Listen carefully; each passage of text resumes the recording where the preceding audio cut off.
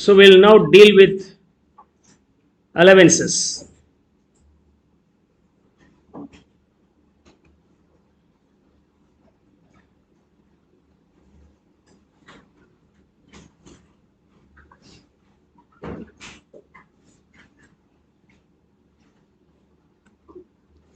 So allowances நாலு பார்ட்டை நம்ம பிரிக்கலாம். Okay.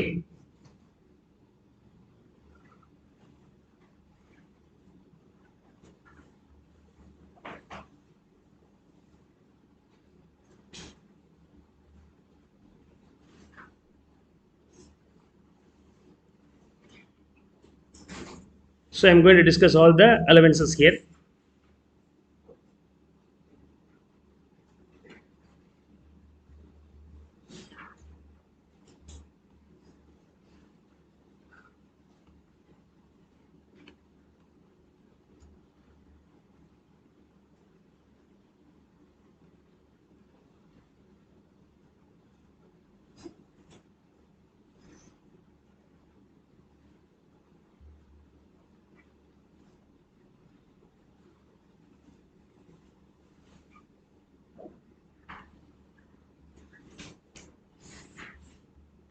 Now,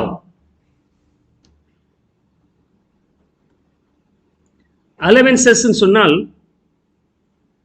for any additional contribution done by the employee for the employer, additional contribution இருக்கலாம், maybe something not related to his own regular activity, related to the official requirementக்காக additional பண்ணுறார். திடீர்னு என்ன பண்ணுறாங்க, ஆஃபீஸில் வெளியூருக்கு போயிட்டு வா அப்படின்னு சொல்லிட்டு ஒரு வேலையை அடிஷ்னலாக அசைன் பண்ணுறாங்க.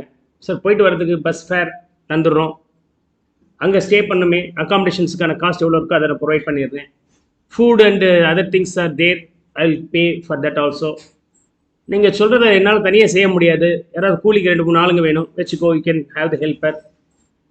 So some additional rather than the regular activity, some additional work for the official purpose if you are doing, and for that any allowances is given will be considered as allowances here. அது இல்லாமல் சில facilities கொடுப்பாங்க. Sir office ரொம்ப இன்டீரியராக இருக்குது, factory ரொம்ப இன்டீரியராக இருக்குது, இங்கே வந்து நான் தங்கணும் அப்படின்னு சொன்னாக்கா எனக்கு அடிஷ்னல் செலவாகுது, என்னோட ஹோம் டவுனாக இருந்தால் சீப்பர், ஃபுட்டுக்கு எல்லாம் செலவாகுது, ஓகே டிஃபனுக்குன்னு ஒரு அலவன்ஸ் கொடுத்துட்றேன், வீடு ஒன்று வாங்கி தங்கிக்கோ, வாடகை எவ்வளவோ அதை நான் கொடுத்துட்றேன். ஸோ இதெல்லாமே அலவன்சஸில் வரும். இப்போ இந்த allowances some extent will be considered as exempted, some extent is taxable. In some cases partially exempted, in some cases it is exempted only in the default tax regime, but if you are means if you are opting out of the default tax regime கிடையாது. So these are the cases you have to study. Allowances under section 10 class 7, 14 and 45 இதெல்லாமே exempted வரும். We'll see that later on, subsequent one after one பார்க்கலாம். அலவன்சஸில் நம்ம 4 விதமான அலவன்சஸை நம்ம categorise பண்ணுறோம். Okay, 4 types. taxable, okay, in case of default tax regime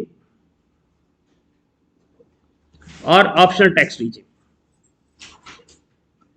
இதுலேயும் taxable, okay. சில கேஸில் ரெண்டாவது வெரைட்டி அலவன்சஸ் taxability. டிஃபால்ட்டில் taxable, ஆப்ஷனில் exempted. Okay, some cases some allowances are there exempted under default as well as optional, ரெண்டுமே exemption கொடுக்கலாம். Okay, another case taxable. Okay, defaultல yes taxable only, but optionல பொறுத்த வரைக்கும் exempt up to a limit.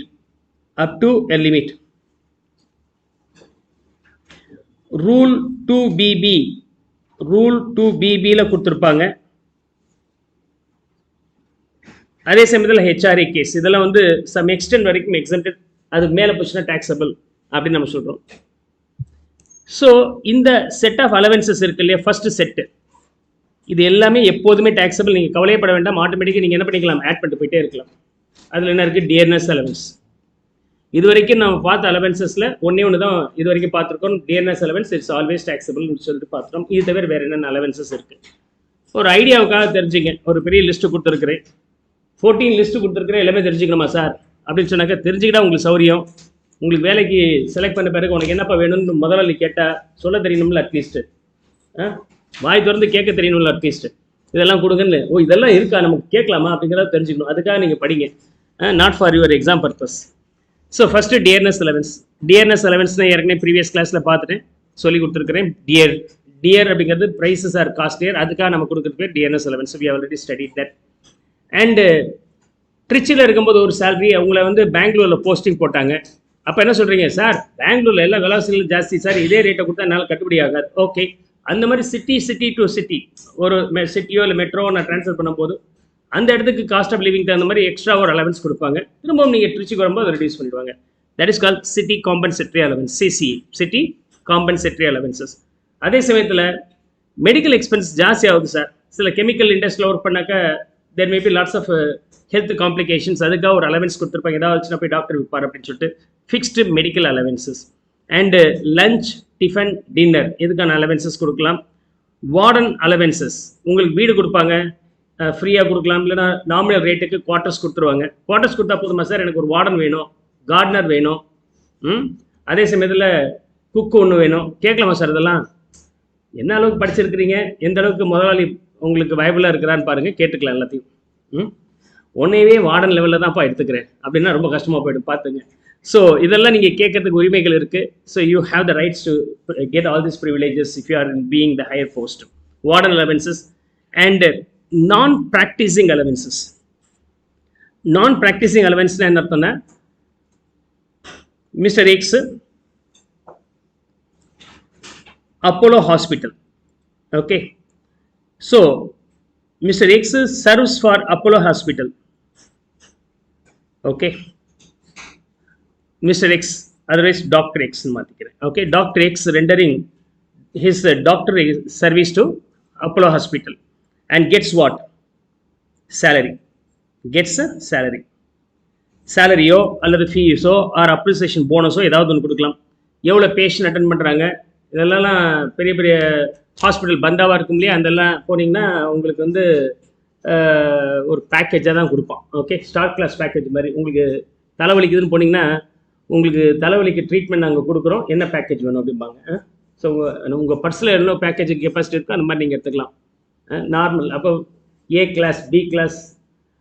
இப்போல்லாம் போனீங்கன்னா ஹாஸ்பிட்டல்லாம் இந்த ஒரு star class hotel ஸ்டைலுக்கு என்ன இருக்குன்னா ரூம்ஸ் எல்லாம் இருக்குது.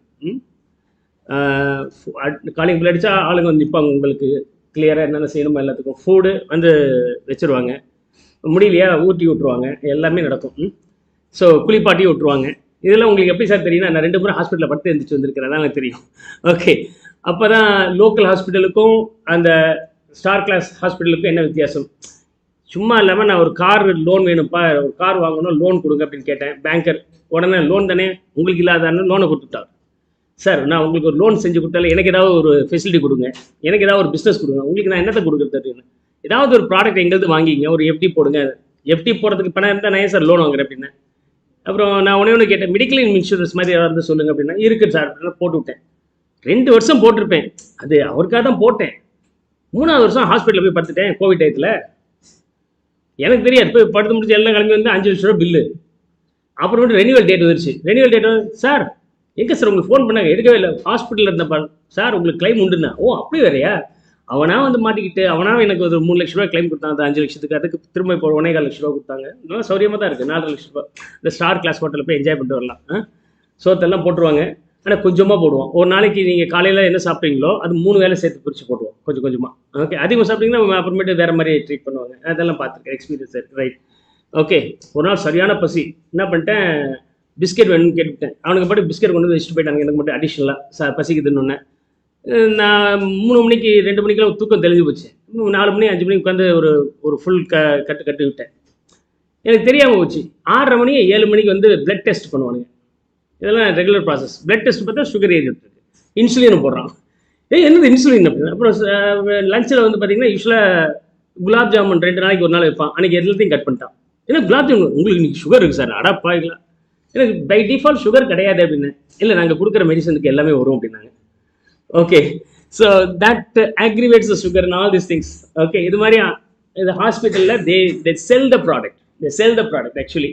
இது இந்த பேக்கேஜை அதுக்குள்ளே இந்த பேக்கேஜ் போங்க சார், உங்களுக்கு சௌரியமாக இருக்கும், கொஞ்சம் தானே சார் ஜாஸ்தி அப்படின்னு சொல்லிட்டு உங்களை அழகாக விற்பாங்க. இது மாதிரி there is a target for the hospital doctors also. இப்போ கூட யூடியூப்பில் டாக்டர் பால் அப்படிங்கிற ஒரு பேசுவார், அடிக்கடி பார்த்துருக்குறீங்கன்னு நினைக்கிறேன். ஸோ அதை பார்க்கும்போது இன்ட்ரெஸ்டிங்காக இருக்குது.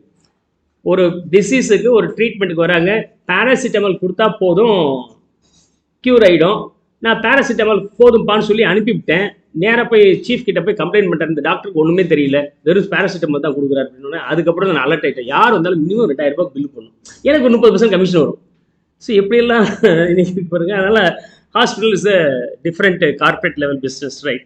ஸோ இங்கே வந்து பார்த்தீங்கன்னா டாக்டர் எக்ஸ் வந்து அப்போலோ ஹாஸ்பிட்டலில் சர்வீஸ் பண்ணுறாரு, அதுக்கு சேலரி வாங்குறாரு. சும்மா இல்லாமல் ஈவினிங் நேரத்தில் டாக்டர் எக்ஸ் கிளினிக்னு ஒன்று போட்டு நடத்துகிறார். ஓகே, ஸோ பேஷண்ட் கிட்ட என்ன சொல்கிறாரு, பேஷண்ட் கிட்ட இங்கே வாங்க, அங்கே போனால் காஸ்ட்லி, இவரே பேசுவார். இங்கே போனாக்க உங்களுக்கு 500 ரூபா கன்சல்டன்சி, என்கிட்ட வந்தீங்கன்னா 300 ரூபாய் கன்சல்டன்சி. அப்போ அப்போலோக்கு அவரே ஆப் வச்ச மாதிரி ஆகிடும்.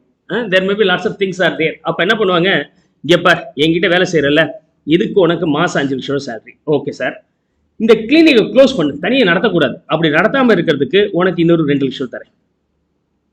அதுக்கு பேர் non practicing allowance. You should not practice your doctor skill or doctor professional separately other than the service rendered to the Apollo hospital. வேறு யாரும் தனியாக நீங்கள் செய்யக்கூடாது. ஏன்னா இது conflict of interest, you should not do that. இது வந்து டாக்டருக்கு மட்டும் கிடையாது, lawyers, advocates, chartered accountant, cost accountant எல்லாத்துக்குமே இது பொருந்தும். So if you are employed someway then you should not do independent practice. Hopes you good understand. அதுக்காக கொடுக்குற அலவன்சஸ் பேர் non practicing allowance. 5 lakhs taxable, 2 lakhs taxable, ரெண்டுமே taxable தான்.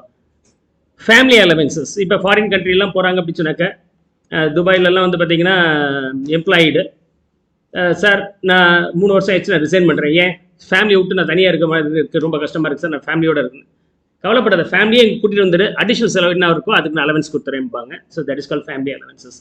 So there is an additional expenses you have to spend for your family if you are bringing that family to your workplace, right? அப்படின்னா அதை compensate பண்ணுறதுக்கு கொடுக்குறாங்க. அதே சமயத்தில் கேட்கும்போது நியாயமாக கேட்கணும். நீங்கள் வேலை செய்கிறதே ஒரு 5000 6000 ரூபாய் வேலை செய்கிறீங்க, ஏன் குடும்பத்துக்கும் சேர்த்து அப்படின்னா அவன் உடனே சொல்கிறேன், நான் உனக்கு மட்டும் தான் சேலரி கொடுத்தா குடும்பத்துக்கு கொடுக்க மாட்டேன்றார். So if you are capable of asking in that way then you will be getting the family allowances. That is also consider as taxable fully. Overtime allowances, 6 மணியோட ஆஃபீஸ் முடிஞ்சிருச்சு, ஒரு 2 மணி நேரம் எக்ஸ்ட்ரா பார்க்குறேன், அதுக்கு ஒரு அலவன்ஸ் கொடுக்குறாங்க. Deputation allowances. So உங்களுடைய current லொக்கேஷன்லேருந்து இன்னொரு லொக்கேஷனில் டெம்பரவரியாக போஸ்ட் பண்ணாங்க அப்படின்னு சொன்னாக்க, அந்த இன்னொரு லொக்கேஷனில் போஸ்ட் பண்ணதெல்லாம் அடிஷனல் செலவு ஆகுது இல்லையா, அதுக்காக ஒரு அலவன்ஸ் கொடுத்தாங்கன்னா அது பேர் deputation allowances. So probably you are working in Trichy, suddenly for sometimes you may be posted in Kumbakonam for 3 months. அங்கே இருக்கக்கூடிய ஸ்டாஃப் வந்து ரிசைன் பண்ணிட்டார், அவர் ரீப்ளேஸ் பண்ணுற வரைக்கும் நீங்கள் அங்கே போய் ஒர்க் பண்ணுங்க அப்படின்றாங்க. அப்படி பண்ணாக்க அது பேர் டெபுடேஷன். ஸோ அந்த டெபுடேஷனில் அந்த 3 monthsக்கு வந்து அடிஷனல் ஒரு பெனிஃபிட் கிடைக்கும். That is deputation allowance also taxable. ஆனால் இப்போ ஐடியில் எல்லாம் இருக்கு இல்லையா, எத்தனை பேர் தெரியும் தெரியல, ஆன் சைட் ஆஃப் சைட்டும்பாங்க, ஃபாரின் ட்ரிப்பும்பாங்க. ஃபாரின் ட்ரிப்பு கிடச்சிச்சுன்னு ரொம்ப சந்தோஷப்படுவாங்க. என்ன காரணம்னா, இந்தியாவில் ஒரு ஒர்க் பண்ணிட்டு இருக்கிறார், திடீர்னு அவருக்கு யூஎஸில் ஒரு 6 மாதம் ஒர்க் பண்ணுறதுக்கு டெபுடேஷன் போடுறாங்கன்னு வச்சுங்களேன், இந்தியாவிலையும் சம்பளம் அங்கேயும் சம்பளம், டபுள் சம்பளம். ஸோ இங்கே தனியாக அக்கௌண்ட்டில் கிரெடிட் ஆகும், அங்கே ஒர்க் பண்ணதுக்கு தனியாக கிரெடிட் ஆகும், 2 அமௌண்ட் கிரெடிட் ஆகும். அதனால் ஒரு டெபுடேஷன் ஒரு ஆன்சைட் அப்படின்னு சொல்லிட்டு ஒரு ஃபாரின் போயிட்டு வந்துட்டாங்கன்னா ஒரு வீடு கட்டிடுவானுங்க. ஸோ இப்படியெல்லாம் நமக்கு உண்டு. So that is also being taxable here.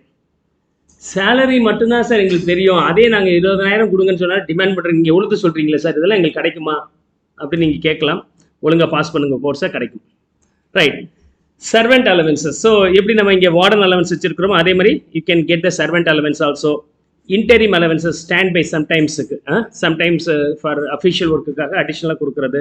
ஏதாவது ப்ராஜெக்ட் எடுத்து அடிஷ்னலாக பண்ணுறீங்க, ஓகே, கம்பெனியில் ஒரு extra project, okay, regular activity தவிர ஒரு சின்னதாக ஒரு கம்பெனிக்காக ஒரு சஜஷன் ஒன்று கொடுக்குறீங்க, அதுக்கு நீங்கள் இம்ப்ளிமெண்ட் பண்ணி கொடுக்குறீங்க, ஒரு சாஃப்ட்வேர் மாதிரி டெவலப் பண்ணி கொடுக்குறீங்க, இட்ஸ் அ ப்ராஜெக்ட்.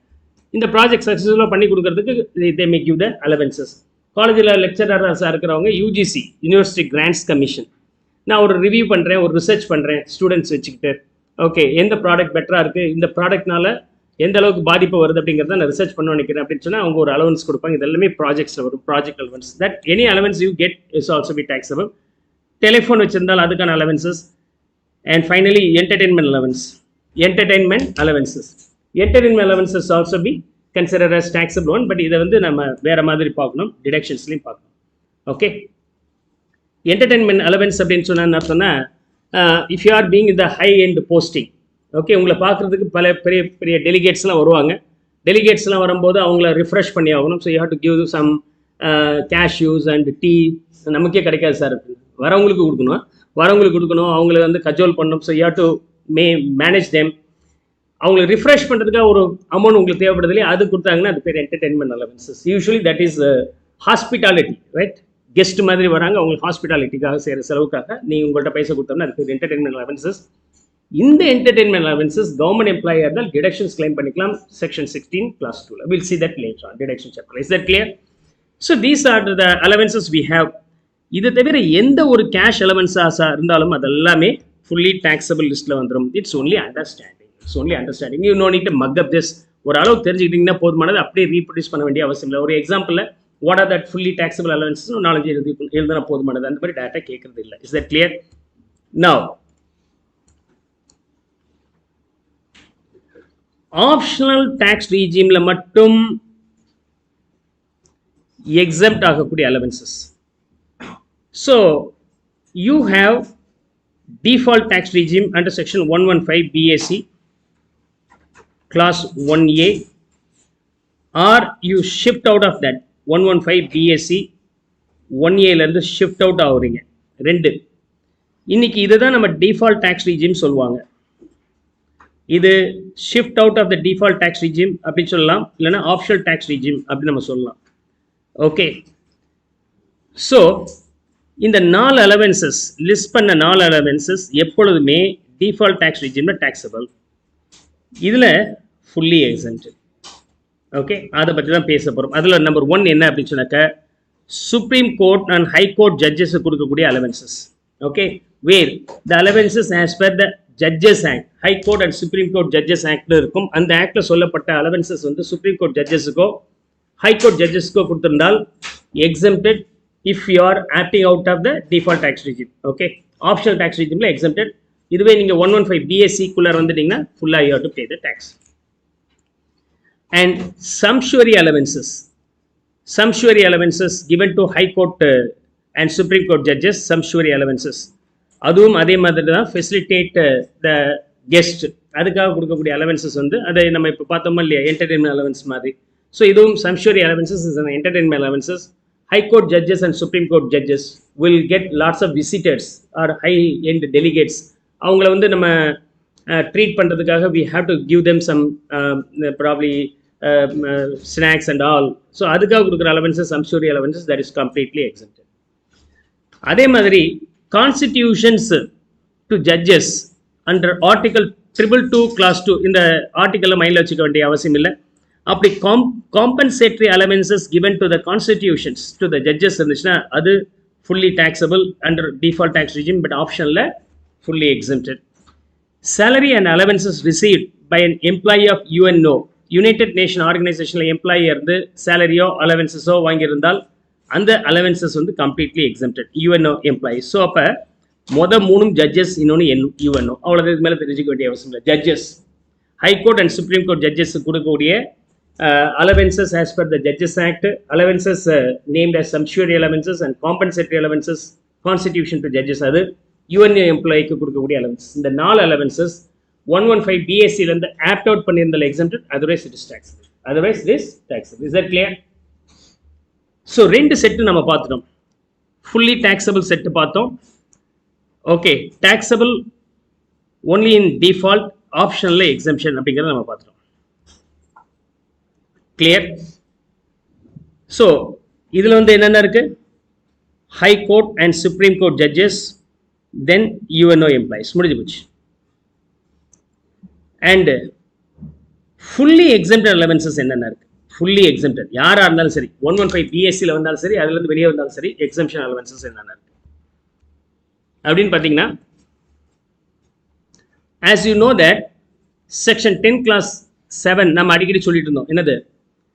கவர்மெண்ட் எம்ப்ளாயியாக ஃபாரின்ல இந்தியன் கவர்மெண்ட்டுக்காக வேலை செய்யக்கூடிய எம்பசியில் இருக்கிறவங்க, ஹை கமிஷன்ஸ், இவங்கெல்லாம் அவங்களுக்கு சேலரி கொடுத்திருந்தால் அது team to அக்ரூ only in India taxable. But salary தவிர அலவன்சஸ் கொடுத்திருந்தால் அந்த அலவன்சஸ் வந்து நம்ம என்னவா சொல்லிடலாம்?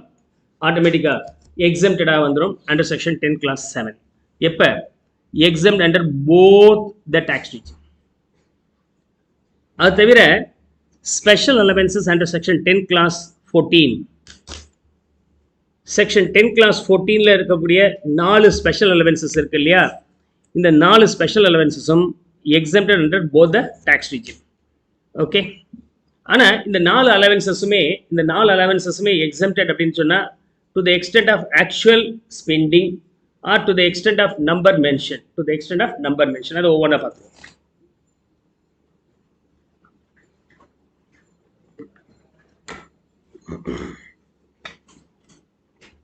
Now, traveling daily conveyance allowance.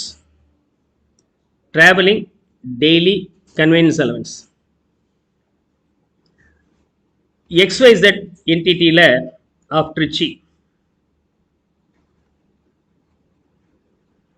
இங்கே வந்து மிஸ்டர் எக்ஸ் வந்து எம்ப்ளாய்டு. அவரை XYZ சென்னையில் டெபிட் பண்ணிட்டாங்க. அங்கே போய் வேலை செய்யுங்க அப்படின்ட்டாங்க கொஞ்சம் நாளைக்கு.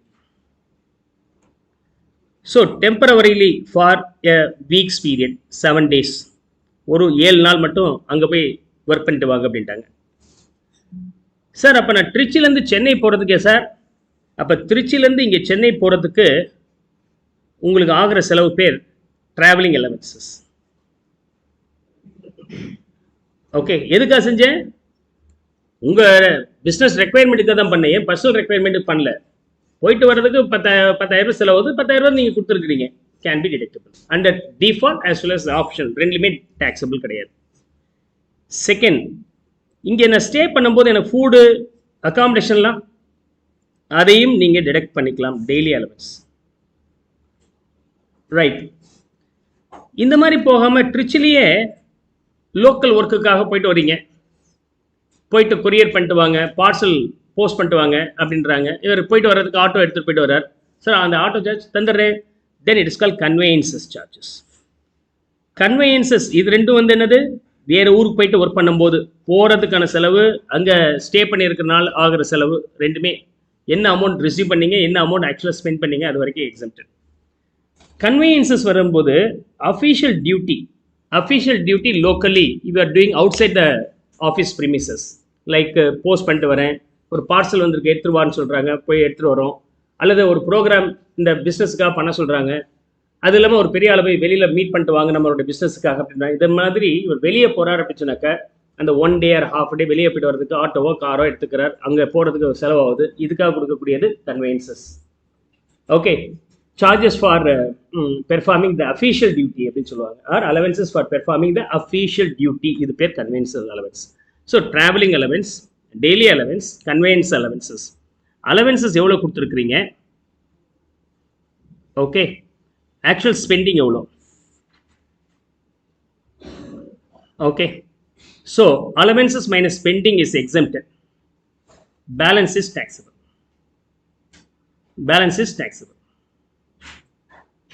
Sorry, allowance to the extent of spending is exempted and balance is taxable.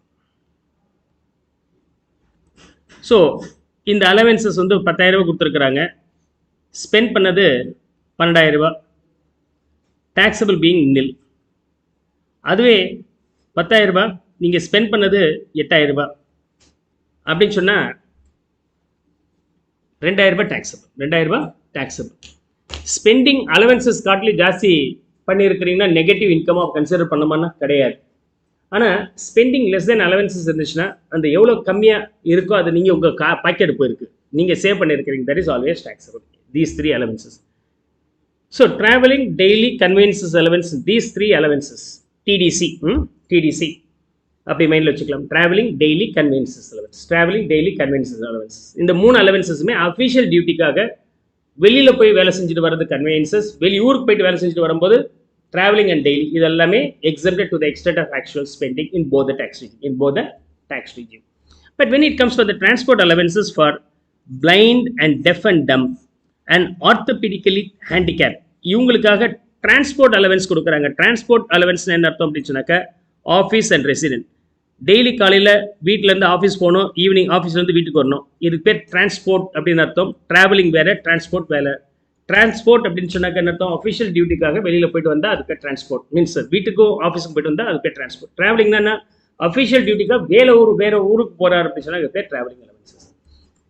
இந்த டிரான்ஸ்போர்ட் அலவன்சஸாக இருந்தால் 3200 rupees per month is exempted.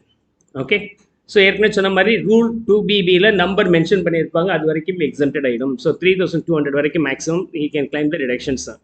Okay, in case he should be a blind, deaf or dumb or orthopedically handicapped இருக்கணும். இவங்களுக்கு மட்டும்தான் இந்த privileges உண்டு. Under both the tax regime, this extent will be exempted. This extent will be exempted. Is that clear? Now, so என்னென்ன பார்த்தோம்? Traveling, daily allowance, conveyances, அதுக்கப்புறம் transport. Okay, so இது வந்து 3200. பட் யாருக்கு மட்டும்தான் இது? Physically challenged. Okay, differently abled அவங்களுக்கு மட்டும்தான். Deaf, dumb and physically orthopaedically challenged. Okay, நான் இதுக்கப்புறம் இனிமேல் பார்க்க போகிறது fully taxable under default tax regime and some item will be exempted up to a limit mention. Up to a limit mention. Is that clear?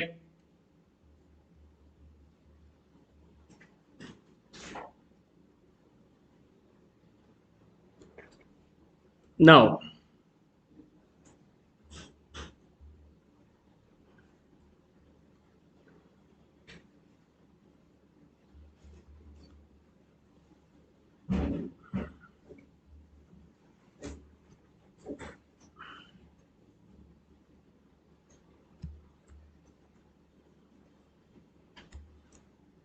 fully taxable under default regime, partially exempt under optional tax regime. அதில் இந்த 4 விட்டுருங்க, ஏன்னா இந்த 4 வந்து fully exempted நம்ம பார்த்துட்டோம். அப்போ இதில் முதல் 2 விஷயத்தை பார்க்க போகிறோம். என்னென்ன பார்க்க போகிறோம்? ஹவுஸ் ரெண்ட் அலவன்ஸ், ரெண்டாவது special allowances. House rent allowance வந்து exempted up to section 10 clause 13A, அது வரைக்கும் இருக்கக்கூடியது எக்ஸம்ஷன். அலவன்சஸில் ஹெச்ஆர்ஏ இல்லாமல் அலவன்சஸ் வராது. அதனால் ரொம்ப முக்கியமானது, அலவன்சஸில் ரொம்ப முக்கியமானது இந்த அலவன்ஸ் தான். ஸ்பெஷல் அலவன்ஸுங்கிறது ஒரு பெரிய லிஸ்ட் ஆஃப் அலவன்சஸ் கொடுத்துருப்பாங்க. அந்த அலவன்சஸ் நீங்கள் என்ன அமௌண்ட் கொடுத்துருந்தாலும் ரூல் 2BBயில் ஒரு நம்பர் கொடுத்துருக்குறாங்க, எஸ் லிமிட் லைக், அந்த எக்ஸ்டென்ட் மட்டும்தான் எக்ஸம்டட். அதுக்கு மேலே இருந்துச்சுன்னா டாக்ஸபிள் ஆகிடும். Is that clear? This will be taxable only in the case of default tax regime. Option tax regimeல எக்ஸம்ஷன் ஆகிடும். கிளியர்? Now, 10 class 14ல 2 விஷயங்கள். 10 class 14ல 2 விஷயங்கள்.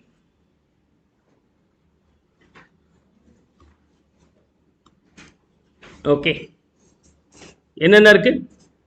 Helper, research, uniform allowance.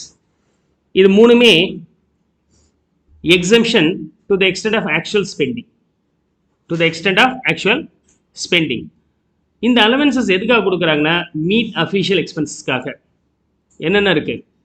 Helper allowance, research or academic professional development அலவன்ஸ்னு சொல்லியிருக்கலாம். Uniform allowance. Uniform allowance வந்து exempted to the extent of actual spending. Dress allowance வரக்கூடாது. ஆக்சுவல் ஸ்பெண்டிங்னு அர்த்தம் அலவன்சஸ் எவ்வளோ கொடுத்துருக்குறாங்க, ஸ்பெண்டிங் எவ்வளோ. If the allowances is more than spending then that is taxable. Allowances less than spending of course not consider. 100 rupees இருக்குது அப்படின்னு சொன்னாக்க allowances வந்து 120 அப்படின்னு சொன்னாக்க you spend more, least father about that. Allowances 100, but நீங்கள் ஸ்பெண்ட் பண்ணது 80 ரூபானா ரெண்டுக்குள்ள difference வந்து 20 rupees taxable. எந்த கேசஸில் வந்து 3, இந்த மூணுமே எதில் taxable? ஓகே, டிஃபால்ட்டில் எப்போதுமே taxable. டிஃபால்ட்டில் எப்பொழுதுமே taxable. ஓகே, அண்டு ஆப்ஷனில் வரும்போது இந்த அளவுக்கு எக்ஸம்ஷன் கொடுத்துட்டு taxable.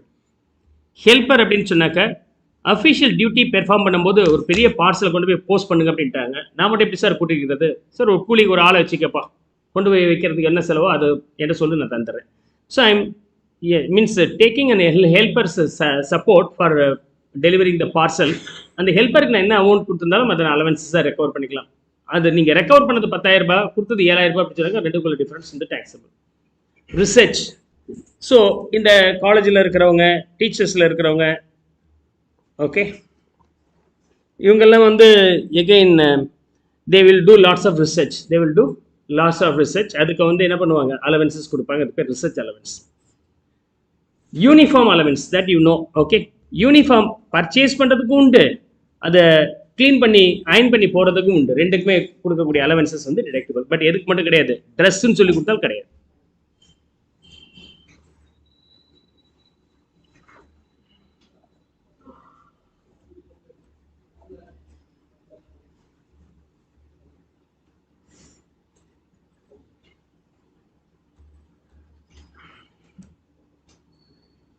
Now,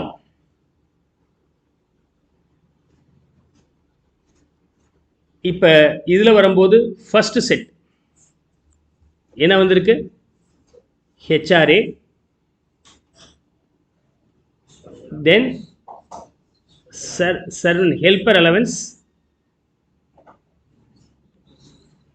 uniform allowance, research allowance. Okay, research allowance.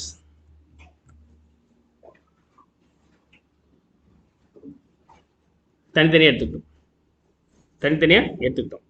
டிஃபால்ட்டில் எப்போதுமே டேக்ஸபிள், மற்ற கேஸில் எக்ஸம்ஷன். அந்த எக்ஸம்ஷனில் பொறுத்த வரைக்கும் this will be separately studied under section 10 class 13a. This will be section 10 class 14 subclass 1. subclass 2ல ஒரு லிஸ்ட் இருக்கு, அதான் ஸ்பெஷல் அலவன்சஸ் கேஸ் என்ன, அந்த லிஸ்ட் என்ன. ஓகே, இதை வந்து நம்ம 3 பிளாக்காக பிரிச்சிடுறோம். ஹெச்ஆர்ஏ கேஸ் தனி, ஹெல்ப்பர் யூனிஃபார்ம் ரிசர்ச் தனி, அடுத்த செட். ஹெச்ஆர்ஏல பொறுத்த வரைக்கும் எப்படி எக்ஸம்ஷன் சொன்னால் செக்ஷன் 10 கிளாஸ் 13ஏல பார்க்க போகிறோம். ஹெல்ப்பர் யூனிஃபார்ம் ரிசர்ச் அலவன்ஸ் வரும்போது செக்ஷன் 10 கிளாஸ் 14 சப் கிளாஸ் 1ல அந்த செக்ஷன்லாம் தேவையில்லை.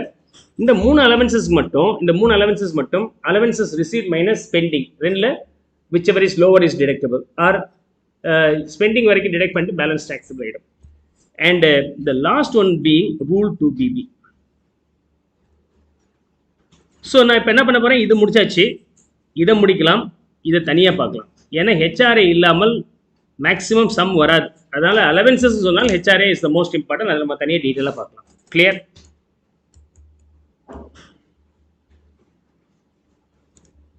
நவ்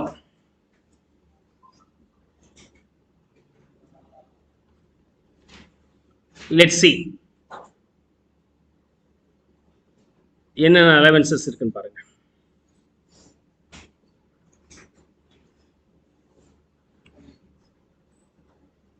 ஃபர்ஸ்ட் 5 எடுத்துக்கிறேன். ஓகே,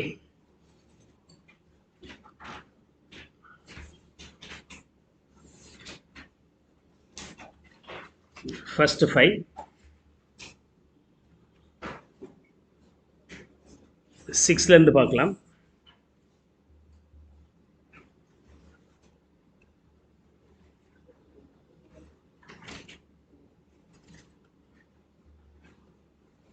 நைன்லேருந்து பார்க்கலாம்.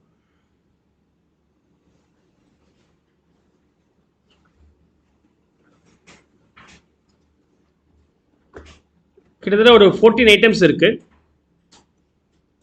14 ஐட்டம்ஸில் ரொம்ப ரேராக வரும் பல விஷயங்கள். எதெல்லாம் நீங்கள் தெரிஞ்சுக்கணும் அப்படின்னு சொன்னாக்க, allowances for transport employees, children education allowance, children hostel expenditure allowance, transport allowance. இந்த 4 விஷயங்கள் நமக்கு கிளியராக தெரிஞ்சுக்கணும். மிச்சம்லாம் ஒரு ஐடியா வச்சுக்கிட்டுங்க, ஃபுல்லாலாம் படிக்க முடியாது. ஓகே, அந்த ரூல்ஸை போய் பார்த்தீங்கன்னா ஆக்சுவலாக நான் இந்த கோர்ஸ் ஜாயின் பண்ணும்போது சிஎம்ஏ ஜாயின் பண்ணும்போது எல்லாருமே பயமுத்துறது இதெல்லாம் பாஸ் பண்ணுறது கஷ்டம் அப்படின்ட்டு. உங்களுக்கு எப்படி பயமுத்துறாங்களோ அதே தான் எங்களையும் பயமுத்துட்டு இருந்தானுங்க. And also I was a below average student. I came from very low standard school and from Tamil medium. இப்போ லாங்குவேஜே ஒரு ப்ராப்ளமாக இருக்கும் எனக்கு. அப்புறம் டைப்புக்கு ஸ்பெல்லிங் தெரியாமல் டைப்பாக நான் உதச்சார் எங்கள் டீச்சர். அதெல்லாம் என் ஒரு ஃப்ரெண்டு கேட்டால் சிரிச்சு இப்போ உட்காந்து டைப்புக்கு ஸ்பெல்லிங் தெரியாமல் டி ஒய் வருமா டி ஐ வருமா, அது ப்ராப்ளம் தானே. ஸோ அப்படியெல்லாம் பண்ணிவிட்டு இந்த கோர்ஸ் ஜாயின் பண்ணுறேன்னா எல்லாம் சிரிக்கிறானுங்க, நீ எல்லாம் பாஸ் பண்ண முடியாதுடா அப்படின்ட்டானுங்க. அப்புறம் என்னால் ரொம்ப நேரம் ஒர்க் பண்ண முடியும். ஓகே, நான் ஸ்டாப் எவ்வளோ நேரம் வேணாலும் ஒர்க் பண்ண முடியும், 10 hours 12 hours doesn't matter if because I'm workaholic, so I'll be able to work a long duration. BCom படிக்கும்போது இந்த டாப் கிளாஸ் ஸ்டூடெண்ட்ஸ் ஃபர்ஸ்ட் ரோவில் உட்காந்துருப்பானுங்களே, நான் எங்கே உட்காந்துருப்பேன், நடுவில் உட்காந்துருப்பேன். நடுவில் உட்காரதோட பியூட்டி என்னென்னா, கொஷின் ஸ்டார்ட் பண்ணாருன்னா லாஸ்ட்லேருந்து ஆரம்பிப்பார். என்கிட்ட வரதுக்குள்ள பெல் அடிச்சிடும். ஃபர்ஸ்ட்லேருந்து ஸ்டார்ட் பண்ணாக்க புத்திசாலிங்க இருப்பானுங்க சொல்லிவிடுவானுங்க, எனக்கு வராது. நடு ரோடில் நடுவில் உட்காந்துருந்து இந்த சைடில் 2 பேர் காப்பாற்றி விட்ருவானுங்க. அவனும் நிற்கிறானா வேறு வழியில் நிற்கான். இது மாதிரிலாம் சேஃப் கார்ட் பண்ணிட்டு நம்ம காலேஜில் படித்தது உண்டு. அதான் டீச்சர்ஸ் கிட்ட கேட்குறதுக்கும் பயமாக இருக்கும். இவன் ஒருத்தன் எனக்கு ரொம்ப க்ளோஸ் ஃப்ரெண்டு, ஃபர்ஸ்ட் ரோ பையன். அவன் போய்ட்டு அப்படி இங்கிலீஷில் பேசுகிறான். அவன் பாட்டுக்கு அப்படியே அதில் ஒருத்தன் வந்து ராய்னு ஒரு பையன் இருப்பான், செமையாக இங்கிலீஷ் பேசுவான். இப்போ தான் தெரியும் ஆங்கிலோ இண்டியன்ட்டு. ஓ மதர் டங்கில் பேசுனியாடா நீ, என்னை மட்டும் வேறு லாங்குவேஜில் பேச சொல்கிற, நீ மதர் டங்கில் பேசுகிற. சரியான லாங்குவேஜ் இருக்கும். டீச்சர்ஸ் கூட அவன்கிட்ட பேசுறது பயப்படுவாங்க. எத்தனை காலேஜ் ப்ரொஃபஸர்ஸ் வந்து இங்கிலீஷில் ஒழுங்காக பேசுகிறாங்க யோசிச்சு பாருங்க. ரைட், தமிழில் தானே கிளாஸ் நடக்குது. ஓகே, ஆனால் சர்டிஃபிகேட் மட்டும் இங்கிலீஷ் மீடியம்னு வரும் இல்லையா, ஏன்னு தெரியல. Right, so that's a problem. See அந்த பையன் போய் கேட்குறான் டீச்சர். அப்போ அவர் வந்து he had around 7 or 8 qualification after his name, like CMA CS இதெல்லாம் முடிச்சு வச்சிருந்தார் அவர். நம்ம ஃப்ரெண்டு எழுந்திரிச்சிட்டு, sir I want to do CWA sir, how can I, அப்போ CWA ICWA sir, how can I pass, how long I have to prepare to pass, how long will you be able to study அப்படின்னார் அவர் பதிலுக்கு. அவங்க பேசுகிற dialogue கூட எனக்கு புரியல. முடிச்சோடனே அவன்கிட்ட கேட்டேன், என்னடா பேசுனாங்க அப்படின்னு. அவர் சொன்னார் அப்படி. ஓ அப்படிதான் சொன்னாரா. அப்போ அவன் கேட்டார், how long will you study. So I am able to put my efforts for 16 hours a day அப்படின்னு. நான் என்னடா சொன்னேன், 16 மணி நேரம் நான் படிப்பேன்னு சொன்னடா. அதோ 16 மணி நேரம் படிப்பேடா நீ. அவர் அதுக்கு என்னடா சொன்னார், இன்னும் ஜாஸ்தி சொல்லிட்டு போறாரு. பார்த்தா அவ்வளோலாம் படிக்காத அப்படின்னார். அப்புறம் 10 மணி நேரம் படித்தா போதும் அப்படின்னார். That's a first spark in my mind. 10 மணி நேரம் படிக்க முடியாதா. So 10 hours it's decent. அதாவது நம்ம ஆட்டிடியூட் என்ன ஆயிடுச்சுன்னு சொன்னால், விளையாட்டுத்தனமாக இருக்கணும் ஆட்டிடியூட் வந்துருச்சு. காலேஜ்னால் அப்படி ஜாலியாக இருக்கணும். இட்ஸ் நாட் ஜாலியாக இருக்கிறதுக்கான காலேஜே கிடையாது. ஃபவுண்டேஷன் பில்ட் பண்ணுற இடம் தான் காலேஜ். ஃபவுண்டேஷன் பில்ட் பண்ணிட்டீங்கன்னா லைஃப் முடிக்கிற வரைக்கும் நல்லா இருந்திருக்கும் இல்லையா. ஸோ இப்போ காலேஜ் வந்து இப்போ இருக்கக்கூடிய டெண்டன்ஸ் எப்படி இருக்குன்னா ஜாலி. பல பேரண்ட்ஸ் எங்கிட்ட வரும்போது, என் குழந்தைங்க காலேஜ் லைஃப்பை பார்க்காம எப்படி சார். ஆமாங்க, நீங்கள் காலேஜ் லைஃபே காமிங்க அப்படின்றவங்க. வாயை திறக்கல. I stopped giving the suggestions to do what to do after +2ங்கிறது நான் வாயே திறக்கிறதில்ல இப்போ ரீசெண்டாக. எதுக்கு நம்ம தேவையில்லாமல் சொல்லிட்டேன். ஒரு பையன் வந்து ஜஸ்ட் பாஸ் தான், லாங்குவேஜ் இல்லை ஒன்றும் இல்லை, புவர் ஃபேமிலி, கையில் பணம் இல்லை, அவனை ஒரு 4-5 வருஷம் ஃபேமிலி சப்போர்ட் பண்ணுறதுக்கு இல்லை. அவங்க அப்பா விவசாயி வந்து அப்படியே ஒரு சாதாரண வேஸ்ட் கட்டி வந்து நிற்கிறார். ஃபீஸுக்கு சார் ரொம்ப கஷ்டம் சார், பார்த்து தான் சார் கட்ட முடியும், ஒரு 3 மாதத்துக்கு அப்புறம் நான் கட்டுவேன் சார், முதல் ரெஜிஸ்ட்ரேஷனுக்கு இப்போ கடன் வாங்கி கொடுக்குறேன் அப்படின்னாரு. நான் சொன்னேன், இப்படி இருந்தால் படித்து பாஸ் பண்ண முடியாது. See, if you are very poor and honest, you are able to clear the exams. I am here to help you pass the exams without charging even single penny. Doesn't matter for me. Even நீங்கள் யூடியூப்ல video பார்த்து pass பண்ணவங்களும் ஜாஸ்தி பேர் எனக்கு comment கொடுத்துருக்குறாங்க, sir we clear. அதில் ஒருத்தன் sweet எடுத்து நேராக கூட வந்தான், யார் பண்ணி அப்படின்னு. உங்கள் கிளாஸ்லாம் அட்டன் பண்ணி. என் கிளாஸ் நீ எப்போ அட்டன் பண்ண, எல்லாமே யூடியூப்பில் பார்த்தேன் சார். நான் ஏன்னா லைவ் கிளாஸ் ஃபுல்லாக இருக்கும். அப்போ சேலஞ்செல்லாம் வைப்பேன், லைவ் கிளாஸில் சேலஞ்ச் வச்சுருப்பேன். சேலஞ்ச் என்னன்னா, என் கிளாஸ் அட்டன் பண்ணி நோட்ஸ் எடுத்து எனக்கு மெயில் பண்ணியிருந்தால் அதுக்கப்புறம் வீடியோ ஃப்ரீயாக கொடுத்துருவேன், புக்கும் ஃப்ரீயாக கொடுத்துருப்பேன். அப்படிலாம் கொடுத்துருந்தேன். ஸோ அந்த ஆப்ஷன்ஸ்லாம் அவன் என்ஜாய் பண்ணி யூஸ் பண்ணிக்கிட்டான். He clear. Now he was doing, I think sometimes he was doing final also, CMA final திண்டுக்கல்லேருந்து. இது மாதிரி ரொம்ப பேர் பாஸ் பண்ணுறவங்க இருக்கிறாங்க. ஃப்ரீயாக கூட பாஸ் பண்ணலாம். ஆனால் சோத்துக்கு 3-4 மாதம் யார் சப்போர்ட் பண்ணுறது இல்லையா. மாதம் ஒரு வீட்டுக்கு ஒரு 5000-10,000 சம்பாதிச்சு கொடுத்த சந்தோஷம்னு நினைக்கிற பேரண்ட்ஸ் இருக்கிறாங்க. இவன் வந்து நான் இப்போ என் ட்ரீம் அப்படின்றான். அப்புறமேட்டு சொல்லிட்டு இருந்தான், நான் வந்து அப்போ வந்து சிஏ ரொம்ப டஃப்பாக இருந்துச்சு. சிஎம்ஏ வந்து பிரிட்டி ஈஸி நான் சொல்லும் போது. சிஏல 4 பேப்பர், சிஎம்ஏல 3 பேப்பர். இப்போ அப்படியே உல்டாவாக இருக்குது. சிஎம்ஏல 4 பேப்பர், சிஏல இப்போ நான் எது வேணாலும் எடுங்கன்னு சொல்லுவேன். அப்போ வந்து என்ன சொன்னேன், கோ ஃபார் சிஎம்ஏ. ஏன்னா ஆர்டிகல்ஷிப் கிடையாது. ஆர்டிகல்ஷிப் 1 இயர் தான். அது 3.5 வருஷம் ஆர்டிகல்ஷிப், 3 வருஷம் ஆர்டிகல்ஷிப். அது இதில் ஒரு அட்டெம்ப்ட் ஆச்சுன்னா ஏற்கனவே 3 வருஷம், இன்டருக்கு 1 வருஷம், ஒரு அட்டெம்ப்ட் ஆச்சுன்னா 1.5 வருஷம், 3 வருஷம்னா 4.5 வருஷம், ஃபைனலுக்கு ஒரு வருஷம் சேர்த்துங்க, 5 6 வருஷம். 6 வருஷம் அப்படிங்கிறது ஒரு ப்ரீமியம் லைஃப் உங்களுடைய பீரியடில் அஃபெக்ட் ஆச்சுன்னா உங்களால் பாஸ் பண்ண முடியாது. நான் சிஏவை போட்டு திட்டிருப்பேன். இந்த மாதிரி ஃப்ராடு கரப்ஷன்லாம் இருக்கிறாங்க சிஏ இன்ஸ்டியூட்டு. இளைஞர்களுடைய வாழ்க்கை வீணாக்குறான். சின்ன லாஜிக் தானே. இன்டர் குவாலிஃபை ஆகிட்டீங்க அப்படின்னு சொன்னாங்க, ஒரு வேலையை கொடுங்க. பிகாம் ஈக்குவலாக ஒரு சர்டிஃபிகேட் கொடுங்கப்பா.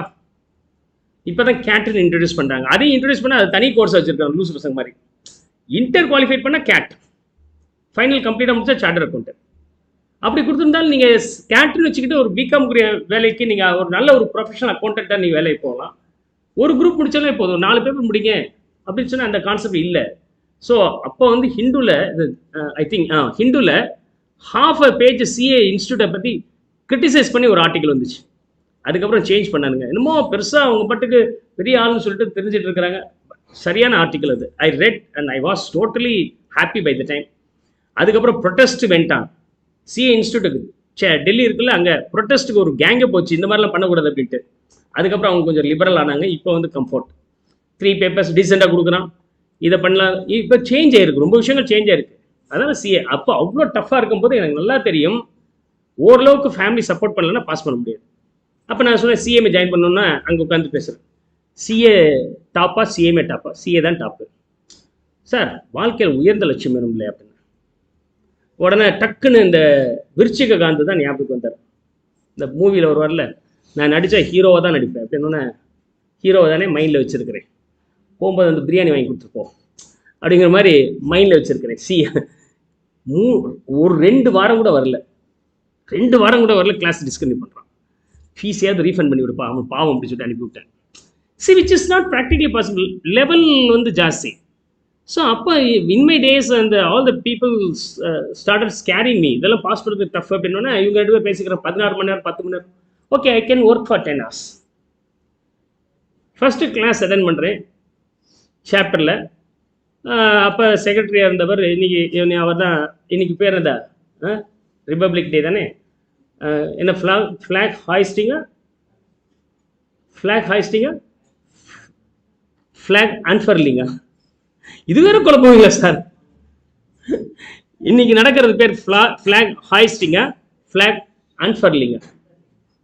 அன்ஃபர்லிங். So today it is not flag hoisting, it's flag unfurling. எத்தனை பேர் தெரியும் டிஃப்ரென்ஸு? ஓகே. ஸோ இன்றைக்கி பார்த்தா அவரை போய் மீட் பண்ணலாம். ஸோ அந்த மாதிரி கேதரிங் இருந்ததுனால போனேன். அன்ஃபர்லிங் அப்படிங்கிறது என்னென்னா பறக்க விடு, கொடியை பறக்க விடுறதுக்கு பேர் அன்ஃபர்லிங். கொடி ஏற்றுறது அப்படிங்கிறது ஹாய்ஸ்டிங். இண்டிபெண்டன்ஸ் டேக்கு அப்போ ஹாய்ஸ்டிங்கு, ரிப்பப்ளிக் டே அன்னைக்கு அன்ஃபர்லிங். ஹாய்ஸ்டிங் அப்படிங்கிறது என்னென்னா பிரிட்டிஷர்ஸோடைய கொடியை எடுத்துகிட்டு நம்ம கொடியை ஏற்றுறாங்க, இந்தியன் கொடியை. அதனால பேர் ஹாய்ஸ்டிங். ஏற்கனவே இண்டிபெண்ட் ஆயிடுச்சு, இந்தியா தனியாக தான் இருந்துச்சு. மக்களாட்சியாக மாறுது, பறக்க விடுற எந்த ஒரு கட்டுப்பாடும் இல்லாமல் மக்களுடைய சுதந்திரத்துக்காக அப்படிங்கிறது unfurling. So beautiful concept. So unfurling. So இன்றைக்கி நடக்கிறது அன்ஃபர்லிங், ரிப்பப்ளிக் டே அன்னைக்கு, right? So small details extra. அவர் தான் அன்றைக்கி வந்து எனக்கு ஞாபகம் வந்ததுனால he came today and he was part of unfurling ceremony. So I had a chat with him and just now came. அவர் நீங்கள் பாஸ் பண்ணுறதுலாம் கஷ்டம் கிடையாதுன்னா, ஏன்னா டிஃப்ரெண்ட்டாக பேசுகிறாரே அவர். 2 மணி நேரம் இன்ஸ்டியூட்டில் கிளாஸ் அட்டன் பண்ணுறீங்க, அதுக்கப்புறம் வீட்டில் 4 மணி நேரம் படிங்க, பாஸ்னர். இது சம்மந்தமே இல்லாமல் 4 மணி நேரம் ப்ளஸ் 2 6 மணி நேரம். நான் 10 மணி நேரம் பிளான் பண்ணியிருக்கிறேனே. அவள் பாஸ் பண்ணிட முடியும் அப்படிங்கிற நம்பிக்கை அங்கே தான் வருது. இன்னொன்று ரொம்ப ரொம்ப முக்கியமான சொன்னது, எவன் பாஸ் பண்ணானா அவன் சொல்கிறது கேடு. அவன் சொல்கிறது கேட்டால் உருப்பட முடியும். எவன் ஃபெயில் ஆனாலும் அவன் கேட்டால் அதெல்லாம் ரொம்ப கஷ்டமாக்கும் அப்படிமா. He knows the way and how he passed and he will guide you where to focus to pass the exam. So that's a beauty. அதுவும் ஜீனியஸாக இருப்பான் இல்லையா, காலேஜில் ஸ்கூல்ஸில் எல்லாருமே டாப்பராக வருவான்ல, அவனை தள்ளி விட்டுருங்க. என்ன மாதிரி ஒரு சாதாரண மனுஷன் வந்து பாஸ் பண்ணியிருப்பான்ல, எங்களை மாதிரி ஆள்கிட்ட கேட்டுங்க. அப்போ தான் ஈஸியாக புரியும். ஓ, நீயே பாஸ் பண்ணிட்டியா, அப்போ நான் பாஸ் பண்ண. இப்போ நீ பாஸ் பண்ணுறது ஏதோ ஷார்ட் கட் இருக்கா இல்லையா? ஐ டு பாஸ்ட் அப்படிங்கிற ஒரு ஷார்ட் கட் இருக்கும். ஸோ அப்போ இவங்கள்தான் கேட்கும்போது இவங்க சொல்கிற விஷயங்கள் செக்ஷன்ஸ் எல்லாம் மனப்பாடம் பண்ண வேண்டாம். லாங்குவேஜ் தேவையில்லை. ரொம்ப காது குளிர்ச்சியாக இருந்துச்சு. கிராமர்லாம் தேவையில்லையா? எதுவுமே தேவையில்லை. அந்த வார்த்தைகள் இருந்தால் போதும், அவன் மார்க் போட்டுப்பான். Oh good. So then I got the confident. 16 hours, 10 hours, 6 hours. But எனக்கு சேஃப். எப்பவும் பயம் ஜாஸ்தி. 5 ரூபா வேணுங்கிற இடத்துல 10 ரூபா எடுத்துகிட்டு போகிறது. அது மாதிரி 5 மணி நேரம் வேணுமா, நான் 10 மணி நேரம் வேலை செய்கிறேன். If I'm being the employee, I have to work for somebody else for 8 to 10 hours a day. Rather than I'm working for somebody else, why don't I work for myself? So நான் எனக்குள்ளாரே comment பண்ணிவிட்டு work பண்ணிக்கலாம் அப்படின்னு சொல்லிட்டு அந்த இடத்துல decision எடுத்தேன். Work பண்ண ஆரம்பித்தேன். Per day 8 to 10 hours, minimum 10 hours. Frankly speaking, இந்த ப்ரொவிஷன்ஸ் வந்துருச்சு.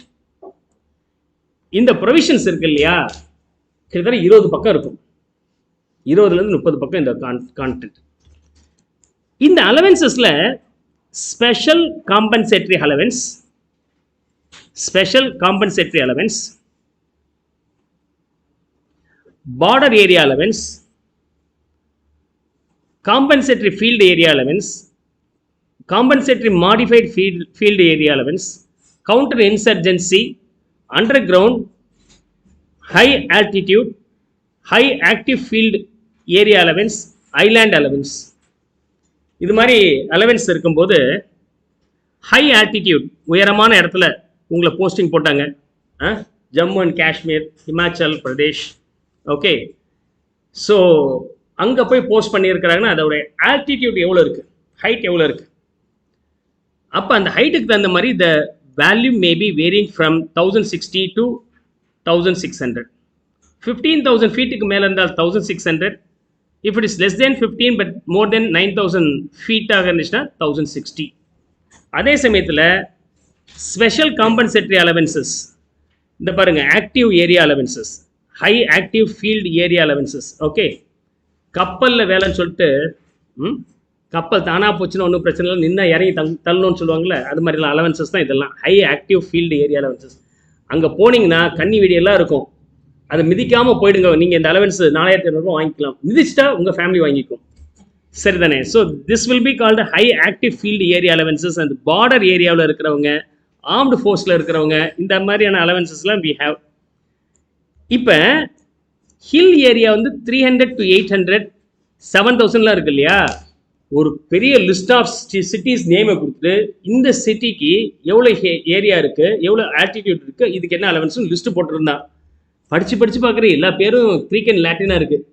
புக்கை மூடி வச்சுட்டு வெளியே போயிட்டு ஒரு பெரிய வாக்கிங் பைக் எடுத்துகிட்டு போயிட்டு நான் போய்ட்டு ஒரு 10 கிலோமீட்டர் ஓட்டு ஜாலியாக போயிட்டு வந்துட்டேன். போ, இது நமக்கு ஆவறதில்லை அப்படின்ட்டு திரும்ப வந்தோடனே இந்த சாப்டர் ஸ்கிப் பண்ணிட்டு போகலான்னு பார்த்தேன். அதுக்கப்புறம் தெரியும் இந்த சாப்டர் தேவையில்லை அப்படின்ட்டு. டேக்ஸில் சில விஷயங்கள் டிக்ஷனரி மாதிரி நீங்கள் செல்ஃபாக புக் எடுத்து படிச்சிங்கன்னா தேவையில்லாமல் you will focus the area where it is not at all useful for scoring the mark. அந்த மாதிரி இந்த சாப்டர். ஸோ அப்போ தான் நான் வந்து the importance of the people who succeeded in this exam is felt. So இவங்க வந்து என்ன சொல்கிறாங்க, இதெல்லாம் டச் பண்ணாதீங்க. நான் பாட்டுக்கு அப்போ இது வினோத் சென்ஹானியோட புக் பயங்கரமாக இருக்கும். அந்த ஸ்டாண்டர்டு இன்ச்சாக போகுது, ஒவ்வொரு லைனும் ஸ்பீட் ரீடர்னா அதுவும் எனக்கு மண்டக்குள்ளார போக மாட்டேங்குது, அவ்வளோ பேர் இருக்குது. இப்போ நான் கிளியராக சொல்லிட்டேன், ஒன்லி 4 விஷயங்கள் தான். இந்த 4 விஷயங்கள் தெரிஞ்சுக்கிட்டா போதுமானது அலவன்சஸ். மிச்சத்தில் வராதா சார்? வரும். 2-3 அட்டெம்ப்ட்டுக்கு ஒரு முறை 1 மார்க் வரும். யாருக்கெல்லாம் 100 வாங்கணும்னு நினைக்கிறீங்களோ அதை படிங்க. ஓகே, ஸோ அப்படி இல்லை அப்படின்னு சொன்னாக்கா you focus on this. This is more than enough to secure the good mark, right? So அப்போ இந்த 4 மட்டும் தெரிஞ்சுக்கிட்டா போதுமானது. இப்போ இங்கே ஸ்பெஷல் காம்பன்சேட்டரி அலவன்சஸ். ஹில் ஏரியாவுடைய ஆல்டிடியூட் தகுந்த மாதிரி இந்த allowances may vary from 300 to 800. Siachen in Jammu and காஷ்மீராக இருந்தால் 7,000 ரூபாய் வரைக்கும் கொடுப்பாங்க.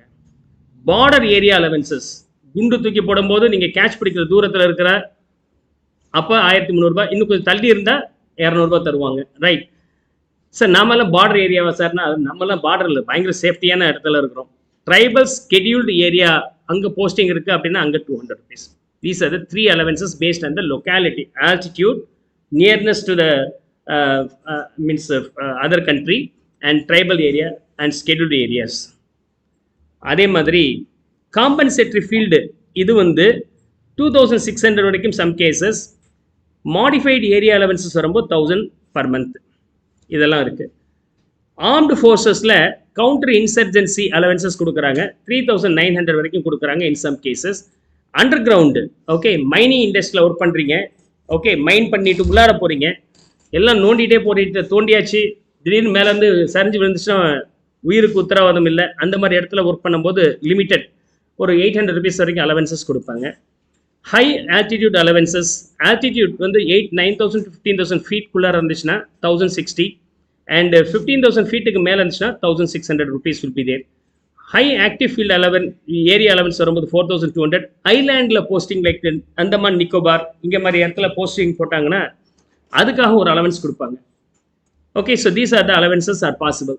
அந்தமான் நிக்கோபார், ரைட். ஸோ இப்போ இந்த ட்ரெயினில் வரும்போது திடீர்னு ஒரு சர்ப்ரைஸாக ஒருத்தர் கூட எனக்கு அறிமுகம் கிடச்சது, நான் பேசிட்டு வந்தேன். வெஸ்ட் பெங்கால்காரர், கல்கட்டா.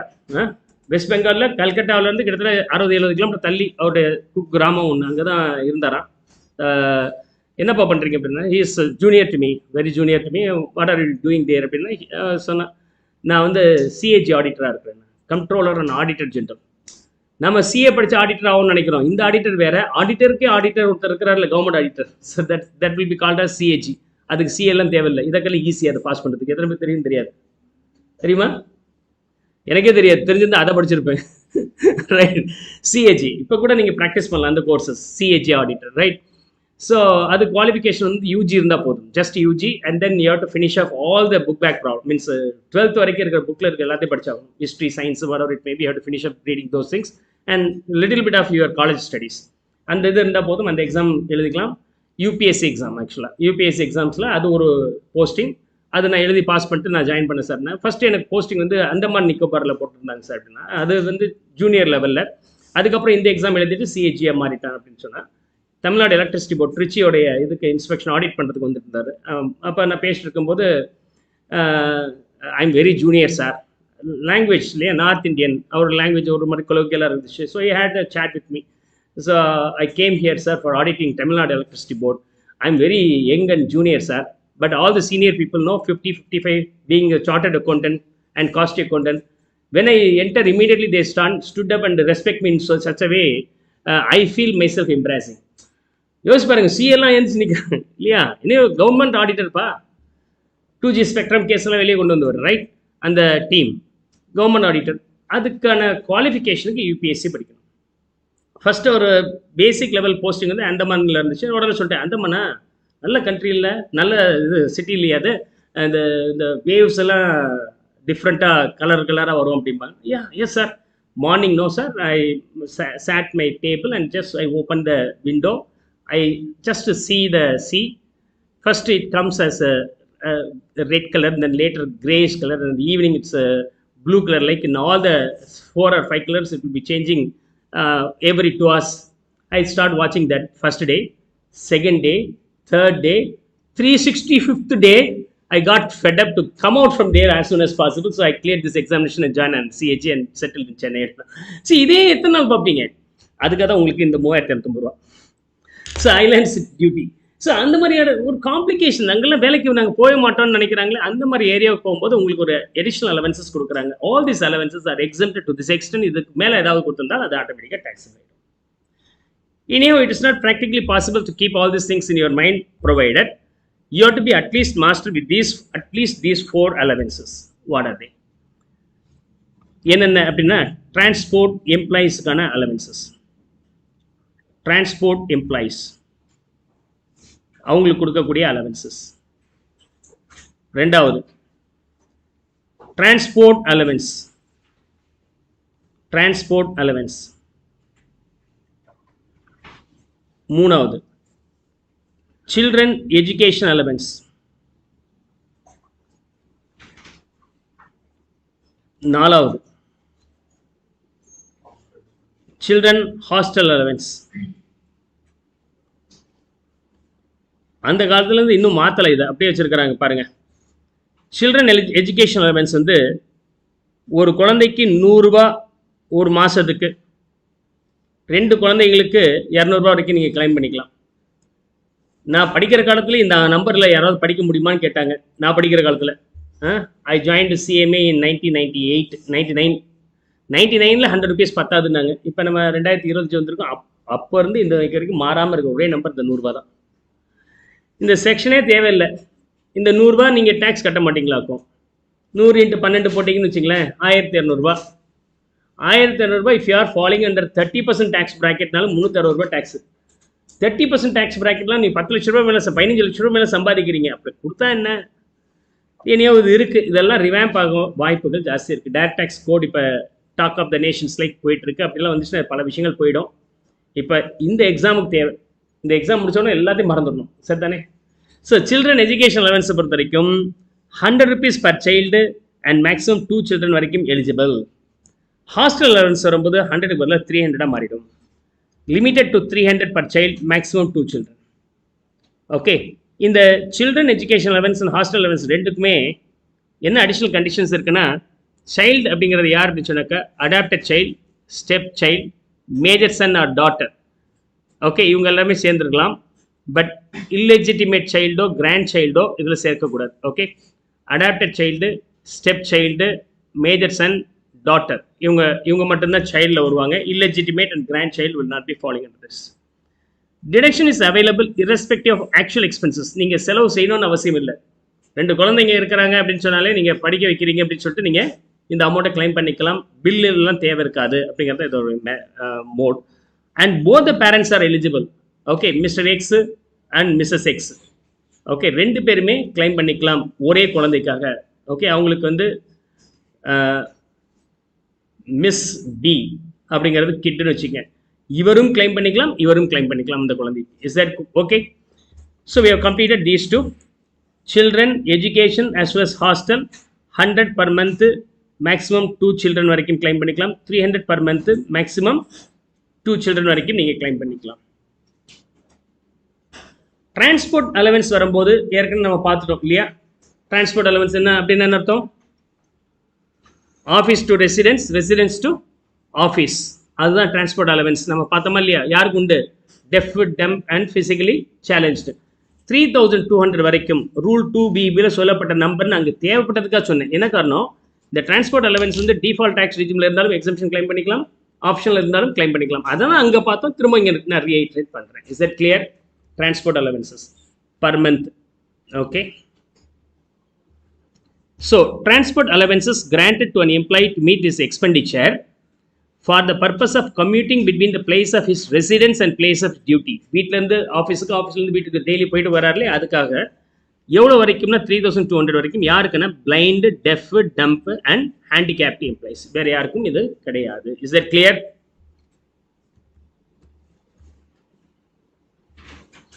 இங்கே பார்த்தோம் இல்லையா இந்த கேஸ் டி கேஸ் இங்கே நம்ம பார்க்கும்போது என்னன்னு பார்த்தோம் ஸ்பெஷல் அலவன்சஸில் இந்த 4 ஐட்டங்கள் இந்த 4 ஐட்டங்களில் டி மட்டும் இருக்கு இல்லையா இது வந்து 3200 rupees வரைக்கும் for blind deaf and dumb orthopaedically ஹேண்டிகேப்டுக்கு உண்டு இந்த 3 under both tax regime allowances உண்டுன்னு சொல்லி பார்த்தோம் இதே தான் நமக்கு இங்கேயும் வருது இதே தான் இங்கே வருது அதில் வரும்போது இங்கே வரும்போது டீட்டெயிலாக நான் கொடுத்துருக்கிறேன் வேறு ஒன்று லிஸ்ட் மட்டும் கொடுத்துருக்கிறேன் இங்கே டீட்டெயிலாக கொடுத்துருக்கிறேன் Now, we'll go for the transport employees. Transport employees முடிஞ்சிருச்சுன்னா the allowances except HRA is over. Okay? 4 allowance detail தெரிஞ்சுக்கிட போதுமானது. Clear?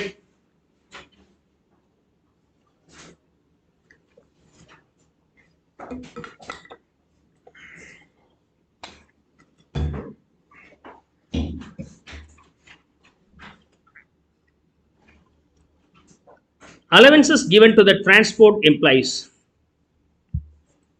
granted to an employee working in transport system granted to an employee working in any transport system to meet his personal expenditure during his duty performed என்ன duty running transports vehicles from one place to another place ஆனா அவருக்கு என்ன கிடையாது daily allowance கிடையாது அப்படி வந்தால் exemption எவ்வளோ அப்படி சொன்னாக்க which ever is lower of A கொடுக்கப்பட்ட அலவன்சஸில் 70% எடுத்துக்கணும் another B being slab or limit 10,000 per month okay so employee render some duty for the business purpose official purpose அதுக்கு அலவன்சஸ் கொடுங்கன்னு கேட்டு வாங்கிக்கிறார் டெய்லி போயிட்டு ஒரு வெளியூருக்கு போகிறார் அங்கே ஸ்டே பண்ணுறாரு அதுக்கெல்லாம் கொடுக்கக்கூடிய அலவன்சஸ்லாம் நம்ம எடுத்துக்கலாம் டிரான்ஸ்போர்ட் டிபார்ட்மெண்ட் இருக்கு இல்லையா லாரி, டெம்போ டிராவலரு அண்டு கண்டெய்னர் ஓட்டுறாங்க. அதே சமயத்தில் பஸ்ஸு இதில் இருக்கிறவங்களுக்கு. ஓகே, இப்போ நாமக்கல்லில் ஒரு வருஷம் நான் ஒர்க் பண்ணியிருந்தேன் காலேஜில். அப்படி ஒர்க் பண்ணும்போது அப்போ வைஸ் பிரின்சிபலாக இருந்தவர் ஒரு நாள் வீட்டுக்கு வாங்க அப்படின்னாரு, கெட் டுகெதர் வச்சுக்கலாம் அப்படின்னு just went. Namakkal is famous for one is chicken hatchery and poultry, another one is lorry body building and lorry. யார் இருந்தாலும் ஓரளவுக்கு எபோ ஆவரேஜ் ரிச்சாக இருந்தாங்கன்னா, மிடில் கிளாஸாக இருந்தாங்கன்னா எல்லார் வீட்லேயும் லாரி டெம்போ இருக்கும், இது இருக்கும், கண்டெய்னர் இருக்கும். என்கிட்ட ஒரு லாரி இருக்குன்ட்டார். நான் போனோடனே container lorry, it's not lorry, container lorry. உடனே கண்டெய்னர் லாரி எப்படி இருக்குன்னு பார்க்கலாம் அப்படின்னு சொல்லி கண்டெய்னர் லாரி இருக்கும் போல இருக்கு. வீட்டுக்குள்ளார போனால் எதையும் காணும். எங்கங்க லாரி அது எங்கெங்க என்கிட்ட இருக்குது அப்படின்னா, நீங்கள் இருக்குன்னு சொன்னீங்க. அதுவும் இப்போ எங்கே மும்பையோ அந்த சைடு பூனே இருக்குது அப்படின்னு. அப்போ எப்போ வரும் அப்படின்னு, அது வராது, எப்பயாவது ஒரு நாள் திண்டுக்கல் பக்கம் இந்த பக்கம் வந்துச்சு, நாமக்கல் பக்கம் வந்துச்சுன்னா வீட்டுக்கு கூப்பிட்டு வந்துட்டு போவாங்க. அப்போ என்ன நடக்கும் அப்படின்னு, see there are lots of booking office available throughout India. Okay, lorry வந்து ஒரு ட்ராப் வந்து எங்கே கேட்குறாங்க, கண்டெய்னர் பூனேக்கு கேட்குறாங்க, பூனே போயாச்சு. அங்கேருந்து எம்டியாக திரும்ப இங்கே ரிட்டர்ன் வராது. அங்கே புக்கிங் ஆஃபீஸில் வேறு ஏதாவது இடத்துக்கு கொண்டு போகிறதுக்கு ஏதாவது லக்கேஜ் இருக்கான்னு கேட்பாங்க. இருந்துச்சுன்னா அங்கேருந்து கல்கட்டா போவோம், அங்கேருந்து அப்படியே ஓட்டிட்டு போவோம். அப்போ லாரி டிரைவர்ஸ்லாம் இங்கேருந்து வீட்டை விட்டு கிளம்புனாங்க, திரும்ப வீட்டை வந்து பார்க்கறதுங்கிறது ஃபாரினர்ஸ் மாதிரி தான். இப்போ கப்பலில் இருக்க மாதிரி தான். என்னுடைய இன்லா ஒருத்தன் அப்படி தான் கப்பலில் தான் வேலையை செஞ்சுருந்தான். எங்கள் கப்பலில் வேலைன்னு சொன்னீங்க, எங்கே ஆளை காணும்னா அவன் வரதுக்கு 6 மாதம் ஆகும். 6 மாதம் கப்பலில் வேலை இருக்கும், அதுக்கப்புறம் லீவ் விட்டாக ஒரு 6 மாதம் சும்மா உட்காந்துருப்பான். கடைசி பார்த்தா வேலையை விட்டாங்க, என்ன டாட்டருக்கு வரல அப்படின்ட்டு. ஸோ இது மாதிரி லாரி வரும்போது you will go for a longer distance. அந்த மாதிரி டிரான்ஸ்போர்ட் எம்ப்ளாய்மெண்ட் இருக்கக்கூடிய அந்த பிஸ்னஸ் பண்ணுறவங்களுக்கு டிரைவர்ஸுக்கு ஒரு லம்சமான அமௌண்ட் கையில் கொடுத்து அனுப்பிடுவாங்க, அலவன்சஸ். நீ எதாவது செலவு பண்ணி எங்கெங்கே போகிற, என்ன சாப்பிட வேண்டியது இருக்குது, எங்கே தங்கணும் தெரியாது, எங்கே டோல் கட்டணும் தெரியாது, you are not sure. So will give the money. அப்படி அலவன்சஸ் வந்து அந்த டிரான்ஸ்போர்ட் பிஸ்னஸ் ஓனர் அந்த டிரைவருக்கு ஆர் கிளீனருக்கு கொடுக்குறாங்க அப்படின்னு சொன்னாக்க, அந்த அலவன்சஸில் 70% ஆர் 10,000 ரெண்டில் which ever is lower is accepted. ஆனால் அவருக்கு என்ன வரக்கூடாது, டெய்லி அலவன்சஸ் இருக்கக்கூடாது. டெய்லி மொத்தமாக கொடுத்துட்டேனே, அதுக்கப்புறம் தனியாக daily allowances. So you should not in receipt of any daily allowances, but you can enjoy transport எம்ப்ளாயிஸ்க்கான allowances from the transport business owner. Is that clear? So we have completed all the 4 items here. So இப்போ நான் இங்கே list போட்டிருந்தேன் இல்லையா, அதை எடுத்து பார்ப்போம். Second set நான் இங்கே கொடுத்துருக்குறேன். இந்த செட்டில் என்னென்ன மெயினாக தெரிஞ்சுக்கணும், children education, children hostel and transport for blind and transport employees கானது 4 allowances 100 300 transport 3200 and traveling allowance வரும்போது whichever is lower of 70% of such allowance are 10,000 per month. Clear? மற்ற அலவன்சஸ்லாம் இருக்குது. ஹில் ஏரியா அலவன்சஸ் இருக்குது, active field area allowance இருக்குது, border allowances இருக்குது, island allowances இருக்குது, underground allowances இருக்குது, counter insurgency allowances for armed forces, இதெல்லாம் இருக்குது. நம்பர் மைண்டில் வச்சுக்கணுமா, தேவை இருக்காது. ஒரு கிளான்ஸ் மட்டும் பாருங்கள், அதில் மைண்டில் வந்தால் ஓகே சௌரியம், இல்லைனா இந்த நம்பர்ஸ் மிஸ் பண்ணக்கூடாது, அந்த நம்பர்ஸ் மிஸ் பண்ணாலும் பரவாயில்ல, இந்த நம்பர்ஸ் மிஸ் பண்ணக்கூடாது. Is that clear? So let us now summarise all the allowances here. First அலவன்சஸை 4 பார்ட்டாக பிரிக்கிறோம். Number 1 being fully taxable under both the tax regime. டாக்ஸபிள்னா முடிஞ்சு போச்சு, எந்த ரீஜிமாக இருந்தாலும் டாக்ஸபிள். ஓல்டு ரீஜிமாக இருந்தாலும் சரி, டிஃபால்ட்டாக இருந்தாலும் சரி, ரெண்டுமே டாக்ஸபிள் தான். அதில் வந்து ஒரு பெரிய லிஸ்ட் இருக்குது. இந்த லிஸ்ட் இல்லை, இது தவிர வேறு எது வந்தாலும் சரி டாக்ஸபிள் தான். And allowances which are exempt only under optional. ஆப்ஷனலில் மட்டும் எக்ஸம்ஷன் கொடுக்கக்கூடிய விஷயங்கள் என்ன, ஓகே. அதில் வந்து பார்த்தீங்கன்னா judges, okay, high court and supreme court judges and UNO அதோட எம்ப்ளாயிஸ், இது 2 விஷயங்கள் தான். மூணாவது வரும்போது allowances which are exempt under both the tax regime. Both the tax ரீஜிமில் இருக்கிறத கிளியராக மைண்டில் வச்சுக்கோங்க. அதில் வந்து பார்த்தீங்கன்னா டிடிசி, அதுக்கப்புறம் டி, ஓகே. இது வந்து டிராவலிங், டெய்லி, கன்வேயன்ஸ். இந்த டி வந்து டிரான்ஸ்போர்ட் அலவன்சஸ், ஓகே. அதே மாதிரி fully taxable under default tax regime but partly exempt. Partly எக்ஸம்ட்னா 2BBயில் வரும், ரூல் 2BB. இது தவிர இதில் வந்து பல விஷயங்கள் இருக்குது, இருந்தாலும் நீங்கள் எது தெரிஞ்சுக்கிட்டா போதுமானது.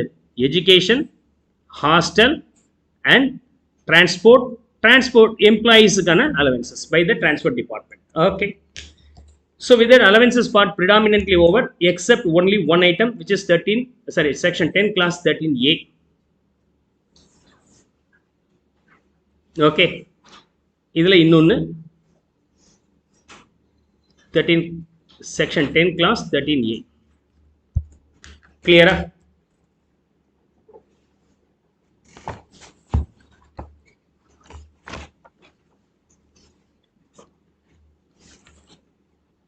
We'll finish off HRA first illustration before the break, and after the break we'll finish up the HRA comprehensive illustration and then deductions.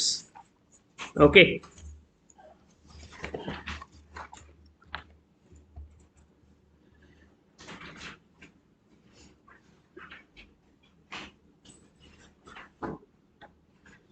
இன்னொரு மூணு அலவன்சஸ் இருக்கு, இதையும் தெரிஞ்சுங்க.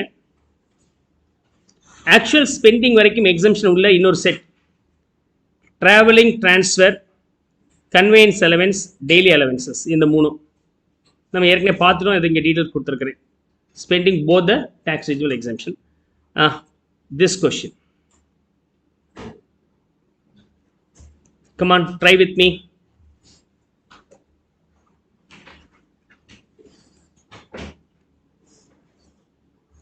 Yes, try with me. Preet is employed as a driver in a transport company. During the previous year 24-25, he has been paid 24,000 per month, being allowances to meet his personal expenses in course of running trucks from one place to the another.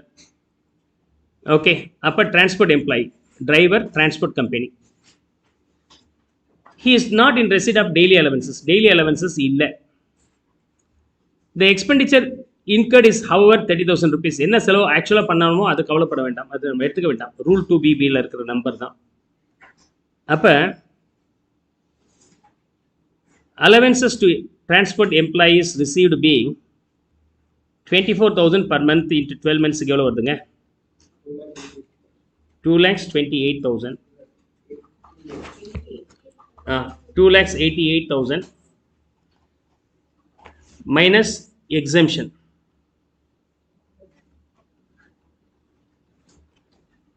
Whichever is lower is exempted. 70% of allowances.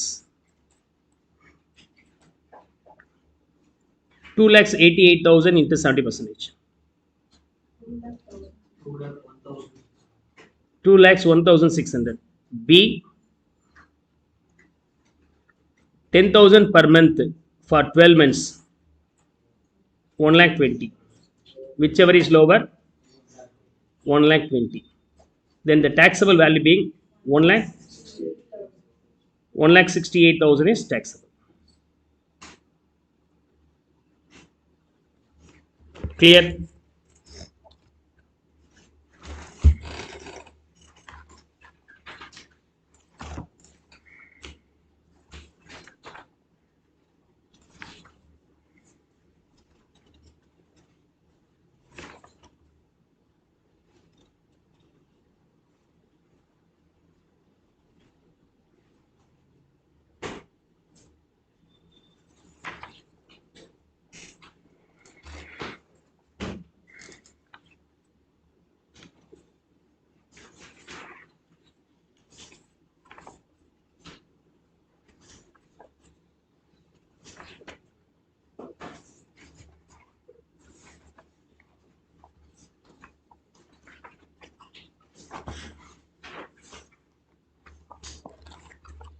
Clear na text padunga. We'll move to the next one.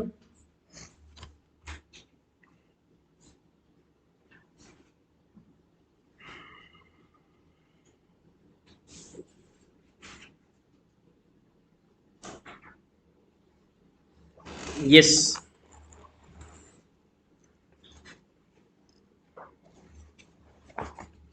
we'll go for the most important allowances. House rent allowances. எல்லா இடத்துலையும் இந்த house rent allowances வரும். அதெல்லாம் இப்போ நீங்கள் இதை தெரிஞ்சுக்கணும்.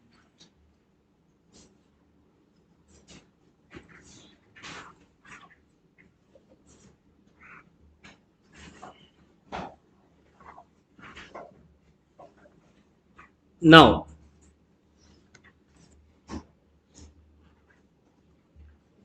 HRA வரும்போது ஹவுஸ் ரெண்ட் அலவன்ஸ் வரும்போது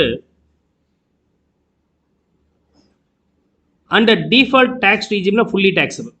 அப்போ இது எப்போ எக்ஸம்ஷன்? ஆப்ஷனலில் மட்டும்தான். ஸோ ஆப்ஷனில் மட்டும் எக்ஸம்ஷனில் 4 ஐட்டங்கள் பார்த்தோம் இல்லையா? மெயினான 4 ஐட்டங்கள் என்னென்ன பார்த்தோம்? ஹவுஸ் ரெண்ட் அலவன்ஸ் ஒன்று, then children, helper, uniform, research. Right. அது தவிர ரூல் 2BBயில் ஒரு லிஸ்ட். இதில் இந்த ஹெச்ஆர்ஏ ரொம்ப ரொம்ப முக்கியமானதுன்னு சொன்னேன். அதுதான் இப்போ நம்ம பார்க்க போகிறோம். HRA this is taxable in case of default tax regime always. ஆப்ஷனில் மட்டும் எக்ஸம்ஷன் உண்டு. அந்த எக்ஸம்ஷன் எவ்வளோ அப்படின்னு சொன்னாக்க whichever is lower of HRA received, house rent allowance received,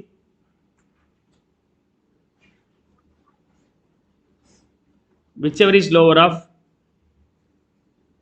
50% or 40% of salary. 50% will be applicable in case of metro cities. Next, actual HRA. Next, rent paid over 10% of salary. In the மூணுல least is deductible, balance is taxable. This 50% is applicable for metro cities. மெட்ரோன்னு சொன்னால் சென்னை, மும்பை, டெல்லி, கொல்கட்டா. இன்னைக்கு அதை out perform பண்ணி பெங்களூர் எக்ஸ்பென்சிவான சிட்டியாக மாறி இருக்கு. இருந்தாலும் Bangalore is not metro. Okay, Bangalore is not metro. Old act அப்படிங்கிறதுனால. So suppose new act வரும்போது எல்லாமே மாற வாய்ப்புகள் இருக்குது. நியூ ஆக்ட் சும்மா கரெக்ஷன்ஸ் பண்ணிட்டு தானே வந்து இருக்கிறோம். இது வரைக்கும் கம்ப்ளீட் ஆக்ட் மாறி ரொம்ப வருஷம் ஆகிடுது. வந்தது 1961. அதுக்கப்புறம் இப்போ தான் பிளானில் இருக்குது இல்லையா? Heard about that. ஆக்சுவலாக 2010 நினைக்கிறேன். அப்போ டேட் டேக்ஸ் கோடே வந்துருச்சு. உட்காந்து அதெல்லாம் படித்து முடித்தேன். ஒரு கண்டென்ட் பார்த்தேன், மேலோட்டமாக என்னென்ன இருக்குன்னு படித்து பார்த்தேன். அப்போ வந்துடும் நினச்சோம். அதுக்கு பிறகு கொண்டு வர பிளான் பண்ணது ஜிஎஸ்டி. அது வந்துருச்சு, இது வரல. அது வந்துருந்துச்சுன்னா இன்னும் டிஃப்ரெண்ட்டாக இருந்திருக்கும். இப்போ now they are propose to bring it as soon as possible. See, if it is possible, there may be some announcement in that regard in this financial year. Else you can expect in the next year. Okay, இப்போ announcement கொடுத்தாலும் கொடுக்க வாய்ப்புகள் இருக்குது. not sure, right? So அந்த காலத்தில் மெட்ரோன்னு இருந்தது சென்னை, மும்பை, டெல்லி, கொல்கட்டா. சென்னை, மும்பை, டெல்லி, கொல்கட்டா. அந்த மாதிரி சிட்டியில் உங்களுக்கு வீடு கொடுத்துருந்தால் house rent allowance 50% of salary will be taken. அது தவிர வேறு எந்த சிட்டியாக இருந்தாலும் 40% of salary will be taken. And salary for this purpose being 3 ன்னு சொன்ன அர்த்தம் பேசிக், DA forming part of salary and fixed percentage of commission. இதெல்லாம் நம்ம எடுத்துக்கணும். And one more point to be noted here. இப்போ இதெல்லாம் கண்டுபிடிக்கும் போது டைரெக்டாக இயருக்கு போட்டு கேல்குலேட் பண்ணிட்டோம். அது மாதிரி இங்கே இயருக்கு போட்டு கேல்குலேட் பண்ணலாமா அப்படின்னா அப்படி பண்ண முடியாது. If there is any change in rent payment, you have to separately calculate. அதாவது previous year starts with 1/4, starts from 1/4/2024, ends on 31st March 2025, and the change happens on 1/7/2024. இங்கே rent payment எவ்வளோ இருக்கு அப்படி சொன்னாக்க, rent paid up to this period 10,000 rupees per month, thereafter 12,000 per month. அப்போ நீங்கள் என்ன பண்ணியிருக்கணும் அப்படின்னு சொன்னாக்க, இந்த பீரியட் 3 monthsக்கு தனியாகவும் இந்த பீரியடுக்கு தனியாகவும் நீங்கள் ஒர்க் அவுட் பண்ணி ஆகணும். இந்த 3 மாதத்தில் என்ன சேலரியோ அதில் 40 or 50% salary and actual HRA for the 3 months and rent paid for the 3 months. Rent paid in excess of 10% 3 months calculate பண்ணோம். பேலன்ஸ் 9 months தனியாக கேல்குலேட் பண்ணியிருக்கணும். It is not only changes of rent. Salary change ஆனாலும் எந்தெந்த மாதத்தில் டிஃப்ரெண்ட்டாக apply ஆகுதோ அந்தந்த மாதத்துக்கு நம்ம தனித்தனியாக ஒர்க் அவுட் பண்ணோம். 4 மாதத்துக்கு ஒரு மாதிரி சேலரி சேஞ்ச் பண்ணாங்க. இந்த வருஷத்தில் 4வது மாதம் சேலரி சேஞ்சுனா அந்த 4 மாதம் வரைக்கும் தனியாகவும் அதுக்கப்புறம் தனியாகவும் போடணும். லொக்கேஷன் சேஞ்ச் ஆகிடுது. லொக்கேஷன் அப்படிங்கிறது மெட்ரோ டு நான் மெட்ரோ. மெட்ரோவாக இருந்தால் 50% வரைக்கும் கிளைம் பண்ணிக்கலாம், நான் மெட்ரோ வந்து 40. ஸோ மெட்ரோலேருந்து நான் மெட்ரோக்கு மாறிட்டாருன்னா அந்த மாறுற வரைக்கும் ஒரு தனியாகவும் மாறின பிறகு தனியாகவும் நம்ம போடணும். அதே சமயத்தில் கொடுக்குற ஹெச்ஆர்ஏ வந்து சேஞ்ச் ஆயிடுச்சு. ஹெச்ஆர்ஏ ஹவுஸ் ரெண்ட் அலவன்ஸ் வந்து 10,000 கொடுத்தாங்க, இந்த வருஷம் 12,000 கொடுக்குறாங்க. ஓகே, அப்படின்னா 10,000 வரைக்கும் தனியாகவும் 12,000 வரைக்கும் தனியாகவும் போட மாதிரி இருக்கும். நாலுமே சேர்ந்து வந்துச்சுன்னா நாலுக்கும் இம்பார்ட்டன்ஸ் கொடுத்து இந்த நாலுமே சேமாக இருக்கிற பீரியட் தனித்தனியாக கால்குலேட் பண்ணி ஆகணும். Is that okay? Any change happens you have to calculate independently. இது ஒரு இல்லஸ்ட்ரேஷனாக பார்ப்போம். இது comprehensive illustration. This is after the break. ஒன்று பேசிக் இல்லஸ்ட்ரேஷன் நம்ம இப்போ இதை பார்த்தோம். Is that clear?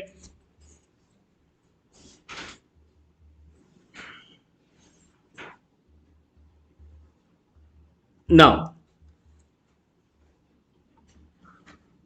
this question.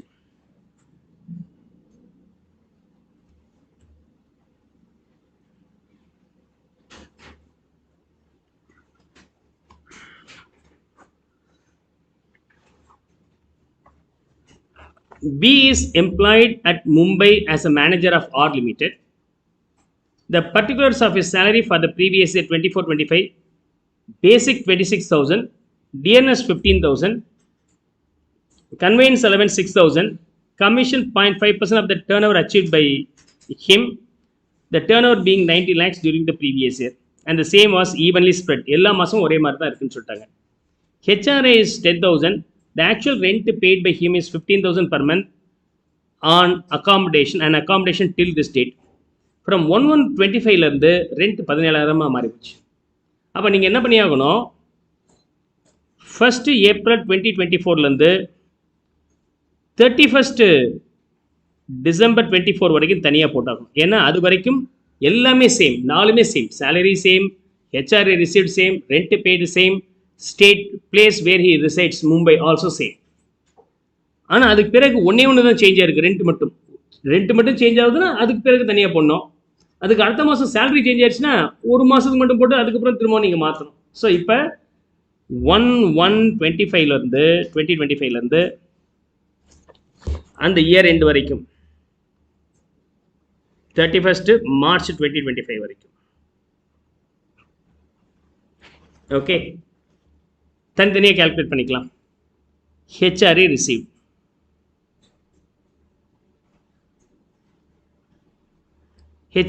எவ்வளோ? 10,000 per month.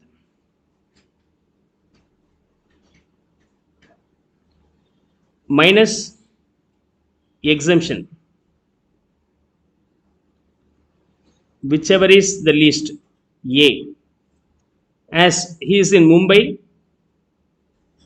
50% of salary will be taken. Salary for this purpose is basic 26,000, DA forming part of salary 15,000. Forming part இல்லையான்னு சொல்லலை. So then we will assume this may be forming partன்னு assume பண்ணிக்கலாம். Is that okay? நீங்கள் ஏதாவது ஒன்று assume பண்ணிக்கிட்டீங்கன்னா அதுக்கு hint கொடுங்க. அதே மாதிரி fixed percentage commission. So DNS allowance assumed being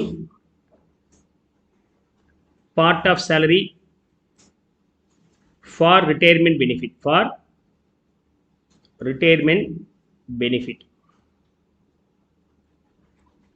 Note, இப்படி கொடுத்தா you will be getting full mark. Like 90 lakhs commission வந்து 50%, 0.5%. யா, இதெல்லாமே பர் மந்த் பேசிஸில் இருக்குது. இது பர் ஆனம். இப்போ பர் மந்த் பேசிஸில் எவ்வளோ வரும்? Divided by 12. What is ultimate value? 3,750. So the total value being 44,750. And the 44,000 50% போட்டிங்கன்னா எவ்வளோ வருது? 22,375. 22,375. B, actual HRA Actual HRA. Actual HRA being 10,000 per month. 10,000 per month. C. Rent paid minus 10% of salary. Rent paid in the very first scenario being 15,000 minus 10% of salary. 44,750 ல 10% 4,475. 15,000 வந்து நம்ம less பண்ண எவ்வளவு வருது? 10,525 10,525.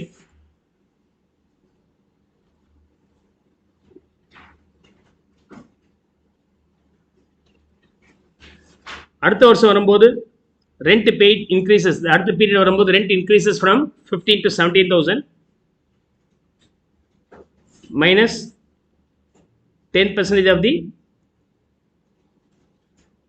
rent, 10% of salary. This value 12,525. 12,525.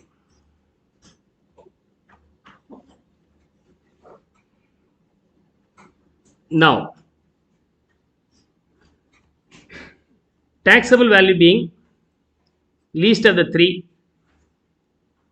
But 10,000 minus 10,000, 0, 0 per month. The period being first case. இதுலேருந்து இது வரைக்கும் 9 months, இங்கே 3 months. Anyhow, completely 0 only. Nothing is taxable here. Nothing is taxable here. In case of shifting out optional tax regime ல இது எடுத்துக்கிட்டீங்க. Default tax regime இருந்தா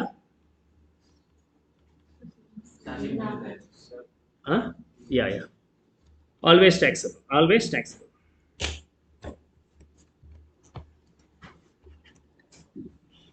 In case of default tax regime, this is always taxable.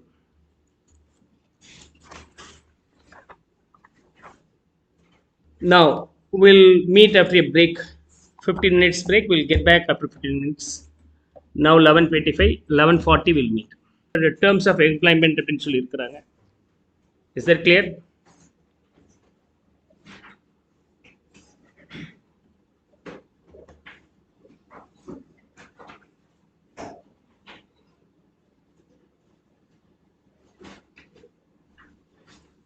So basic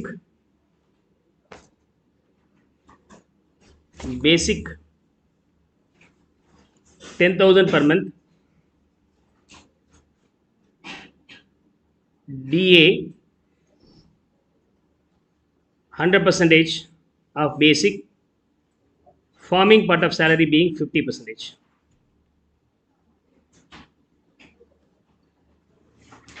The company gives him house rent allowance rupees 6,000 per month. HRA being 6,000 per month. Increased to 7,000 with effect from 1/1/25. Okay, from 1/1/25. He also got an increment of rupees 1,000 in his basic salary with effect from 1/2/25. Right. So salaryum or increment வருது ஒரு 1,000 rupees. This becomes 11,000. The date of change being 1/2/25 இருந்து. Rent paid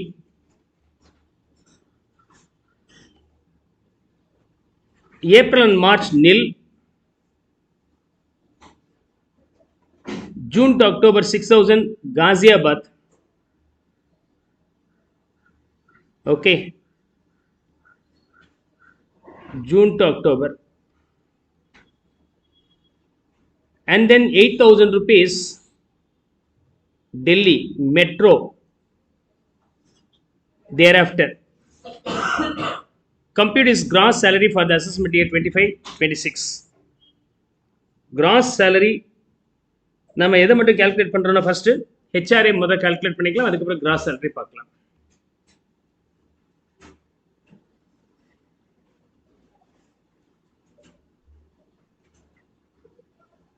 Now, for every change you have to work out separately அப்படின்னு சொன்னோம். எந்தெந்த டேட்டில் என்னென்ன change வருது? First change வந்து இருக்கிறதுலே earliest April May. Okay, this is change number 1, earliest change. June to அக்டோபரில் ஒரு சேஞ்ச், அதனால் இது தனியாக போடணும். ஓகே, அக்டோபர்லேருந்து ரெஸ்ட் ஆஃப் த பீரியட் இது ஒரு சேஞ்ச். இங்கே ஹெச்ஆர்ஏ சேஞ்ச் ஆகுது ஜான்வரி 25, 4th சேஞ்ச். இங்கே ஒரு சேஞ்ச் ஆகுது 5th சேஞ்ச். 5 பீரியடுக்கு நம்ம தனித்தனியாக போடணும். ஃபஸ்ட்டு 2 மாதத்துக்கு மட்டும் போடலாம், April and May. April May. அடுத்தது ஜூன்லேருந்து October. Okay, June to October. அடுத்தது நவம்பர் டு, இதுக்கு 4வது சேஞ்சுக்கு முன்னாடி. ஓகே, நவம்பர் டு டிசம்பர் வரைக்கும், நவம்பர் அண்ட் டிசம்பர். அதுக்கப்புறம் ஃபெப்ரவரி 1/1/25லேருந்து 1/2/25 வரைக்கும் ஒரே ஒரு மாதம் ஃபெப்ரவரி. ஃபெப்ரவரி ஒரு சேஞ்ச் வருது. ஃபெப்ரவரிக்கு பிறகு மார்ச், அந்த ஒரே ஒரு மாதம் மட்டும்தான் இருக்குது இந்த சேஞ்சுக்கு பிறகு. 1/2/25க்கு பிறகு ஃபெப்ரவரி அண்ட் மார்ச் சேமாக தான் இருக்கும். ஓகே, ஃபெப்ரவரி மார்ச் 2 சேமாக தான் இருக்கும். வேறு ஏதாவது நம்ம மிஸ் பண்ணியிருக்கிறோமா? இது Feb and March. Right. So first April மேக்கு தனியாக, June to October second, November December and January தனியாக போட்டுருக்கணும். சாரி, இது வந்து ஜனவரி தனி. ஓகே, இந்த இது ஜனவரி 1ஆம் தேதியிலேருந்து இந்த டேட்லேருந்து இந்த டேட் வரைக்கும் ஜான்வரி மட்டும். அதுக்கப்புறம் ஃபெப்ரவரியிலேருந்து மார்ச் வரைக்கும். For every change, number of months here being 2 months, June, July, August, September, October 5 months, November, December 2 months, January 1 month, February and March 2 months. Total போட்டு பாருங்க கரெக்டாக இருக்குது அப்படின்ட்டு. கரெக்டாக 12 months வந்துருச்சு. Right. Now salary for this purpose. First salary for this purpose calculate பண்ணிக்கலாம். salary for this purpose வந்து basic DA forming part of salary will be taken. basic வந்து 1-2 வரைக்கும் 10,000, 10,000, 10,000, 10,000, ஜான்வரி வரைக்கும் 10,000. 1-2லேருந்து அது 11,000 மாறிடுச்சு. ஃபெப்ரவரி அண்ட் மார்ச் வந்து 11,000. DA வந்து 50%, 100%, but அதில் ஃபார்மிங் பார்ட் வந்து ஒன்லி 50%. அப்போ இது 50% போட்டிங்கன்னா 5,000, 5,000, 5,000, 5,000, 5,500. So salary for this purpose being total of this 15,000, 15,000, 15,000, 15,000, 16,500, 16,500. Then now we can calculate as usual HRA received. HRA received எவ்வளோ? 6,000 and 7,000. ஜான்வரி 1ஆம் தேதியிலேருந்து 7,000. அப்போ ஜனவரி வரைக்கும் 6,000, ஜனவரி வரைக்கும், டிசம்பர் வரைக்கும் 6,000. ஜனவரிக்கு பிறகு 7,000 மாறி போச்சு. Minus exemption, whichever is lower is exempted. Number 1 being 50% or 40% of salary. இந்த இடத்துல மும்பை எந்த டேட்ல இருந்து அக்டோபர் பிறகு இந்த ரெண்டு பீரியட்ல மெட்ரோ, இந்த ரெண்டு பீரியட்ல நான் மெட்ரோ. இப்போ இந்த ரெண்டு இடத்துலையும் 40, இதுக்கு பிறகு 50. அப்போ 2000ல் 40% வந்து 2400, 6000ல் 40% வந்து 2400, 2400. இங்கே வரும்போது 50% நவம்பர்லேருந்து 3000, 3500, 3500, 40% or 50% salary. Number 2, actual HRA received. Number 3 being rent paid over 10% of salary. Over 10% of salary. Actual HRA எவ்வளோ ஃபர்ஸ்ட் போட்டு வச்சிருக்கணும்ல, அதை ரீகாப்பி பண்ணிக்கலாம். 6000, 6000, 6000. ஆமாம், தப்பாக போட்டேன்னா ஓகே, சேலரியில் பார்த்துருக்கணும். ஓகே, 15,000க்கு 40% போட்டிங்கன்னா எவ்வளோ வருது? யா, 6000, 6000, 6000. இங்கே வந்து 50%, 7500, 7500, 8250. ஓகே, ஆக்சுவல் ஹெச்ஆர்ஏ வந்து லாஸ்ட் 2 கேசஸில் 7000. Rent paid in excess of 10% of salary. Rent paid எவ்வளோ? ஃபர்ஸ்ட் 2 மாதத்துக்கு இல்லை, அப்போ டேஷ். நீங்கள் எக்ஸஸாகவே பேமெண்ட் பண்ணல, அட்லீஸ்ட் 10% பேமெண்ட் பண்ணியிருக்கணும். செகண்ட் கேஸ் சேலரி 15,000, 10% வந்து 1500, ஆனால் பேமெண்ட் பண்ணது 6000. 6000 minus 1500, 4500. எது வரைக்கும்? அக்டோபர் வரைக்கும். அதுக்கு பிறகு 8000 பே பண்ணியிருக்கிறார். ரெண்ட் வந்து 15,000, அதுக்கு 10% வந்து 1500. 8000 minus 1500, 6500, right? 6500 here also. இதில் வந்து 1650 is subtracted from 8000 சொன்னால் எவ்வளோ வருது? 6350 இல்லையா? 6350. Now, so whichever is the least is deductible அப்படின்னு சொன்னோம். Least being 0, in this case 0, here 4500, here 6000, here 6500, here 6350. Then taxable HRA per month basis. இங்கே வரும்போது 6000 taxable, இங்கே 1500 taxable, இங்கே not taxable, இங்கே 500 rupees வந்து taxable, இங்கே வரும்போது 650 taxable, 650 taxable. Now, what about the total taxable HRA?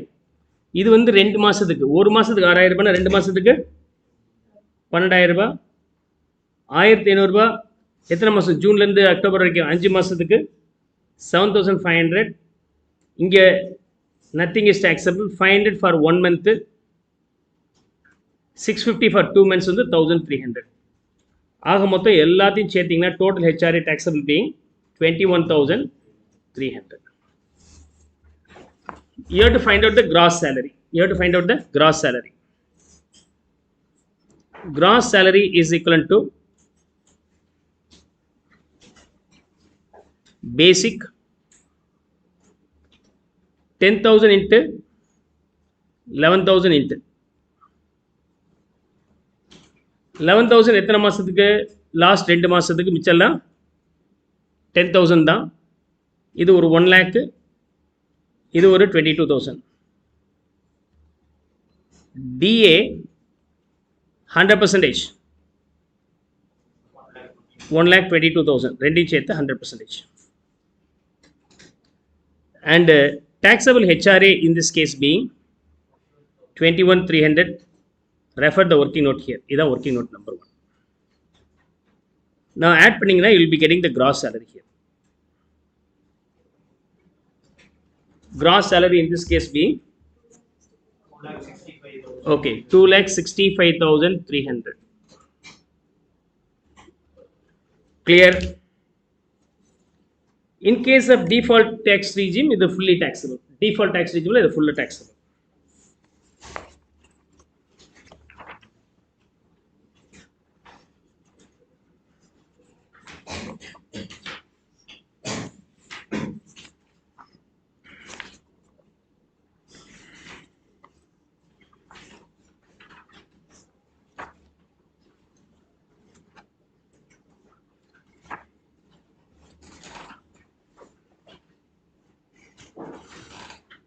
Clear na text பண்ணுங்க. We'll move on to the next chapter. Next content, deductions. Okay. Salaries ல different aspects பார்த்தோம். அந்த salary ல எதெல்லாம் exemption figure listல gratuity பத்தி பார்த்தோம். Pension, leave salary, VRS retrenchment compensation, 5 elements we have discussed. Separately we went into PF discussion in detail. PF தான் நம்ம டீடைலா பார்த்தோம். PF முடிஞ்சோன்னா we'll started with allowances. 4 விதமான set of allowances இருக்கு. Fully taxable allowances and fully exempted in both the tax regime. Exempted only in the default tax regime fully. அதில் வந்து exempted only in the default shifting out of the default tax regime வந்து high court judges, supreme court judges கொடுக்கக்கூடிய allowances UNO employeesங்கிறது பார்த்தோம். And exempted under both the tax regime 4 விஷயங்கள். Okay. TDC, okay. ஒன்று travelling, இன்னொன்று வந்து daily, இன்னொன்று கன்வேயன்சஸ். இந்த 3 விஷயங்கள். 4வது வந்து transport allowances for the differently abled persons, right? 3200 ரூபா வரைக்கும். அந்த 3 கேசஸில் ஆக்சுவல் ஸ்பெண்டிங் வரைக்கும். இந்த 3 கேசஸில் டிடிசி கேசஸில் 3200 ரூபா, சாரி ஆக்சுவல் ஸ்பெண்டிங் வரைக்கும். Transport allowances for the differently abled பர்சன்ஸுக்கு வந்து to the extent of 3200 is deductible under section under the rule 2BB. அதுக்கப்புறம் partially exempted as per the number specified in 2BB only in the case of optional tax regime. Default கிடையாது, ஆப்ஷனல்ல. அதில் 4 விஷயங்கள் டீட்டெயிலாக வச்சுக்கணும்னு சொன்னேன் உங்கள் மைண்டில். ஒன்று children education, another one is children hostel, then transport allowances for the differently abled persons and transport employeesக்கு கொடுக்கக்கூடிய allowances. In case of the transport employees, 70% of such allowances are 10,000, whichever is lower is deductible, where he should not be in receipt of daily allowances. அதுக்கப்புறம் பார்த்த last allowances வந்து HRA, it's most common. This also exempted only in case of shifting out of the default tax regime or apping the default tax regime. Right, default tax ரீஜிமில் மட்டும்தான் உண்டு. Shift out பண்ணியிருந்தாலும் உங்களுக்கு கிடையாது. Okay, default tax ரீஜிம் ஆப்ஷனில் கிடையாது. Section 10 clause 13A இதில் பார்த்தீங்கன்னா the least of the 3 is exempted. Number 1 being 50% or 40% of salary. Number 2 being and actual HRA. Number 3 being rent paid in excess of 10% of salary. For that, that representing period will be taken, right? So what we have discussed up to now is summarized here. Clear?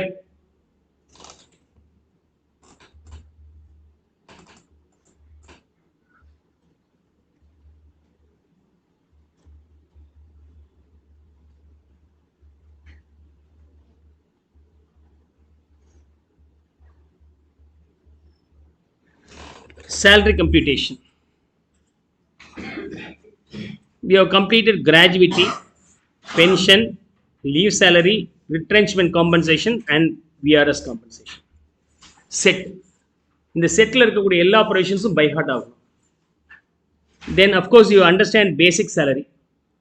DNS allowance or fees or commission, போனஸும் உண்டு, advance salary, arrear salary உண்டு. இந்த 2 last கேசஸில் relief will be available under section 89 clause 1. Provident fund and superannuation fund, அதில் provident fund டீட்டெயிலாகவே பார்த்துட்டோம். Superannuation fund almost same like, so you no need to worry about that. Allowances part நம்ம பார்த்துட்டோம். So we have completed up to these elements, up to allowances வரைக்கும் இன்னைக்கு வரைக்கும் நம்ம பார்த்துருக்கோம். Clear? Let's now move on to the deduction aspect. Deduction ஆஸ்பெக்டில் entertainment allowance, professional tax paid, standard deductions, entertainment allowance and professional tax, இந்த 5 செட்டையும் நம்ம சேர்த்து பார்க்க போகிறோம். அது முடிஞ்சிச்சுன்னா ஃபைனல் கண்டென்ட் பெர்கிசிட்ஸ். இந்த 5 கண்டென்ட்டும் முடிக்கிறதுக்கு மேக்ஸிமம் நமக்கு ஒரு ½ an hour கூட ஆகாது. ½ an hourல இந்த 5 கண்டென்ட் முடிச்சிடலாம். பெர்கிசிட்ஸில் ரொம்ப டைம் கன்சியூமிங் கண்டென்ட்டில் ஒன்று வந்து ரெண்ட் ஃப்ரீ அக்காமடேஷன். வீடு வாடகை எடுத்து தங்கிக்கப்பா, உனக்கு ரெண்ட்டுக்கு பையில் பைசா கொடுத்துறேன் அப்படின்னு சொன்னாக்கா அது ஹெச்ஆர்ஏ. கம்பெனிலேயே குவார்ட்டர்ஸ் இருக்குது, அங்கே போய் தங்கிக்கோ. ரெண்ட் தர மாட்டேன் அப்படின்னு சொன்னால் அது ரெண்ட் ஃப்ரீ அக்காமடேஷன். இந்த எப்படி ஹெச்ஆர்ஏ ரொம்ப இம்பார்ட்டன்ட் இருக்குமோ அது மாதிரி ரெண்ட் ஃப்ரீ அக்காமடேஷன் ரொம்ப இம்பார்ட்டன்ட் இருக்கும். ரெண்டில் ஏதாவது ஒன்று யூஸ்வலாக ப்ரொவைட் பண்ணுவாங்க. ரெண்டுமே தர மாட்டாங்க இல்லையா? பைசாவும் கொடுத்துட்டு வீடும் தருவானா? ஒன்று வீடு தருவான், இல்லைன்னா ஹெச்ஆர்ஏ தருவான். வீடு தந்தால் என்ன வரும் அப்படிங்கிறது பெர்கிசிட்ஸில் பார்ப்போம். அது பதிலாக பைசா கொடுத்துற நீ போய் வீடை பார்த்து நீயே தங்கிக்கோ அப்படிங்கிறது அலவன்சஸ். ஸோ ரெண்டு கான்செப்டும் இருக்குது. ஸோ பெர்கிசிட்ஸில் ரொம்ப டைம் கன்சியூம் ஆகக்கூடியது இந்த rent free accommodations. Apart from that PF கேஸில் ஒரு வேரியன்ட் இருக்குது. அதையும் பார்த்துட்டோம்னா மிச்சம் எல்லாமே ஒவ்வொன்றும் ஒவ்வொரு லைனர், ஒவ்வொரு பெர்கிசிட்ஸுக்கும் 5 நிமிஷம் ஆகும். ரைட். ஸோ எல்லாம் முடிய போது ஒன்றே தான் இருக்குது பெர்கிசிட்ஸ். சில ஸ்பீக்கர்ஸ் பேசுவாங்க, நான் இன்றைக்கி 3 பாயிண்ட்ஸ் பேச போகிறேன் அப்படிம்பார். மொதல் பாயிண்ட் 5 நிமிஷத்தில் முடிச்சிடும், 2வது பாயிண்ட் 3 நிமிஷத்தில் முடியும், 3வது பாயிண்ட் ஆரம்பிச்சா இன்னும் 2 நிமிஷத்தில் முடிஞ்சிடும் நினச்சா இந்த 3வது பாயிண்டில் சப் பாயிண்ட் ஒரு 10 போடுவார். அது மாதிரி பெர்கிசிட்ஸ்குள்ளார ஒரு 12-15 ஐட்டம் மேலே படிப்பீங்க. முடிஞ்சிருச்சா அப்படின்னா இல்லை இருக்குது அப்படின்னு ஆரம்பிப்போம். ஸோ ஃபஸ்ட்டு 8, அந்த 8வது ஐட்டத்துக்குள்ளார ஒரு 10 ஐட்டம் இருக்கும். ஸோ எல்லாத்தையும் நம்ம தனித்தனியாக பார்க்குறோம். அவ்வளோ காம்ப்ளிகேட்டட் கிடையாது. So you can understand all this things easily. There will not be any complications. Right.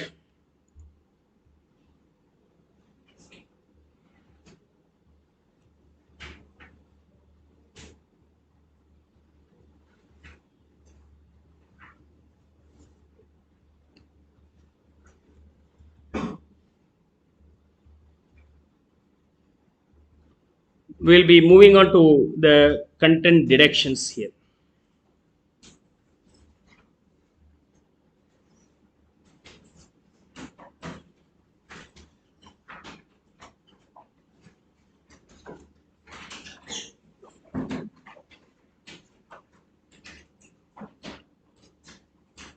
Now,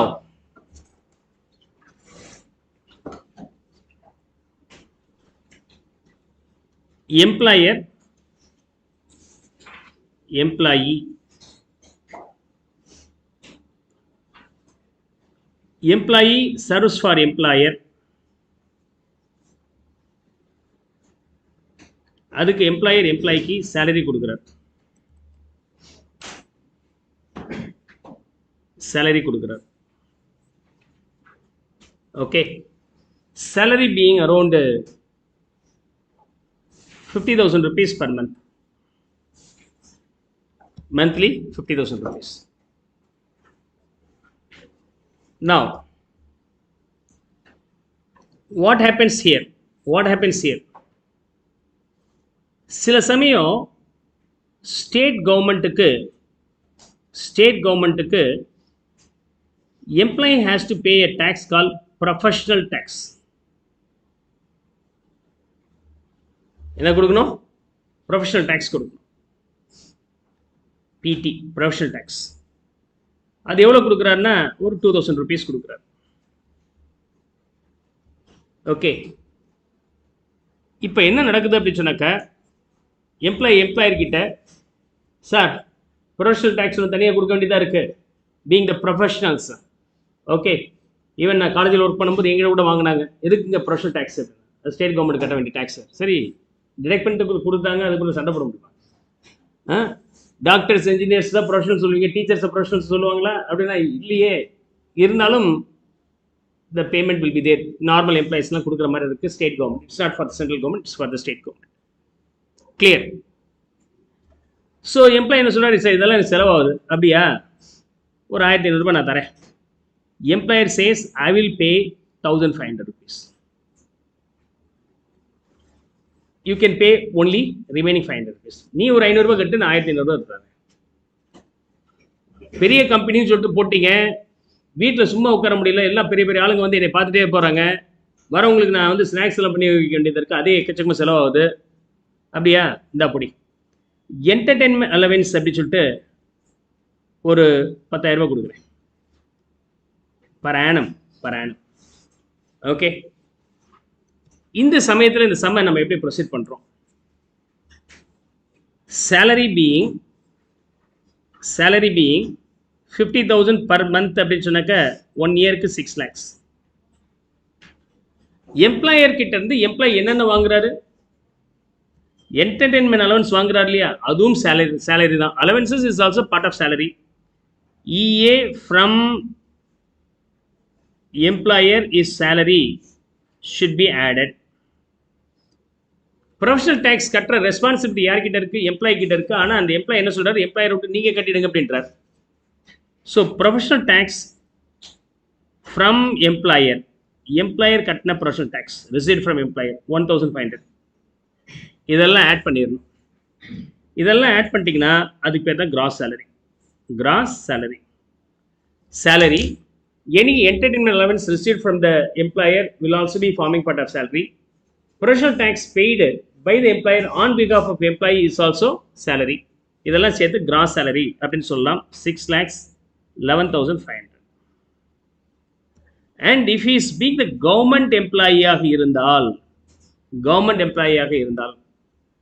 okay, exemption வரும்போது section 16 clause 1A, 16 clause 1A. I'm considering that it is not falling under 115 BAC. 115 BAC ல இல்லை அப்படின்னு நினைக்கும் போது, எந்த ஒரு இன்கமாக இருந்தாலும் சரி, உங்களுக்கு மாதாந்திர செலவுகள்லாம் இருக்கும், அதுக்காக கண்ணை மூடிட்டு ஒரு வருஷத்துக்கு 50,000 ரூபாய் நீங்கள் டிடெக்ட் பண்ணிட்டு பேலன்ஸை மட்டும் நீங்கள் டேக்ஸ் கட்டினா போதும். இது பேர் ஸ்டாண்டர்ட் டிடக்ஷன். இது பேர் ஸ்டாண்டர்ட் டிடக்ஷன்ஸ். கேள்வியெல்லாம் கிடையாது. ஓகே, மொத்தமாக உங்களுடைய சேலரியில் 50,000 ரூபாய் கழிச்சுங்க, பேலன்ஸ் மட்டும்தான் சேலரி இன்கம்மை காமிச்சு அதுக்கு டேக்ஸ் கட்டுங்க, கட்டுங்கன்னு சொல்லலாம். 16 clause 1A. அதே சமயத்தில் 16 clause 2 இருக்கு இல்லையா, என்டர்டெயின்மெண்ட் அலவன்ஸ் டிடக்ஷன்ஸ் உண்டு. என்ன உண்டு? Entertainment allowance. இந்த என்டர்டெயின்மெண்ட் அலவன்ஸ் டிடக்ஷன்ஸ் எப்படி வரும்னு சொன்னால், எம்ப்ளாயியை 2 பார்ட்டாக பிரிங்க. Government employee, non government employee அப்படின்னு பிரிங்க. Okay, non government. In case of non government employee, no deduction, எந்த டிடக்ஷன்ஸும் கிடையாது. In case of government employee, which ever is the least is deductible. Number 1, 20% of basic salary. நல்லா கவனிங்க, it's not salary. இது வரைக்கும் salary 3 அப்படிங்கிறத பல இடத்துல நம்ம யூஸ் பண்ணியிருக்கிறோம். சேலரி only 2, அதாவது பேசிக், BA farming part, non forming part, அதாவது total will be taken when the gratuity calculations where the gratuity payment is subject to the payment of gratuity act படி இருந்தால் அந்த நம்பர் நம்ம எடுத்துப்போம். மிச்சம் எல்லா இடத்துலையுமே 3ன்னு சொன்னேன். ஆனால் இந்த EA வரும்போது, என்டர்டெயின்மெண்ட் அலவன்ஸ் வரும்போது, பேசிக் சேலரி மட்டும் எடுக்கணும், அதில் 20%. We should not add any other salary, only one salary will be there. Second, 5,000 rupees ceiling. Third, actual. இந்த மூணில் whichever is the least is deductible. எப்போ? If you are being the government employee. As he is being the government employee, of course he is enjoying this benefit. அப்போ 6 lakhs 20% போட்டிங்கன்னா 1,20,000 rupees. Next ceiling 5,000 rupees. மூணாவது actual recovery being 10,000. இந்த மூணில் whichever is the least வந்து 5,000. He is eligible for claiming the deduction under section 16 clause 2, only 5,000. Third, professional tax employer கொடுத்தாலும் நான் தானே sir கட்டினேன். ஆமாம், கட்டினா நீங்கள் டிடெக்ட் பண்ணிக்கலாம். Professional tax paid by employee is deductible. How much he paid? 1,500 plus 500, 2,000 will be deductible. அதாவது employer கிட்ட இருந்து வாங்கினால் அது இன்கம், அது கட்டும் போது எக்ஸ்பென்சஸ், டிடக்ஷன்ஸாக கிளைம் பண்ணிக்கலாம். கட்டும் போது எம்ப்ளாயர் கிட்ட இருந்து வாங்கினது கட்டிலும் எக்ஸஸாக கட்டினா அதையும் சேர்த்து நீங்கள் டிடக்ஷன்ஸ் கிளைம் பண்ணிக்கலாம். So 2,000 rupees can be deductible here. So the balance being taxable salary, இதுதான் சேலரியாக நமக்கு வருது. How much is that then? 4,500, 5 lakhs 4,500, 54,500. Speed up பண்ணுங்க. 5,54,500 is the net salary taxable. Net salary taxable. Is that clear? Sir, what happens in case of non-government employees, sir? In case of non-government employee, இது வரைக்கும் same, deduction இது same. இது EA will not be available. So EA is not available for the non-government employee. மிச்செல்லாம் ditto, மிச்செல்லாமே ditto. So the ultimate value being 5,59,500. 5,59,500. Clear? In case, if you are apting 115 BAC class 1A, இது வரைக்கும் same, டிடக்ஷன்ஸில் section 16 class 1A standard deduction 75,000 claim பண்ணிக்கலாம். வேறு எந்த டிடக்ஷனும் கிடையாது.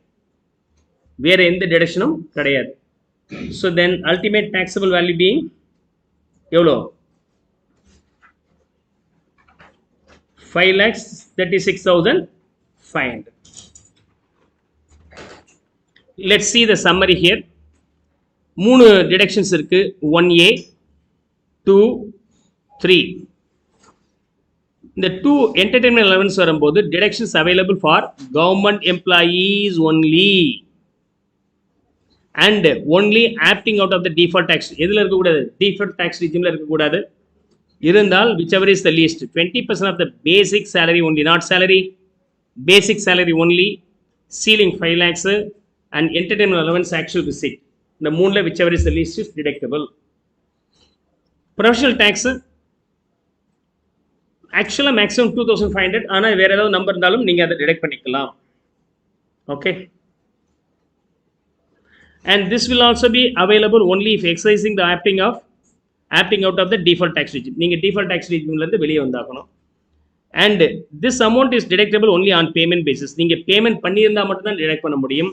Employer கொடுத்திருந்தா sir, employer கொடுத்திருந்தால் is first included in income as perquisites.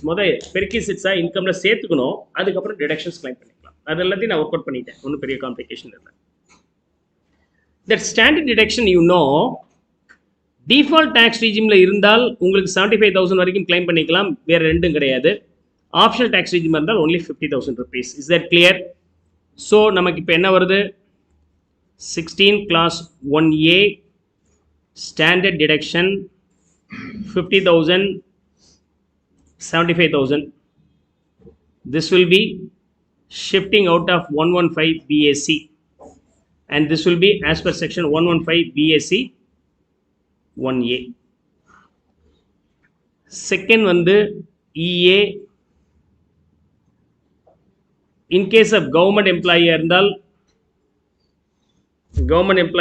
allowed. Okay.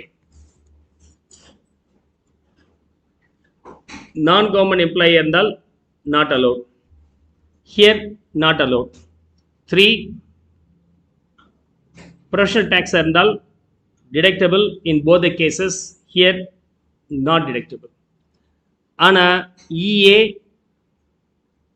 and professional tax from employer இது ரெண்டு ஃபர்ஸ்ட் நீங்க இன்கமா கன்சிடர் பண்ணிக்கணும். ஃபர்ஸ்ட் இன்கமா கன்சிடர் பண்ணிடணும். இந்த இஏ வரும்போது கவர்மெண்ட் எம்ப்ளாய்க்கு டிடக்ஷன்ஸ் உண்டுன்னு சொன்னோம். அந்த நம்பர் எவ்வளோ அப்படி சொன்னாக்க whichever is lower of 20% of basic salary limit and then actual. Clear? Summary is over. Clear na text பண்ணுங்க. We'll go for the illustration then.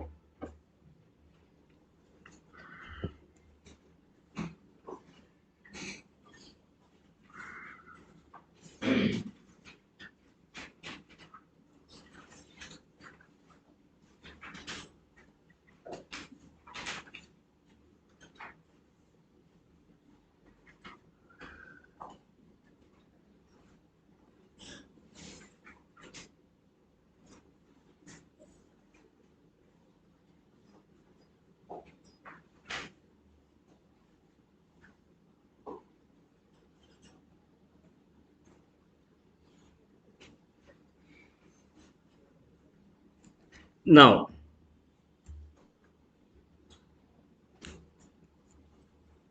we'll now discuss the illustration.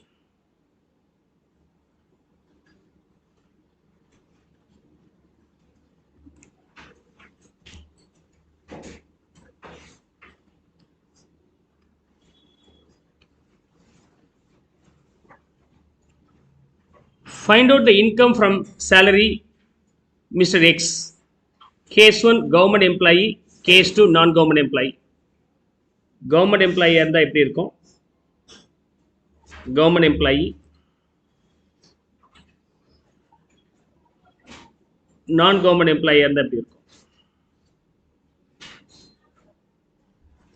Assume the following cases that the employee opting out of default tax regime and opting default tax regime. First scenario, opt out of default tax regime. Another one is default tax regime. Default government இருந்தாலும் சரி non-government இருந்தாலும் சரி treatment same. So ரெண்டு பார்ட்டா பிரிக்கிறோம் cases. opt outல ரெண்டு பார்ட்டா பிரிக்கிறோம். Defaultல யாரா இருந்தாலும் ஒண்ணே தான். Number 1 basic salary.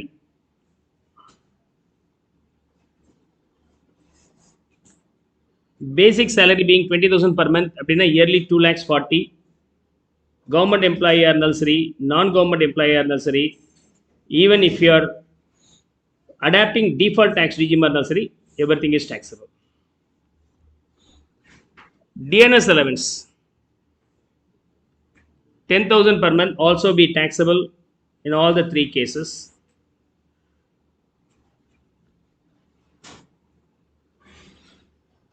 Entertainment allowance received from employer கிட்ட வாங்கினா அது முத இன்கமா கன்சிடர் பண்ணியிருக்கணும். EA from employer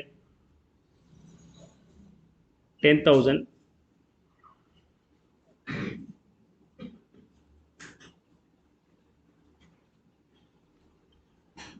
Professional tax received from employer. Professional taxum அதே மாதிரி நீங்க ரிசீவ் பண்ணியிருந்தால் கன்சிடர் பண்ணிடணும். Professional tax from employer 1,000.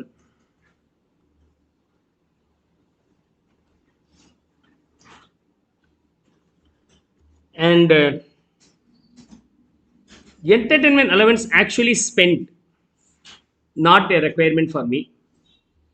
Professional tax வந்து நீங்க டிடக்ட் பண்ணிக்கலாம். அப்ப இது முத ஆட் பண்ணிடுங்க, டிடக்ஷன்ஸ் பிறகு வரலாம். Gross salary being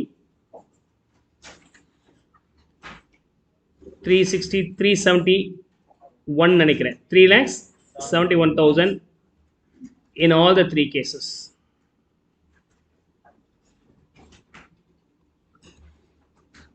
Minus deductions. Section 16 class 1A standard deduction. In first two cases 50 only. The last case it is 75,000. It is 75,000. 16 class 2 EA not applicable for the non-government default tax regime. 3 professional tax paid employee pay பண்ணியிருந்தால் by employee deductible 2,000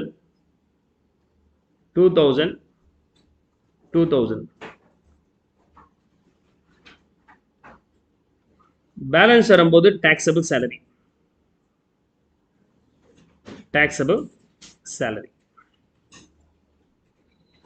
Let's see in case of EA we have to calculate separately. EA for government employee இருந்தா மட்டும்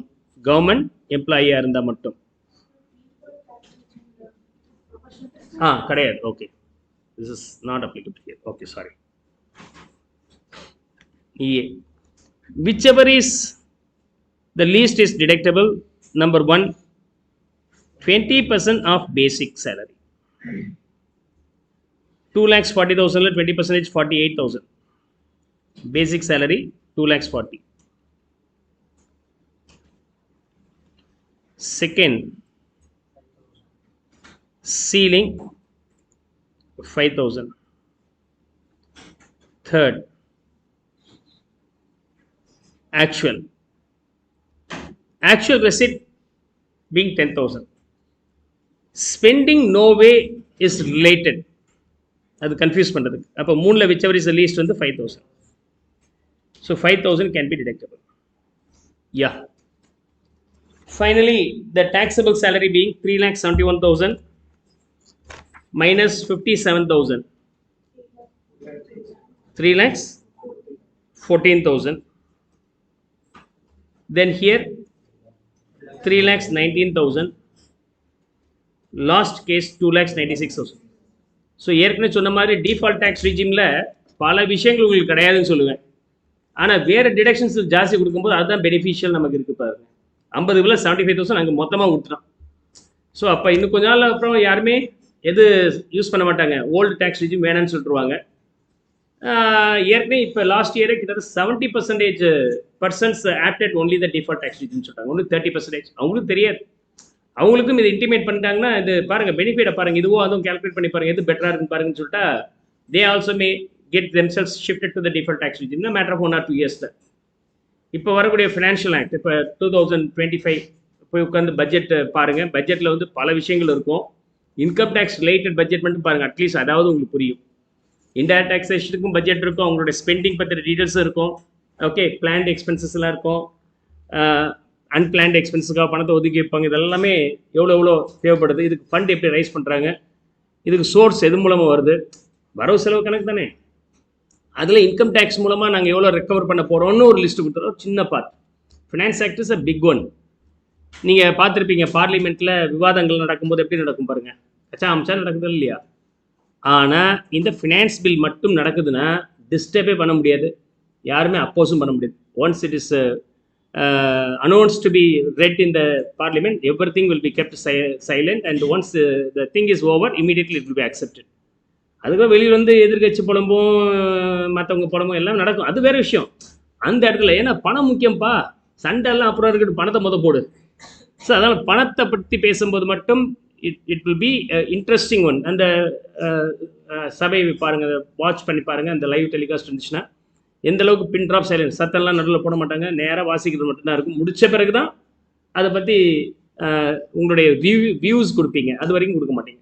so one of the fantastic one, because I got almost 10 qualifications after my name. அதில் one of the qualification being the trainer. இந்த ட்ரைனரில் leader and parliamentarian ஒரு training ஒரு certification இருக்குது. அந்த leader and பார்லிமெண்டேரியனில் ஒரு பார்லிமெண்ட் எப்படி நடக்குது அப்படிங்கிறதுக்கான training program. I was the participant and later I was organiser for organising that parliament. எப்படி டம்மி பார்லிமெண்ட் எப்படி நடக்குது அப்படின்ட்டு ராபர்ட்ஸ் ப்ரொசீஜர் ஆஃப் பார்லிமெண்டேரியன் அப்படிங்கிறது அதோடைய கான்செப்ட். அது ஃபென்டாஸ்டிக் ப்ராசஸ். அதெல்லாம் தெரிஞ்சுக்கிட்டிங்கன்னா எப்படி நடக்குதுன்னு தெரியும், ஒரு பார்லிமெண்ட் எப்படி நடக்குதுன்னு தெரியும். அந்த பார்லிமெண்ட்டுடைய சிஸ்டம் உங்களுக்கு தெரிஞ்சதுன்னா இதை ரசிப்பீங்க. ஒரு கேம்ஸ் பார்க்குறீங்கன்னா கேம்ஸோட ரூல்ஸ் தெரிஞ்சால் பிடிக்கும், கேம்ஸோட ரூல்ஸ் தெரியலன்னா பிடிக்காது. So I don't play football or hockey, but I play cricket my days. So கிரிக்கெட்னா போய் பார்ப்பேன், ஏன்னா அது ரூல்ஸ் தெரியுது, அவங்க பேசுகிறது புரியுது. ஓகே, உடனே அதே நீங்கள் வந்து ஃபுட்பாலில் எத்தனை 6 அடித்தா அப்படின்னு சொன்னாக்க என்னை பார்த்து சிரிப்பீங்க, ரைட்? அப்படி எனக்கு தெரியாதுன்னு அர்த்தம். I am not having any interest over that. Okay, அதில் ஏன்னா எங்கள் காலத்தில் பால்லாம் வாங்குற அளவுக்குலாம் வசதி கிடையாது. வீட்டில் போய் பால் கேட்டால் திட்டுவாங்க. அதனால் நாங்கள் என்ன பண்ணுவோம்னா சைக்கிள் டியூப் இருக்குல்ல, கட் பண்ணி பாலை போட்டு அதுதான் விளாண்டுருப்போம். அது ஈஸி. ஒரு கட்டை இருந்துச்சுன்னு வச்சிங்களேன், அது போதும். என் ஃப்ரெண்டு வீட்டில் வந்து ஒரு அந்த காலத்தில் மரக்கட்டையெல்லாம் ஷெல்ஃப் வச்சுருப்பாங்க. ஒவ்வொன்றா உரி கடைசி ஒரு பெட்டு கீழே விழுந்த பிறகு தான் கண்டுபிடிச்சார் அவங்க அப்பா. அதுக்கப்புறம் வேறு மாதிரி எங்களுக்கு வந்து மரியாதைலாம் கொடுத்தாங்க. That will also happen. So that's a day in our day. So அப்போ இருக்கிறது சீப்பஸ்ட்டு பிளேயிங் வந்து கிரிக்கெட் தான். ஏன்னா ஒரு சந்துக்குள்ளே விளாண்டுடலாம், பாலை போனால் அடிக்கணும், அவ்வளோதான். ஆனால் ஃபுட்பால்லாம் பெரிய இடம்லாம் வரும், கிரவுண்டில் வேணும், பால் வேறு வாங்கணும், இதெல்லாம். ஸோ இந்த days I was passionate to play only cricket. So every thing is out of memory. அது ரூல்ஸும் தெரியாது. ஸோ அது மாதிரி இந்த பார்லிமெண்ட் ப்ரொசீஜர் எப்படி நடக்குதுங்கிறது ரூல்ஸ் தெரிஞ்சிட்டிங்கன்னா you will enjoy learning all this things. போய் பாருங்கள், ரசிக்கலாம் அதெல்லாம். அதுக்கப்புறம் ஊரோட பேசுனீங்கன்னா உங்களெல்லாம் பெரிய ஆள் நினச்சிப்பாங்க. ரிசல்ட் வரட்டும், அது அப்புறம் ரிசல்ட் வரதுக்கு முன்னாடி நினச்சிப்பாங்க, right? So you understand that? So this is a simple logic. I request you to go and watch that one also on 1st of February. 3rd of February, my speech is there for ICW chapter Ranchi. Okay, online. Probably na YouTube live பண்ணலாமான்னு பார்த்தேன், பார்ப்போம். We'll see if it is possible. So I'm presenting around 15 minutes. This is a panel discussion, post budget expect means reactions. views. Okay, views and the 3rd February போட்டிருக்கிறாங்க. தெரில நான் எப்படின்னு, because இந்த வாரம் ஃபுல்லாகவே ஹெல்டப்பாக இருக்கிறேன். பார்ப்போம். Clear? Shall we move on to the next one?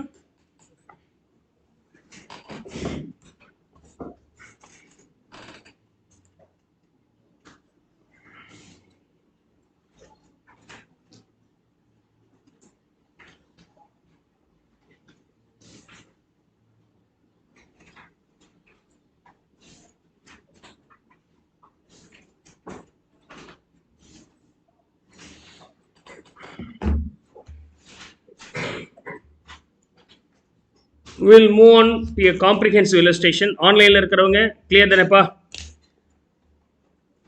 Some முடிஞ்சிச்சுன்னா clear or overன்னு ஏதாவது போடுங்க, டெக்ஸ்ட் பண்ணுங்க. You need to participate actively here. உங்கள் மெசேஜுக்கு நான் பதில் சொல்லனாலும் பார்த்துட்டு இருக்கிற உங்கள் நேம் எல்லாம் மைண்டில் ரெஜிஸ்டர் ஆகும். நாளைக்கு எங்கேயாவது பார்க்கும்போது நீங்கள் பேரை சொன்னால் கெஸ் பண்ணுவேன். அட்லீஸ்ட்டு பேஸ் தெரியாதுனாலும் பரவாயில்ல.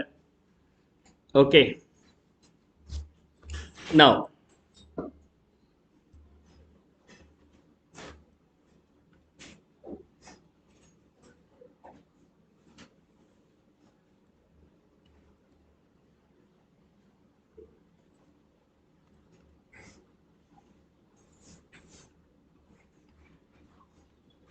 one of the comprehensive illustration. இதுவரைக்கும் நம்ம படித்த எல்லா விஷயங்களும் சேர்த்து ஒரே இல்லஸ்ட்ரேஷனாக பார்க்க போகிறோம்.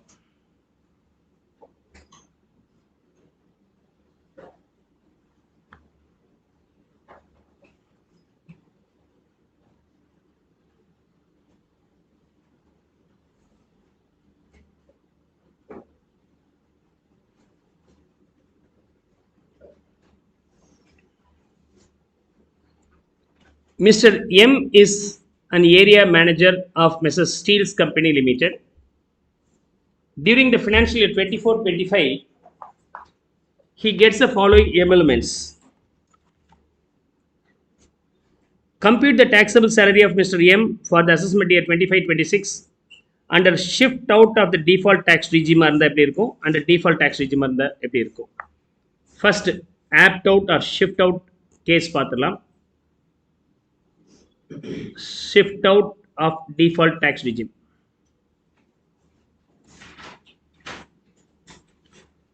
We have the basic salary here.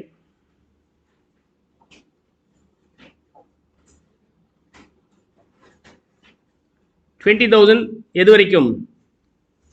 August வரைக்கும் 5 months 1 lakh. ஆகஸ்டுக்கு பிறகு 25,000 எத்தனை மாசம் இருக்கு?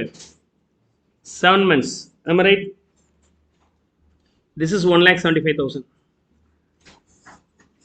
Total being 2,75,000. Transport allowance.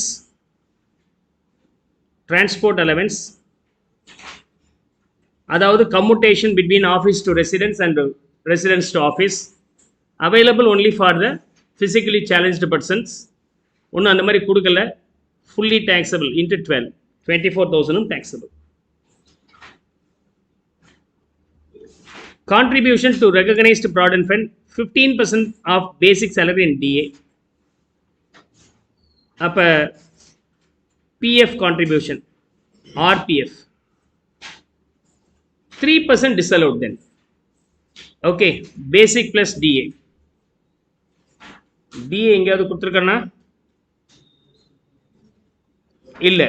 then this basic itself includes DA ன்னு assume பண்ணிக்கிட்டோம்னா 3% disallowed. எவ்வளோ வருது? 2,75,000 into 3%. இல்லைன்னா இப்படி கண்டுபிடிக்கணும். 15% கண்டுபிடி. ஓகே, ஆன்சர் சொல்றீங்களா? ஃபைனல் எக்ஸ்பிளேஷன் முன்னாடி ஒன்று வந்தோன்னா நான் எங்கே தப்பு பண்ணுறேன்னு வச்சுட்டேன்.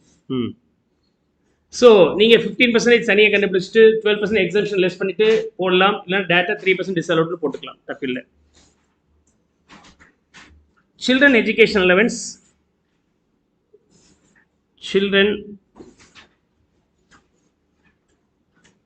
Education allowance 500 per month for 2 children. 2 குழந்தைங்களுக்கு 500 ரூபாய். எவ்வளோ வரைக்கும் கிளைம் பண்ணிக்கலாம்? 100 ஒரு குழந்தைக்கு 2 குழந்தைக்கு 200 ரூபாய் கிளைம் பண்ணிக்கலாம். per month அப்ப into 12 months 300 into 12 3600.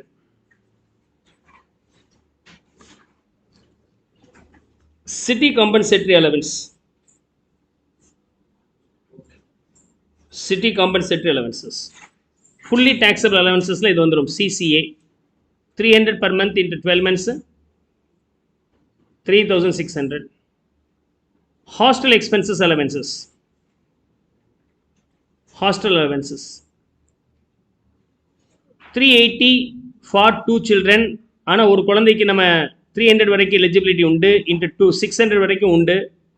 எப்பொழுதுமே டிடக்ஷன்ஸ் போக நெகட்டிவ் வேல்யூ வந்து அதை ஒமிட் பண்ணிடணும். That should always be negative. அப்படின்னாலே ஜீரோ தான். நீங்கள் பட்டு நெகட்டிவ் போட்டு இன்கம் ரெடியூஸ் பண்ணிடக்கூடாது.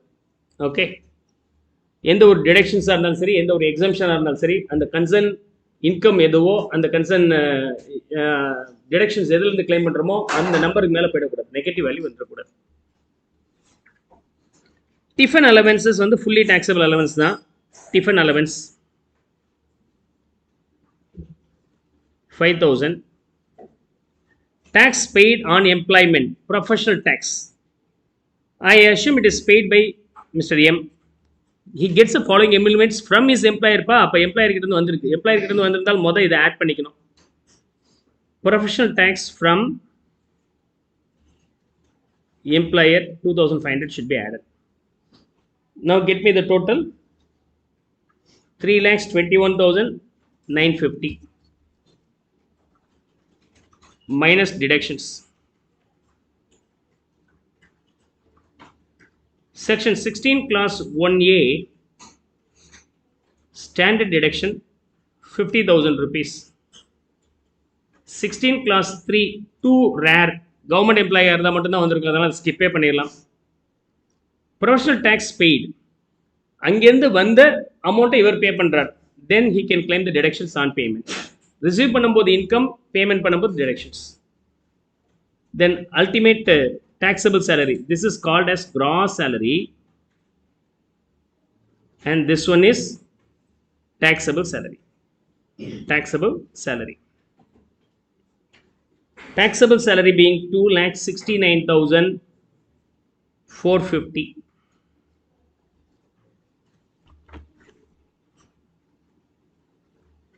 In case default tax regime போனார்னா, default tax regime, basic salary taxable, transport allowance taxable, rent free, recognized provident fund, recognized RPF. As usual, the same provision applicable here also. Education allowance fully taxable. 500 into 12, 6,000 is taxable. Hostel allowance fully taxable. 380 into 12, 4,560. Fully taxable. CCA fully taxable. Tiffin allowance fully taxable. Any other allowances or perquisites received from employer, say professional tax from employer received, also be taxable. And deductions 50 க்கு பதிலா 75,000 section 16 class 1A, but he cannot claim the deductions for the professional tax paid. அப்போ இதெல்லாம் add பண்ணிங்கன்னா the value being 3,28,910. From there standard deduction for 115 BAC default tax regime higher deduction is available rather than 50. 75 நீங்கள் claim பண்ணிக்கலாம். So then this value being 2,53,910. Clear? So with that we have completed deductions completely.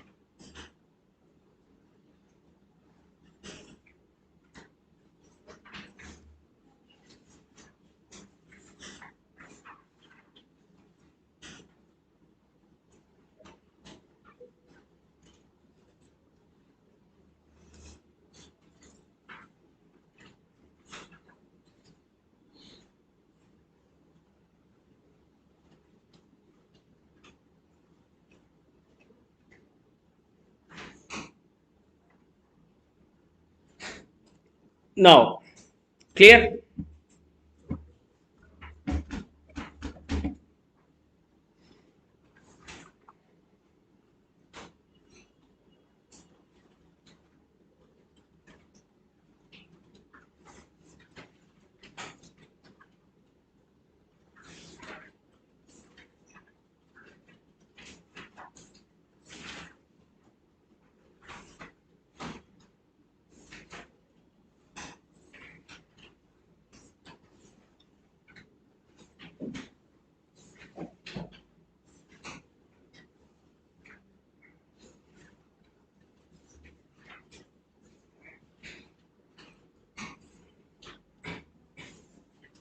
Make it faster.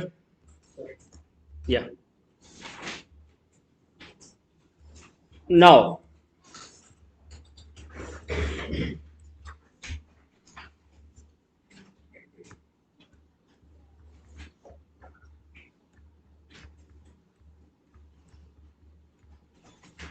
salaries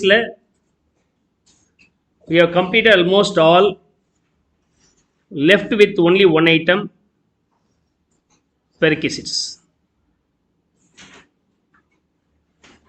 அப்போ அதையும் add பண்ணிட்டீங்கன்னா cross salary கிடைக்கும். அதுலேருந்து இது 3 less பண்ணிட்டீங்கன்னா net salary. So அதோட உங்களுக்கு இந்த ஹெட் ஓவர் ஆயிடும். இப்போ salary for the different purposes. Okay.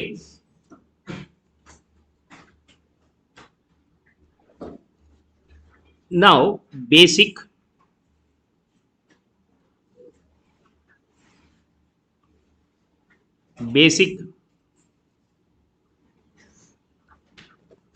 DA, forming part of salary, not forming part of salary. Fixed percentage of commission, not fixed commission. And allowances,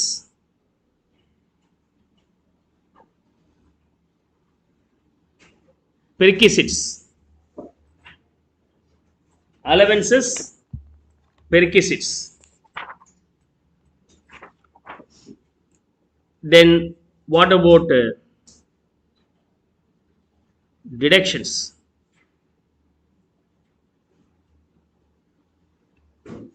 Okay. In case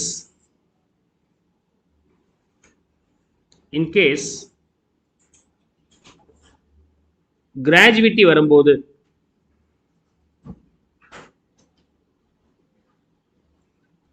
okay, in case gratuity,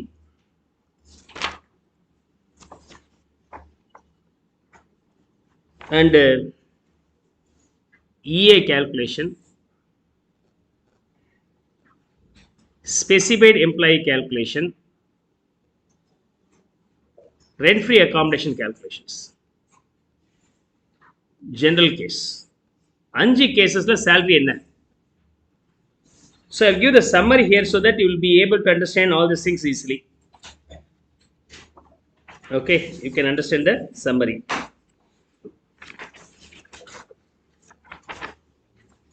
Now,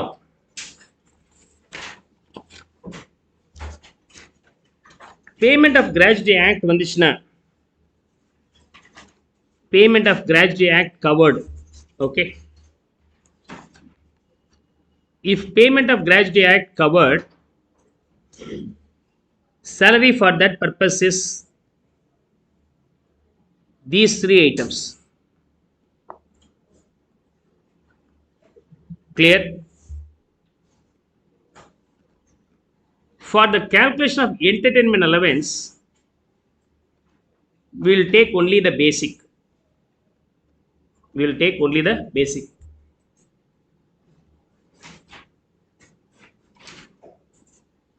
இப்போ நம்ம பெர்கிசிட்ல பார்க்க போற chapter rent free accommodation or accommodation provided at concessional rate. இந்த கேஸ்ல சேலரினா என்ன அப்படின்னு சொன்னாக்க,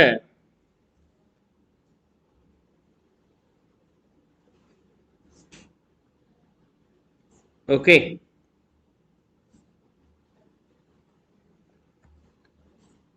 Basic DA forming part of salary, fixed percentage of commission, all the allowances, taxable allowances. இந்த 4 விஷயங்கள் சேர்ந்து வரணும்.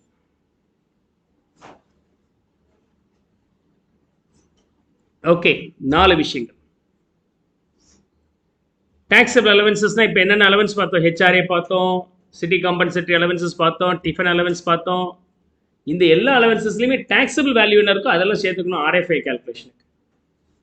அப்போ when you are asked to find out the taxable value of RFA or accommodation provided construction rate, you have to finish off all these calculations ahead. அதுக்கப்புறம் இதை நீங்கள் proceed பண்ண முடியும்.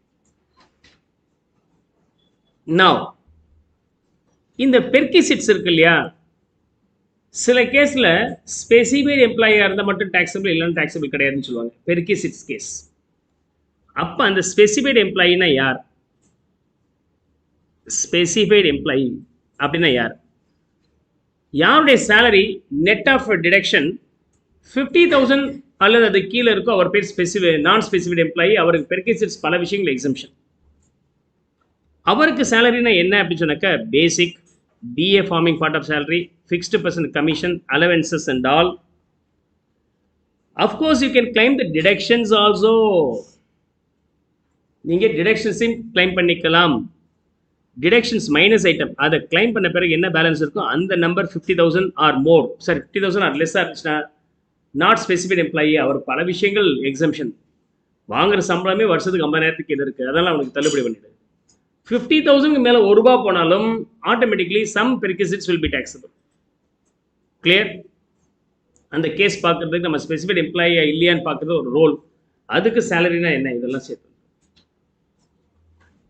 Most of the other cases rest. Salary என்ன அர்த்தம்? 3. Basic, DA forming part and fixed percentage of commission and turnover achieved by. இந்த 3 விஷயங்கள் தான். இதில் கவனிக்க வேண்டிய ஒரு இன்னொரு முக்கியமான விஷயம் என்னன்னா, okay, salary from other employer, salary from other employer, அது சார் ஆர்எஃப்ஐ கால்குலேஷனுக்கு அதையும் நீங்கள் எடுத்துக்கணும். ஸ்பெசிஃபைட் எம்ப்ளாயி கால்குலேஷன் அதையும் எடுத்துக்கணும். ஓகே, எக்ஸுங்கிற கம்பெனியில் ஒர்க் பண்ணுறார், நியாயம் அதோட சேலரி. ஒயில் பார்ட் டைமாக ஒர்க் பண்ணுறார், அந்த சேலரியும் கூட்டிக்கணும். You have to add that one also. If you are working in 2 or 3 எம்ப்ளாயர்ஸ், salary received from them also will be taken. இது ரெண்டும் ரொம்ப க்ரூஷியல். இது ரெண்டும் ஆர்எஃப்ஐ கால்குலேஷனும் ஸ்பெசிஃபிக் எம்ப்ளாயி கேஸும் ரொம்ப ரொம்ப குரூஷியல். இப்போ இது ரெண்டு தான் நம்ம பார்க்க போகிறோம், மிச்சம் எல்லாமே பார்த்துட்டோம். இதுவே ரிட்ரென்ச்மெண்ட் காம்பன்சேஷன் வரும்போது அதுக்கு இண்டஸ்ட்ரியல் டிஸ்பியூட் ஆக்டை நம்ம ஃபாலோ பண்ணுறதுனால இதை நம்ம பார்க்க வேண்டிய அவசியம் இல்லை. இதில் உள்ளது அங்கே பொருந்தாது. மொத்தம் 5 types will be there. Okay, payment of gratuity act வரும்போது சேலரின்னு சொன்னால் பேசிக், டிஏல forming part, non forming part ரெண்டுமே எடுத்துக்கணும். என்டர்டைன்மெண்ட் அலவன்ஸ் வரும்போது பேசிக் மட்டும் எடுத்துக்கணும். And rent free accommodation and specific எம்ப்ளாயியா இல்லையான்னு கால்குலேட் பண்ணுறதுக்கு ப்ரொவிஷன்ஸே டோட்டலாக டிஃப்ரெண்ட். மிச்ச பல இடத்துல சேலரின்னு சொன்னால் 3 விஷயங்கள். 3, பேசிக், DA forming part of salary and fixed percentage of commission. It's not fixed commission, fixed percentage of commission. இந்த RFA and specific employee calculation இருக்கு இல்லையா, இந்த 2 கேஸ் ஸ்பெஷல்னு சொன்னோம் இல்லையா, எல்லாமே சேரும். எக்ஸெப்ட் என்னது, non forming part of salary and perquisites. இது 2 தவிர எல்லாம் சேர்ந்துடும், எல்லாம் சேர்த்துடணும். டிடக்ஷன்ஸ் பண்ண வேண்டாம் ஆர்எஃப்ஐக்கு. டிடக்ஷன்ஸ் பண்ண பிறகு என்ன வேல்யூ இருக்கோ அது ஸ்பெசிஃபிக் எம்ப்ளாய்க்கு நம்ம எடுத்துக்கிறோம் சேலரி அப்படின்னு சொல்லிட்டு. ஸோ இப்போ நம்ம பார்க்க போகிறது இந்த கேல்குலேஷன் பேஸ் பண்ணி பார்த்துட்டு will now calculate what is a taxable value of the rent free accommodation. அதுக்கு இது தேவைப்படுது. ரெண்ட் ஃப்ரீ அகாமடேஷன் முடிஞ்சோன்னா நம்ம ஸ்பெசிஃபிக் எம்ப்ளாய் பார்க்குறோம். அப்போ சேலரினா என்ன அதையும் நம்ம பார்க்கணும். இதை பார்த்துட்டோம்னா salary for the different purposes will be getting over. Also given here as your table மாதிரி கொடுத்துருக்குறேன். You can see this comfortably. Retirement benefit மட்டும் சேர்க்க மாட்டோம்ப்பா. சேலரி ஃபார் டிஃப்ரெண்ட் பர்பஸ் எப்போதுமே contribution to retirement benefit lump sum அமௌண்ட்லாம் வருதுல்ல, அது சேலரியில் எப்போதுமே சேர்க்கக்கூடாது. அது சேர்த்தா எங்கேயோ போய் நிற்கும். கிராஜுவேட்டின்னு வச்சுக்கிட்டிங்கன்னா எக்கச்சக்கமாக ஆகிடும். அதெல்லாம் சேர்த்தா செட் ஆகாது. அதனால் அது மட்டும் சேர்க்க வேண்டிய அவசியம் இல்லை. Gratuity where payment of gratuity act covered basic forming part and non forming part 3 விஷயங்கள் சேரும். And other cases except retrenchment காம்பன்சேஷனில் 3 விஷயங்கள். எந்த 3 விஷயங்கள்? Basic, DA forming part and fixed percentage of commission. இதை தான் நான் எங்கே பல இடத்துல நான் 3ன்னு சொல்லுவேன், பல இடத்துல இதுதான். அண்ட் என்டர்டெயின்மெண்ட் அலவன்சஸில் பேசிக் மட்டும்தான் எடுத்துக்கணும், அதையும் நம்ம பார்த்துட்டோம். ஓகே, இப்போ நம்ம பார்க்க வேண்டியது 2 தான் பெண்டிங் இருக்குது. அதில் ஆர்எஃப்இ கேல்குலேஷனில் சேலரின்னு என்ன அர்த்தம்னா basic, DA forming part of salary, fixed percentage of commission and all the taxable cash benefits and allowances. எந்த பேரில் வந்தாலும் பணமாக வந்துச்சுன்னா அதெல்லாம் நீங்கள் சேர்த்து ஆகணும். ஆனால் பெர்கிசிட்ஸ் சேர்க்க வேண்டிய அவசியம் இல்லை. பெர்கிசிட்ஸ் எங்கேயும் சேராது. பெர்கிசிட்ஸ் will not be includable anywhere. This will not be includable anywhere. எதுக்குமே சேர்க்க மாட்டீங்க. Is that okay? Then salary from another employer, அதையும் நீங்க சேர்த்தாகணும் here. ஆனா ஸ்பெசிஃபிக் எம்ப்ளாயில டிடக்ஷன்ஸை நீங்க செப்பரேட் பண்ணிக்கலாம். ஸ்பெசிஃபிக் எம்ப்ளாயி கேல்குலேஷனில் salary calculate பண்ணும்போது you have to consider the deduction is also be eliminated. Okay, clear? This is the logic. Perquisites தவிர அப்படின்னா நான் இது ஸ்பெசிஃபிக் எம்ப்ளாயி கூட நீங்கள் மனப்பாடம் பண்ண வேண்டாம். நார்மல் கால்குலேஷன் பெர்கிசிட்ஸ் தவிர, அவ்வளோதான்ப்பா. பெர்கிசிட்ஸை தவிர நம்ம கிராஸ் சேலரி எப்படி கண்டுபிடிக்கிறோம், நெட் சேலரி, அதே மாதிரி கால்குலேட் பண்ணிட்டா முடிஞ்சு போச்சு. இது வந்து specific employee case. Is that clear? Now I have just briefed the salary for different purpose case as a table so that you can easily by heart this. Let's go for the perquisites.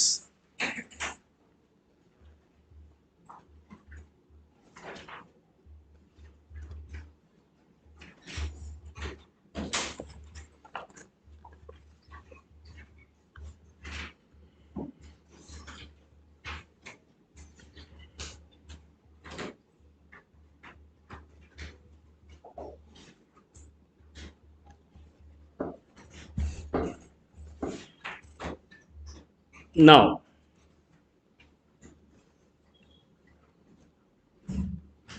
perquisites set.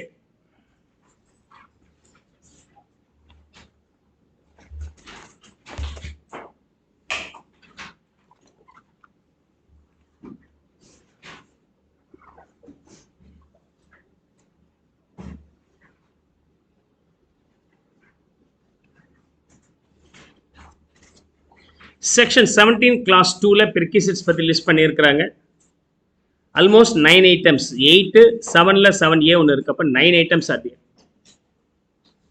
9th item fringe benefits. அதில் ஒரு 8லேருந்து 10 item இருக்கும். Okay, ஒவ்வொன்றும் ஒவ்வொரு சின்ன சின்ன point மாதிரி தான். So பெரிய கேல்குலேஷன்ஸ் அதில் வர போகிறதில்ல. இப்போ இதில் ரொம்ப பெரிய கேல்குலேஷன்ஸ் உள்ள 2 கண்டென்ட். ஒன்று rent free accommodation and accommodation provided at concessional rate. 2 ஒன்று தான். இந்த பெர்கிசிட்ஸ்லாம் மைண்டில் வச்சுக்க வேண்டியது என்னென்னா, ஒரு நான் கேஷ் பெனிஃபிட்ஸ் உங்களுக்கு ஆஃபர் பண்ணியிருக்கிறாங்க, அதுக்கு என்ன ஒர்த் இருக்குங்கிறத கேல்குலேட் பண்ணுறது தான் நம்முடைய வேலை. ஃப்ரீ குவார்ட்டர்ஸ் கொடுத்துருக்காங்க, அதுக்கு என்ன வேல்யூவாக இருக்க முடியும்னு கேல்குலேட் பண்ணி அது உங்கள் சேலரியில் எடுத்துக்கிறீங்க. அப்படி எடுத்துக்கிட்ட அமௌண்ட்லேருந்து எதை நீங்கள் செப்பரேட் பண்ணிக்கணும்னா, ஏதாவது அமௌண்ட் எம்ப்ளாயிட்டேருந்து எம்ப்ளாயி ட்ரான்ஸ்ஃபர் ஆச்சு செப்பரேட் பண்ணிடணும். உங்களுக்கு நான் ஃப்ரீயாக கொடுக்க மாட்டேன் சார், 10,000 ரூபா ப்ராப்பர்ட்டி 2,000 ரெண்ட் கொடு அப்படின்னு சொன்னால் அதுக்கு என்ன வேல்யூன்னு கேல்குலேட் பண்ணிட்டு அந்த 2,000 செப்பரேட் பண்ணிக்கலாம். இது எல்லா இடத்துக்கும் பொருந்தும். Facilities given not in the form of cash is called perquisites. What are the facilities given and you have to find out the worth for that. From there any amount recovered is deductible. Detect பண்ண negative answer வரக்கூடாது. Negative answer வந்து 0 ஆக்கிடுங்க. இது வந்து general rule. Okay, அதனால் point 1 and point 2 ரெண்டுமே ஒரே point தான். பாயிண்ட் 1 வந்து குவார்ட்டர்ஸ் கொடுத்துட்டேன் ஃப்ரீயாக. பாயிண்ட் 2 குவார்ட்டர்ஸ் ஃப்ரீயாக கொடுக்கல, ஒரு நாமினல் அமௌண்ட் சார்ஜ் பண்ணியிருக்கிறேன். அப்போ ஃபஸ்ட்டு என்ன பண்ணியிருக்கிறீங்களோ அதுலேருந்து செகண்ட் பாயிண்ட்டு நீங்கள் ஒரு சப்ராக்ட் பண்ணிட்டீங்கன்னா வேலை முடிஞ்சுது. இதுதான் ரெண்ட் ஃப்ரீ அகாமடேஷன்ஸோடைய ப்ரொவிஷன்ஸ். இந்த ஃப்ரிஞ்ச் பெனிஃபிட்ஸ்னால் என்ன அப்படின்னு சொன்னாக்கா, ஃப்ரிஞ்ச் பெனிஃபிட், ஓகே, பேரே வித்தியாசமாக இருக்கு இல்லையா, கிரிஞ்சு மாதிரி இருக்கும். கண்டென்ட் நடத்தும்போது அப்படி தான் இருக்கும், பரவாயில்ல. ஸோ ஃப்ரிஞ்ச் பெனிஃபிட்டில் என்ன வரும் அப்படின்னு சொன்னாக்கா, ஃப்ரீயாக ஹவுஸ் ப்ராப்பர்ட்டி கொடுத்ததும் இல்லாமல் ஃபர்னிச்சர்ஸ் கொடுக்குறாங்க, டிவி கொடுக்குறாங்க, வாஷிங் மிஷின் கொடுக்குறாங்க, கிச்சன் வேர்ஸ் எல்லாம் கொடுக்குறாங்க. கொடுக்கலாமா? கொடுப்பாங்க, எல்லாமே கொடுக்கலாம். ஓகே, அந்த மாதிரி கம்பெனியை பார்த்து வேலைக்கு போங்க, சரி தானே? ஸோ அப்படி ஃபர்னிச்சர்ஸ்லாம் கொடுக்குறாங்க இல்லையா, அதுக்கு என்ன வேல்யூ எடுக்கணும்னா all the furnitures will be considered at 10% value of the original cost. Original cost என்னவோ அதில் 10%. ஓகே, இப்போ என்னுடைய அங்கிள் வீட்டுக்கு போயிருந்தேன். I was in Karnataka power corporation. போனால் இந்த சேர்ஸ் ஃபர்னிச்சர்ஸ்லாம் பந்தாவாக இருந்துச்சு. கேட்டேன், இதுக்கெல்லாம் எவ்வளோ டேக்ஸ் போடுவாங்க அப்படின்னா, எவ்வளோ இன்கம் போடுவாங்க. என்ன இதுக்கு ஒரு 10 ரூபா போடுவாங்க, இது 20 ரூபா போடுவாங்க. அந்த ஃபர்னிச்சர்லாம் தேக்கில் ஒரு 40-50 வருஷத்துக்கு முன்னாடி கட்டினது பண்ணது, அப்படி பந்தாவாக இருக்குது. ஒரிஜினல் காஸ்ட் வேல்யூ என்ன இருக்கோ அதில் 10%. நீங்கள் ஃபர்னிச்சர் அதெல்லாம் வாங்க முடியாது. அந்த காலத்தில் 40-50 வருஷத்துக்கு முன்னாடி கட்டின ப்ராப்பர்ட்டி அப்போ வாங்கி போட்ட ஃபர்னிச்சர்ஸ். அன்றைக்கி அதோடைய புக் வேல்யூ வந்து 10,000 ரூபாய் இருந்திருக்கும். மொத்தம் எல்லாமே சேர்த்து 10% 1000 ரூபாய் தான் வேல்யூம்பா ஒரு வருஷத்துக்கே. புக் வேல்யூவில் என்ன ஒரிஜினல் வேல்யூ இருக்கோ அதில் 10% will be considered as the Perquisites value. So fringe பெனிஃபிட்ஸில் பல ஐட்டங்கள் இருக்குது. Interest free loan offered by the employer, free coffee tiffin during the break offered, or lunch dinner or supper whatever it may be offered during the working hours, and free car provided. Okay, free education facilities offered to the employees kids employees. அதே மாதிரி pickup and drop at free of cost. இதெல்லாமே ஃப்ரிட்ஜில் வரும். ஒவ்வொரு லிஸ்ட்டாக நம்ம பார்த்துட்டு வர போகிறோம். அதில் ஃபர்னிச்சர்ஸ் இருந்தால்,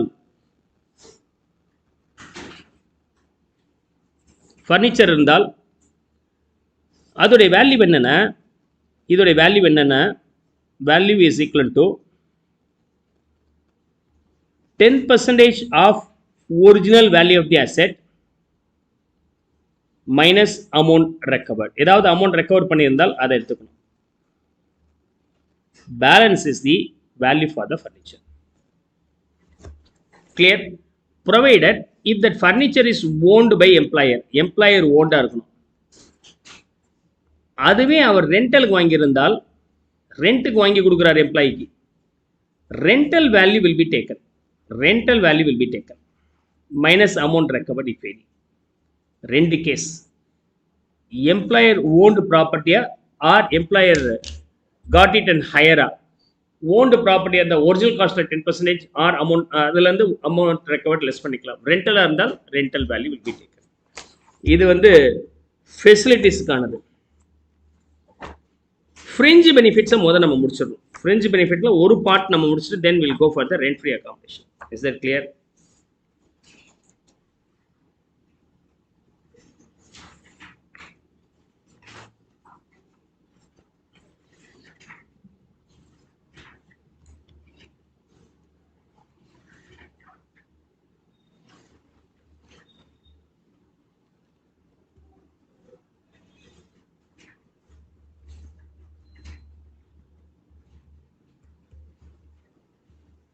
Now,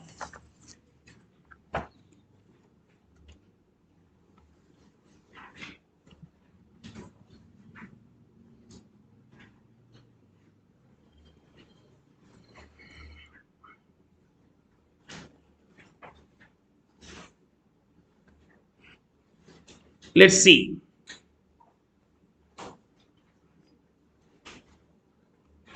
Use of movable assets except computer and laptop. Computer and laptop வந்து அஃபிஷியல் சொல்லிடுவாங்க. அதனால அந்த பெர்க்விசிட்ஸ் வேல்யூவில் வராது. that will not fall under perquisites value. Is that okay? அப்போ எம்ப்ளாயர் ஓன்டு ப்ராப்பர்ட்டியை யூஸ் பண்ண கொடுத்துருந்தா 10% per annum of the actual cost will be taxable value. அவரே வாடகை வாங்கியிருந்தால் rent is taxable value. Less amount recovered if any. Okay, perquisitesல 8th blockல fringe benefitsல one of them. Okay,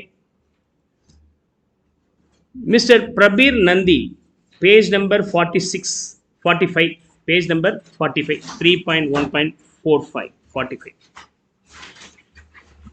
Okay, Mr. Prabir Nandi is a manager in H Limited. He gets salary rupees 30,000 per month. He is also allowed to use computer, video camera, television of the company. Okay, H Limited has also purchased computer for rupees 1 lakh, video camera 30,000. they written down value கொடுத்துருக்காங்க. Return down value அப்படிங்கிறது confuse பண்ணுறது கொடுத்துருக்கிறது நமக்கு தேவையில்லை. ஏற்கனவே சொன்ன மாதிரி actual cost என்ன இருக்கோ அதில் தான் நம்ம கேல்குலேட் பண்ண போகிறோம். Television set has been taken and leased. TV வந்து லீஸ்ட். என்னென்ன கொடுத்துருக்குறாங்க? கம்ப்யூட்டர் கொடுத்துருக்குறாங்க, வீடியோ கேமரா கொடுத்துருக்குறாங்க, வீடியோ கேமரா, டிவி கொடுத்துருக்குறாங்க, computer is exempt. Video camera original வேல்யூவில் 10% எடுத்துக்கணும், not the written down value. 30,000 rupees அதுக்கு 10%. எத்தனை மாதம் யூஸ் பண்ணாரோ அத்தனை மாதத்துக்கு தான் எடுத்துக்கணும். டிவி ரெண்டல், ரெண்டல் வந்துச்சுன்னா ரெண்டல் வேல்யூ நம்ம எடுத்துக்கணும். Rental value being 100 per month.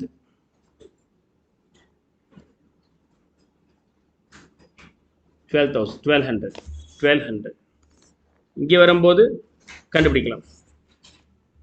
And the employer recovers 500 per month. இது exempted. வீடியோ வரும்போது 30,000 10% போட்டிங்கன்னா எவ்வளோ வருது? 3,000. TV 1,200. total value being 4,200. employer recovers 500 minus amount recovered. amount recovered 500 per month. அப்போ 12 monthsக்கு எவ்வளோ வருதுங்க? 6,000. இருந்தாலும் restricted to 4,200 only. is that okay? rental இருந்தால் rental value, employer owned இருந்தால் actual cost 10%. கம்ப்யூட்டர் லேப்டாப் கிடையாது, கம்ப்யூட்டர் லேப்டாப்பு கிடையாது. இது வந்து fringe benefits. this will fall under fringe benefits, right?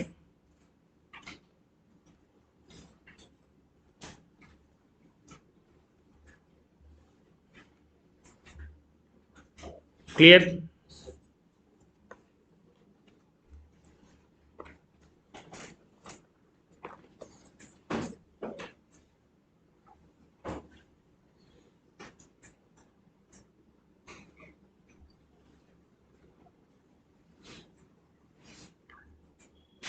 now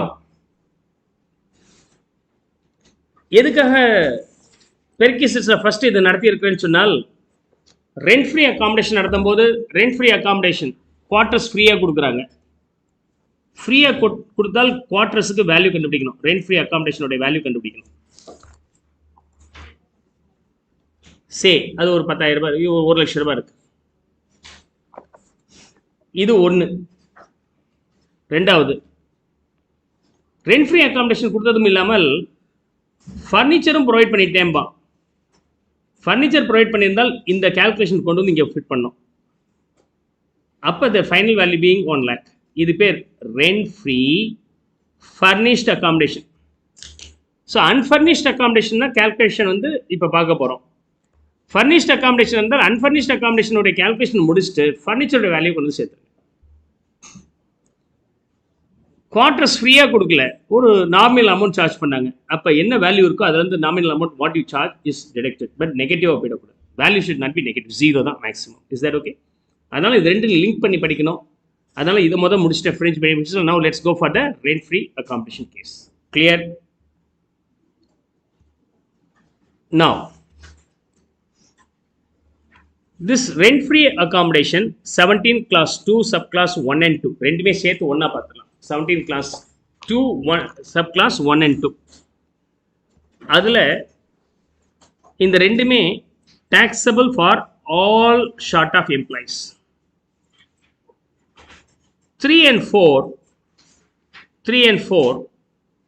ஒரே ஐட்டம் தான், like car or free gas, water, electricity employer provide பண்றார். ஃப்ரீயா வீட்டுக்கு கார்டனர், வாட்ச்மேன்லாம் ப்ரொவைட் பண்றார்.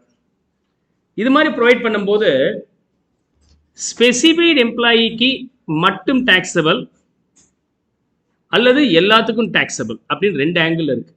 அப்போ you have to understand who is called specified employee. Okay, we have to learn that separately. அந்த specified employees கேஸில் நமக்கு என்ன வருது? 50,000 அப்படிங்கிற லிமிட் இருக்குது. அதில் என்னென்ன சேலரிங்கிறது நம்ம பார்த்தோம். ஸோ இது கொஞ்சம் நம்ம டீட்டெயிலாக பார்க்கணும். ப்ரீமியம் கேஸ் வரும்போது லைஃப் அஷூரன்ஸ் ஃபண்டு இதெல்லாம் ஸ்பீடாக முடிஞ்சிடும். இதுக்கப்புறம் டைம் கன்சியூம் ஆகுறது superannuation fund as well as interest calculation. இது கொஞ்சம் டைம் எடுக்கும். ஃப்ரிஞ்ச் பெனிஃபிட் பல ஒரு 8-9 ஐட்டம் இருக்கும். இருந்தாலும் இப்போ நம்ம பார்த்த மாதிரி டக்குன்னு முடிஞ்சிடும். ஃபர்னிச்சர் பார்த்தோம் இல்லையா, ஒரு 2 நிமிஷம் தான் மேக்ஸிமம். அதுக்கப்புறம் நீங்கள் போய் ரெஃபர் கூட பண்ண வேண்டாம், ஐடியா இருந்தால் போதும். ப்ரொவிஷன்ஸை பை ஹார்ட் பண்ணுங்கள். திரும்ப திரும்ப எது மறந்துடும் உங்களுக்கு, ஒரிஜினல் வேல்யூவில் 10%, WDவில் 10%, இந்த மாதிரிலாம் கன்ஃபியூஷன்ஸ் வரும். அதான் அது திரும்ப பார்த்தா போதும். கேல்குலேஷன் பார்ட் ஒன்றுமே கிடையாது. டேக்ஸில் பொறுத்த வரைக்கும் calculation just like that you can finish up if you are strong with the provisions. இந்த ப்ரொவிஷன் ஸ்ட்ராங் ஆகணும்னா ரிப்பீட்டேஷன்ஸ் ஒன்று தான் வலி, வேறு ஒன்றும் கிடையாது. ரைட். ஸோ அப்போ நம்ம ஃபஸ்ட்டு அண்ட் செகண்ட் 2 கேசஸ்லுமே it is taxable for all kinds of employees, specified unspecified whoever it maybe it is taxable. அதனால் இதை முடிச்சிடலாம். 3rd 4th போகும்போது நம்ம ஸ்பெசிஃபைட் எம்ப்ளாயின்னா யார் தெரிஞ்சுட்டு தான் போக முடியும். ஸோ இதோட நம்ம ஃப்ரிஞ்ச் பெனிஃபிட்ஸில் ஃபர்னிச்சர்ஸ் மட்டும் பார்த்து முடிச்சிட்டோம். Furniture includes TV, washing machine and all. Right. Now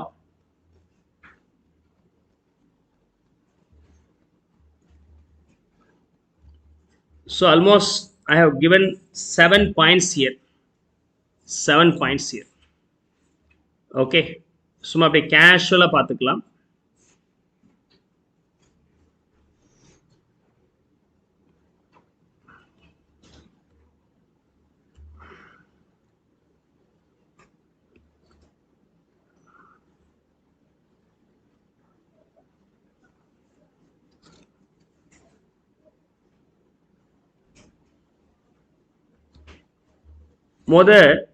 We'll try to finish up 3 points.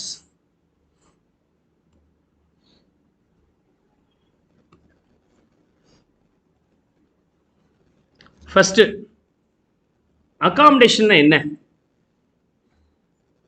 17 class 2 subclass 1 and 2 rent free accommodation, accommodation concession rent ரெண்டுமே நம்ம பார்க்க போறோம். இதுல accommodation என்ன sir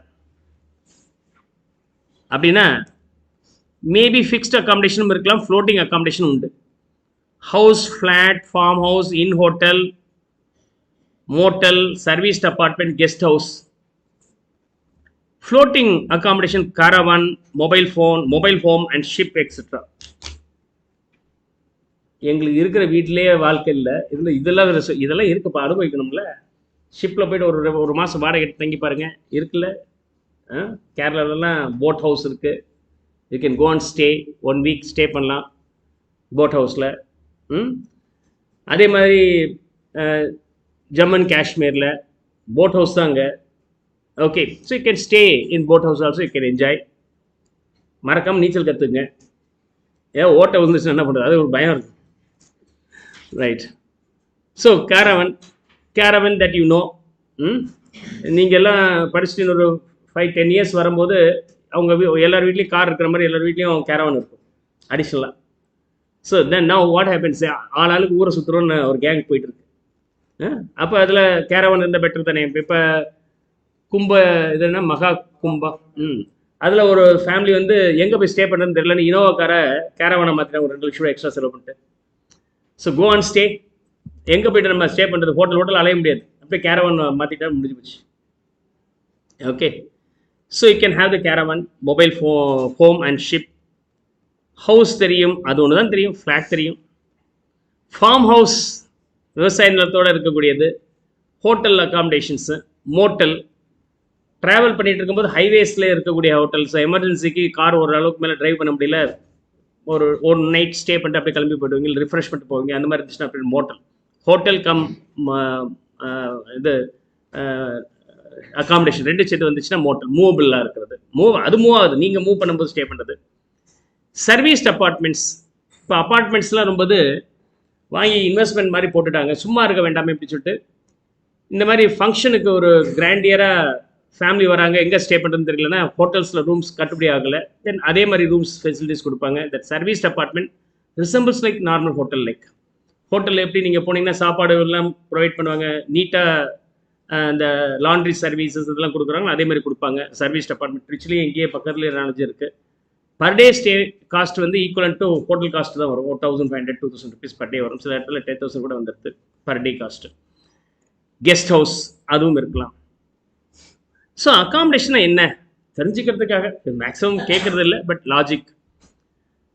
high court and supreme court judges, union minister, leader of opposition party, officials of parliament, இவங்களுக்கு எல்லாமே not taxable, provided only if shifting out of the default tax regime. 115 பிஎஸ்சிலேருந்து வந்திருந்தா மட்டும்தான் இது உண்டு, இல்லைன்னா கிடையாது. Is that okay? First provisions நம்ம இது வரைக்கும் பார்த்தது தியரி. இப்போ தான் டேக்ஸ் கேல்குலேஷன் பார்ட் பார்க்குறோம். General case rent free accommodation வரும்போது ரெண்டு பார்ட்டை பிரிக்கலாம். Okay, government employee, non-government employee. Government employee இருந்தால் quarters or any flats given, அதுக்கு லைசன்ஸ் ஃபீன்னு சொல்லுவாங்க. அந்த license fees is taxable value. Okay, ஒரு 10,000 ரூபாய் இருக்கும், பட் லைசன்ஸ் ஃபீஸ்னு ஒரு 6,000 ரூபாய் இல்லை 3,000 ரூபாய் ஃபிக்ஸ் பண்ணியிருந்தாங்கன்னா that 3,000 will be the taxable perquisites value. அதுலேருந்து minus amount recovered can be subtracted. இதுவே நான் கவர்மெண்ட் எம்ப்ளாயியாக இருந்தால் ஓகே, ரெண்டு பார்ட்டாக பிரிங்க. எம்ப்ளாயர் ஓன்டா, எம்ப்ளாயர் வந்து வாடகை எடுத்ததா, ஹயர்டா. ஓன்டா இருந்துச்சுன்னா எந்த லொக்காலிட்டியில் அந்த ப்ராப்பர்ட்டி ப்ரொவைட் பண்ணாங்கன்னு பாருங்கள். அந்த இடத்துல பாப்புலேஷன் வந்து 40 lakhsக்கு மேலே இருக்கா. 2011 எடுக்கப்பட்ட சென்சஸ், 2011 எடுக்கப்பட்ட சென்சஸ் 40 லட்சத்துக்கு மேலே இருந்துச்சுன்னா 10% of salary will be taken. அதுவே பாப்புலேஷன் இஸ் எனிவேர் பிட்வீன் 15 lakhsலேருந்து 40 lakhsக்குள்ளார இருந்தால் 7.5% of salary will be taken. And less than 15 lakhs அந்த சிட்டியில் பாப்புலேஷன் இருந்துச்சுன்னா 5% of salary will be taken. Is that okay? Whatever the calculation you do here, from there any amount recovered is subtracted. Any amount recovered will be subtracted. Is that clear? So rent free accommodation நல்லா கவனிங்க. Government நான் government ரெண்டாக பிரிக்கிறீங்க. Government வரும்போது நமக்கு என்ன இருக்குது? License fee may be fixed, that license fee is always taxable. In case of non government, எம்ப்ளாயருடைய owned self owned ப்ராப்பர்ட்டியா இல்லை அவர் வாடகை வாங்கி கொடுத்துருக்கிறாரா, ஓன்டாக இருந்துச்சுன்னா எந்த சிட்டியில் கொடுக்குறாங்க, அந்த சிட்டியில் 2011 சென்சஸ் படி என்ன பாப்புலேஷன் இருந்துச்சு. 2011 பாப்புலேஷன் 40 lakhs மேலே இருந்துச்சுன்னா 10% of salary, or if the range is anywhere between 15 to 40 lakhsக்குள்ளே இருந்துச்சுன்னா 7.5%, 15 lakhs கீழே இருந்துச்சுன்னா 5% of salary will be taken. And in case of higher இருந்துச்சுன்னா whichever is lower of two, number 1 10% of salary, and number 2 higher rental charges. Okay, rental. இந்த ரெண்டுல whichever is lower will be taken. எந்த value calculate பண்ணாலும் சரி, government employee அந்த lease hold, நான் government but employer ஓன்டா இருந்துச்சுன்னா 10%, 7.5% R 5% மூணில் ஏதாவது ஒன்று எடுத்துக்கிறீங்க. நான் கவர்மெண்ட் எம்ப்ளாயி ஹையர்டாக இருந்துச்சுன்னா அவர் வாடகை எடுத்திருந்தால் 10% of salary or higher charges which ever is lower will be taken. இது கால்குலேட் பண்ணியாச்சு. இது வந்து ஏதாவது அமௌண்ட் ரெக்கவர் பண்ணியிருந்தா சப்ட்ராக்ட் பண்ணிவிடுங்க. அதுக்கு ஏதாவது ஃபர்னிச்சர் ப்ரொவைட் பண்ணியிருந்தால் ஃபர்னிச்சருடைய ஃப்ரிஞ்ச் பெனிஃபிட் வேல்யூவை இதோட ஆட் பண்ணிவிடுங்க. That's all. Is that okay? Now one more point just for theory. I have not seen any illustration on this. Accommodation provided by government to an employee serving on deputation. Deputation இருந்தால் okay, deputation இருந்தால் இந்த deputation ஏற்கனவே சொன்னேன், திருச்சியில் work பண்ணிட்டு இருக்கிறார், கும்பகோணத்துக்கு போயிட்டு ஒரு 3 மாதம் வேலை சார், அங்கே ரிசைன் பண்ணிட்டு போயிட்டார், நீங்கள் ஒரு 3 மாதம் இருந்துட்டு வாங்க அப்படின்ட்டார். ஸோ 3 மாதம் அங்கேயும் போய் வேலை செய்கிறார். இங்கேயும் அவருக்கு வீடு இருக்கும், அங்கேயும் வீடு இருக்கும். So government organisation he resides in the government quarters in Trichy. Suddenly he was shifted to Kumbakonam for a short period deputation. அங்கேயும் ஒரு குவார்ட்டர்ஸ் கொடுத்துருக்காங்க, 2 குவார்ட்டர்ஸ் கொடுத்துருக்காங்க. Okay, no issues. But deputation இருக்கும்போது அந்த இடத்துக்கு அவருக்கு ரெண்ட் வரும்போது நான் கவர்மெண்ட் எம்ப்ளாய்க்கு எப்படி கால்குலேட் பண்ணுறோமோ அது மாதிரி கால்குலேட் பண்ணிக்கலாம். Okay, provided it is applicable only if it is owned by the employer. இந்த கேஸ் வந்து ரேர் தான். ஸோ வேணா தெரிஞ்சுங்க, மற்றபடி தேவையில்லை. So 1 and 3 very often you can expect in your question. Now, note. சில எக்ஸ்ட்ரா நோட்ஸ் பார்த்துட்டு நம்ம இல்லஸ்ட்ரேஷன் சால்வ் பண்ண ஆரம்பிச்சிடலாம். Note and point number 4. Point number 4 நம்ம ஏற்கனவே பார்த்துட்டோம். salary ஃபார் ரெண்ட் ஃப்ரீ அகாமடேஷனுக்கு எல்லாமே சேரும். ஒன் ஆர் மோர் எம்ப்ளாயர் கிட்ட ஒர்க் பண்ணி சேலரி வாங்கினாலும் அதையும் நம்ம சேர்க்கணும்னு சொல்லி பார்த்தோம். Include all monetary benefits, bonus in accrual basis, DA, forming part of salary, salary from 2 or more employees எல்லாமே சேர்த்துக்கணும். ஆனால் எது சேர்க்க வேண்டாம், அட்வான்ஸ் சேலரியோ அரியர் சேலரியோ ரிட்டையர்மெண்ட் பெனிஃபிட் லம்சமாக வர்றதோ பெர்கிசைட்ஸ் இருந்தாலும் நீங்கள் சேர்க்க வேண்டிய அவசியம் இல்லை. நம்ம ஏற்கனவே ஒரு லிஸ்ட்டு பார்த்தோம், அது இங்கே சின்ன சம்மரி மாதிரி கொடுத்துருக்குறேன். Right. Now, what more other points you have to understand na? Note number 1. Note number 1 நம்ம ஏற்கனவே இதில் பார்த்துட்டோம், fringe benefitல பார்த்துட்டோம். என்னது? If in addition to the rent free accommodation, furniture provided சொன்னால் 10% of cost of furniture or higher charges is the perquisites value. Number 1. Right. And 2 and 3 case பார்க்கலாம். Second case வந்து 1/4/2024, 31st March 25, 1/1/25 அன்னைக்கு retire ஆயிட்டார். Rent free accommodations கொடுத்துருக்குறாங்க. இந்த பீரியட்ல இருந்தார், இந்த டேட்ல வந்து டேட் ஆஃப் ரிட்டையர் ஆயிட்டார். இது ஆஃப்டர் ரிட்டையர்மெண்ட். இவர் வந்து இந்த என்டையர் இயர் வந்து அந்த வீட்டை ஆக்குபை பண்ணியிருக்கார், ரிட்டையர் ஆன பிறகும் வெக்கேட் பண்ணல. ஓகே, அப்படின்னா இந்த பீரியட்ல ரெண்ட் ஃப்ரீ அகாமடேஷன் சேலரியில் டாக்ஸபிள். இந்த கேஸில் this is taxable under income from other sources. என்ன காரணம்? After the retirement, there is no relationship between these two as being the employer and employee. Employer-employee relationship இல்லை, but rent free accommodation enjoy பண்ணுறாரு. அப்போ இது சேலரியில் வராத, இப்போ எந்த ஹெட்டில் வரணும்னா ஜென்ரல் ஹெட்டான இன்கம் ஃப்ரம் அதர் சோர்ஸஸில் இது டாக்ஸபிளாக மாறிடுது. Is that clear? Hope so you could understand these two. And third point, taxable only if availed by employee, not just provided by the employer. அதாவது 1/7/2024 அவர் ஜாயின் பண்ணிட்டார் ஃபார் த ப்ரீவியஸ் இயர் 1/4/24 அன்னைக்கு, and year ends on 31st March 2025. Okay, இது வந்து date of joining.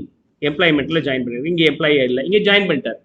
Join பண்ண உடனே rent free accommodation கொடுத்துட்டார். ஆனால் அவர் வந்து அந்த இடத்த யூஸ் பண்ணிக்கிறது 1st October 2024 பிறகு தான் யூஸ் பண்ணுறாருன்னா it is taxable only for this period. தோ ப்ராப்பர்ட்டி இஸ் கிவன், சும்மா லாக் பண்ணி வச்சிருக்கிற, அவர் போய் தங்கவே இல்லை, அனுபவிக்க இல்லைன்னா அவருக்கு அது டாக்ஸபிள் கிடையாது. It is not provision, it is what about possession. I am possessing it or not. If I possess being the employee, நான் போய் தங்கிட்டேன் அப்படின்னு சொன்னாக்க then it is taxable from that date only. So taxable only availed by employee, not just provided by employer. நான் உனக்கு வீடு கொடுத்துட்டப்பாங்க, சாவியில் இருக்கு, எப்போனாலும் போய் தங்கிக்கோ அப்படின்னு சொல்லிட்டாக்க அந்த டேட்லேருந்து கேல்குலேஷன் ஸ்டார்ட் ஆகாது. என்னைக்கு நான் போய் உள்ளார தங்குறனோ அந்த டேட்லேருந்து நம்ம ஸ்டார்ட் ஆகும். So these are the 3 points. One is furniture provision. Next one is rent-free accommodation provided after the termination of this, the income from other sources. மூணாவது வரும்போது it is taxable only when he avails, not on the date of provision. So these are the 4 points. Right. So இது தெரிஞ்சுக்கிட்டோம்னா basic over. So basic illustration நம்ம பார்க்கலாம் இன்னைக்கு.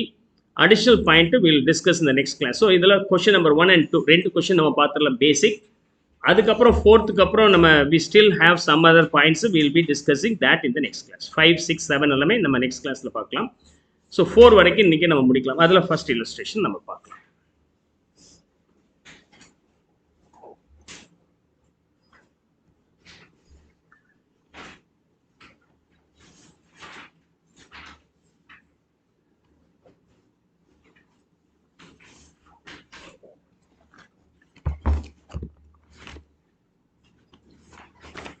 Mr. Abhilash is a central government employee.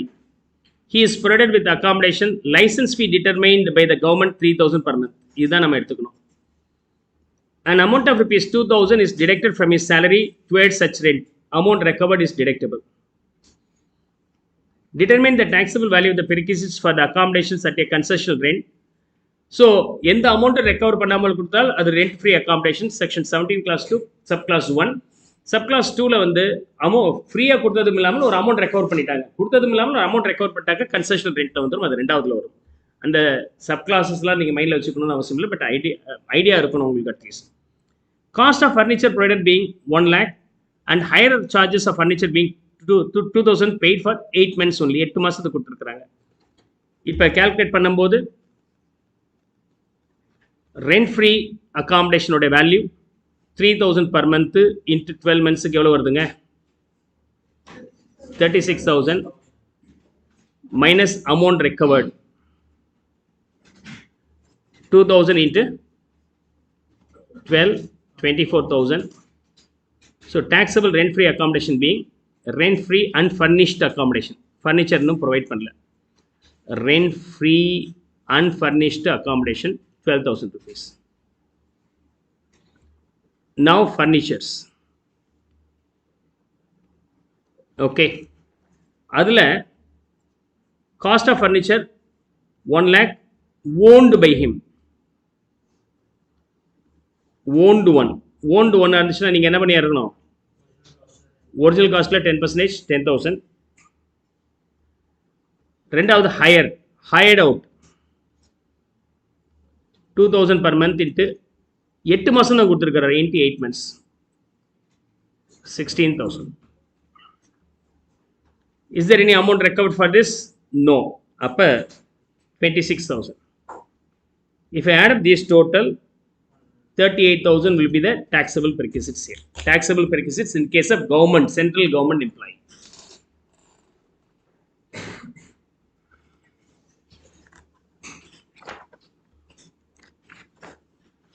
If it is clear, text me. We will move on to the last one for the non-government employee. Government employee case ரொம்ப simple. Non-government employee la different scenario பார்த்துட்டோம்னா rent free accommodation la 4 points வரைக்கும் over.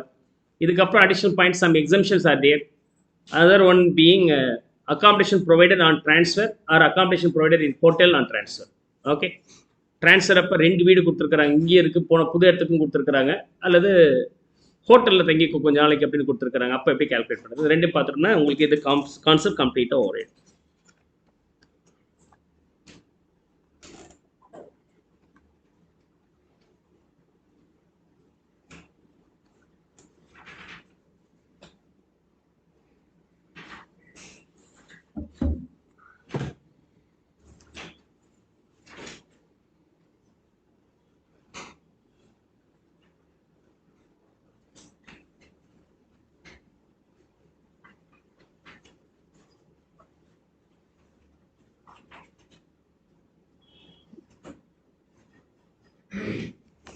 Now, next illustration.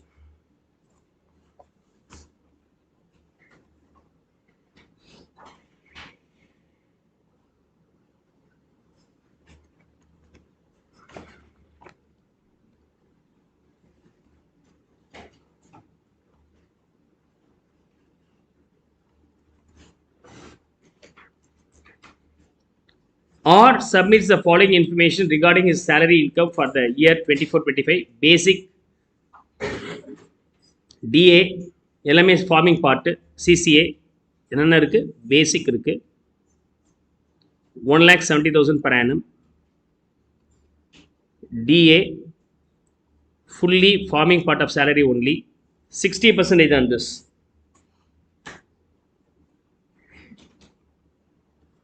$1,02,000. City compensatory allowance CCA 300 into 12 3,600. Children education allowance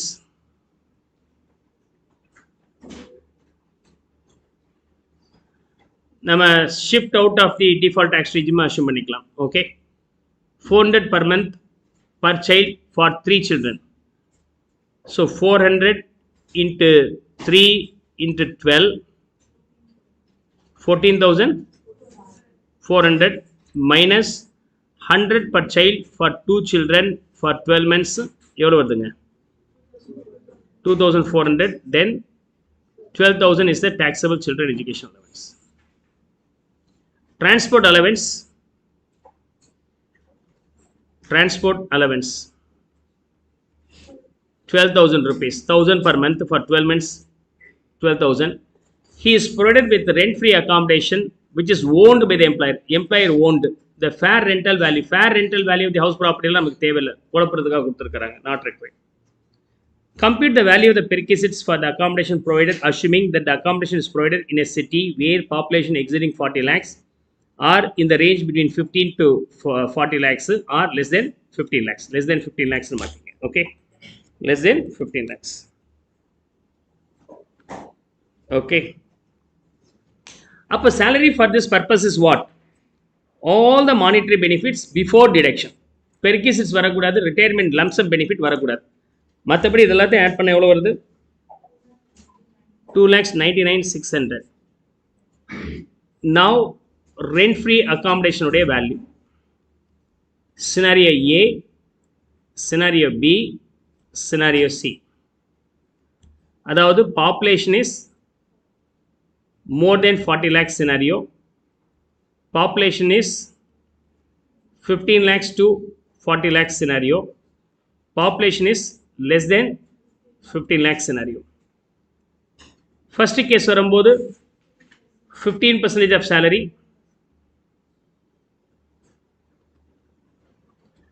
இங்கே வரும்போது sorry 10% of salary. Okay, 10% of salary, 7.5% of salary, 5% of salary. Okay, அப்போ 2,99,600க்கு 15% சரி 10% போட்டிங்கன்னா போன வருஷம் வரைக்கும் நான் 15 நடத்தி இப்போ மைண்டில் 15 தான் நிற்குது. இந்த வருஷம் மாற்றிருக்கிறாங்க, ரைட்? ஸோ அதனால் 10% will be applicable in this current year. அது மறக்கணும்னு சொல்கிறேன், மறந்து சொல்ல மாட்டேங்குது சார்.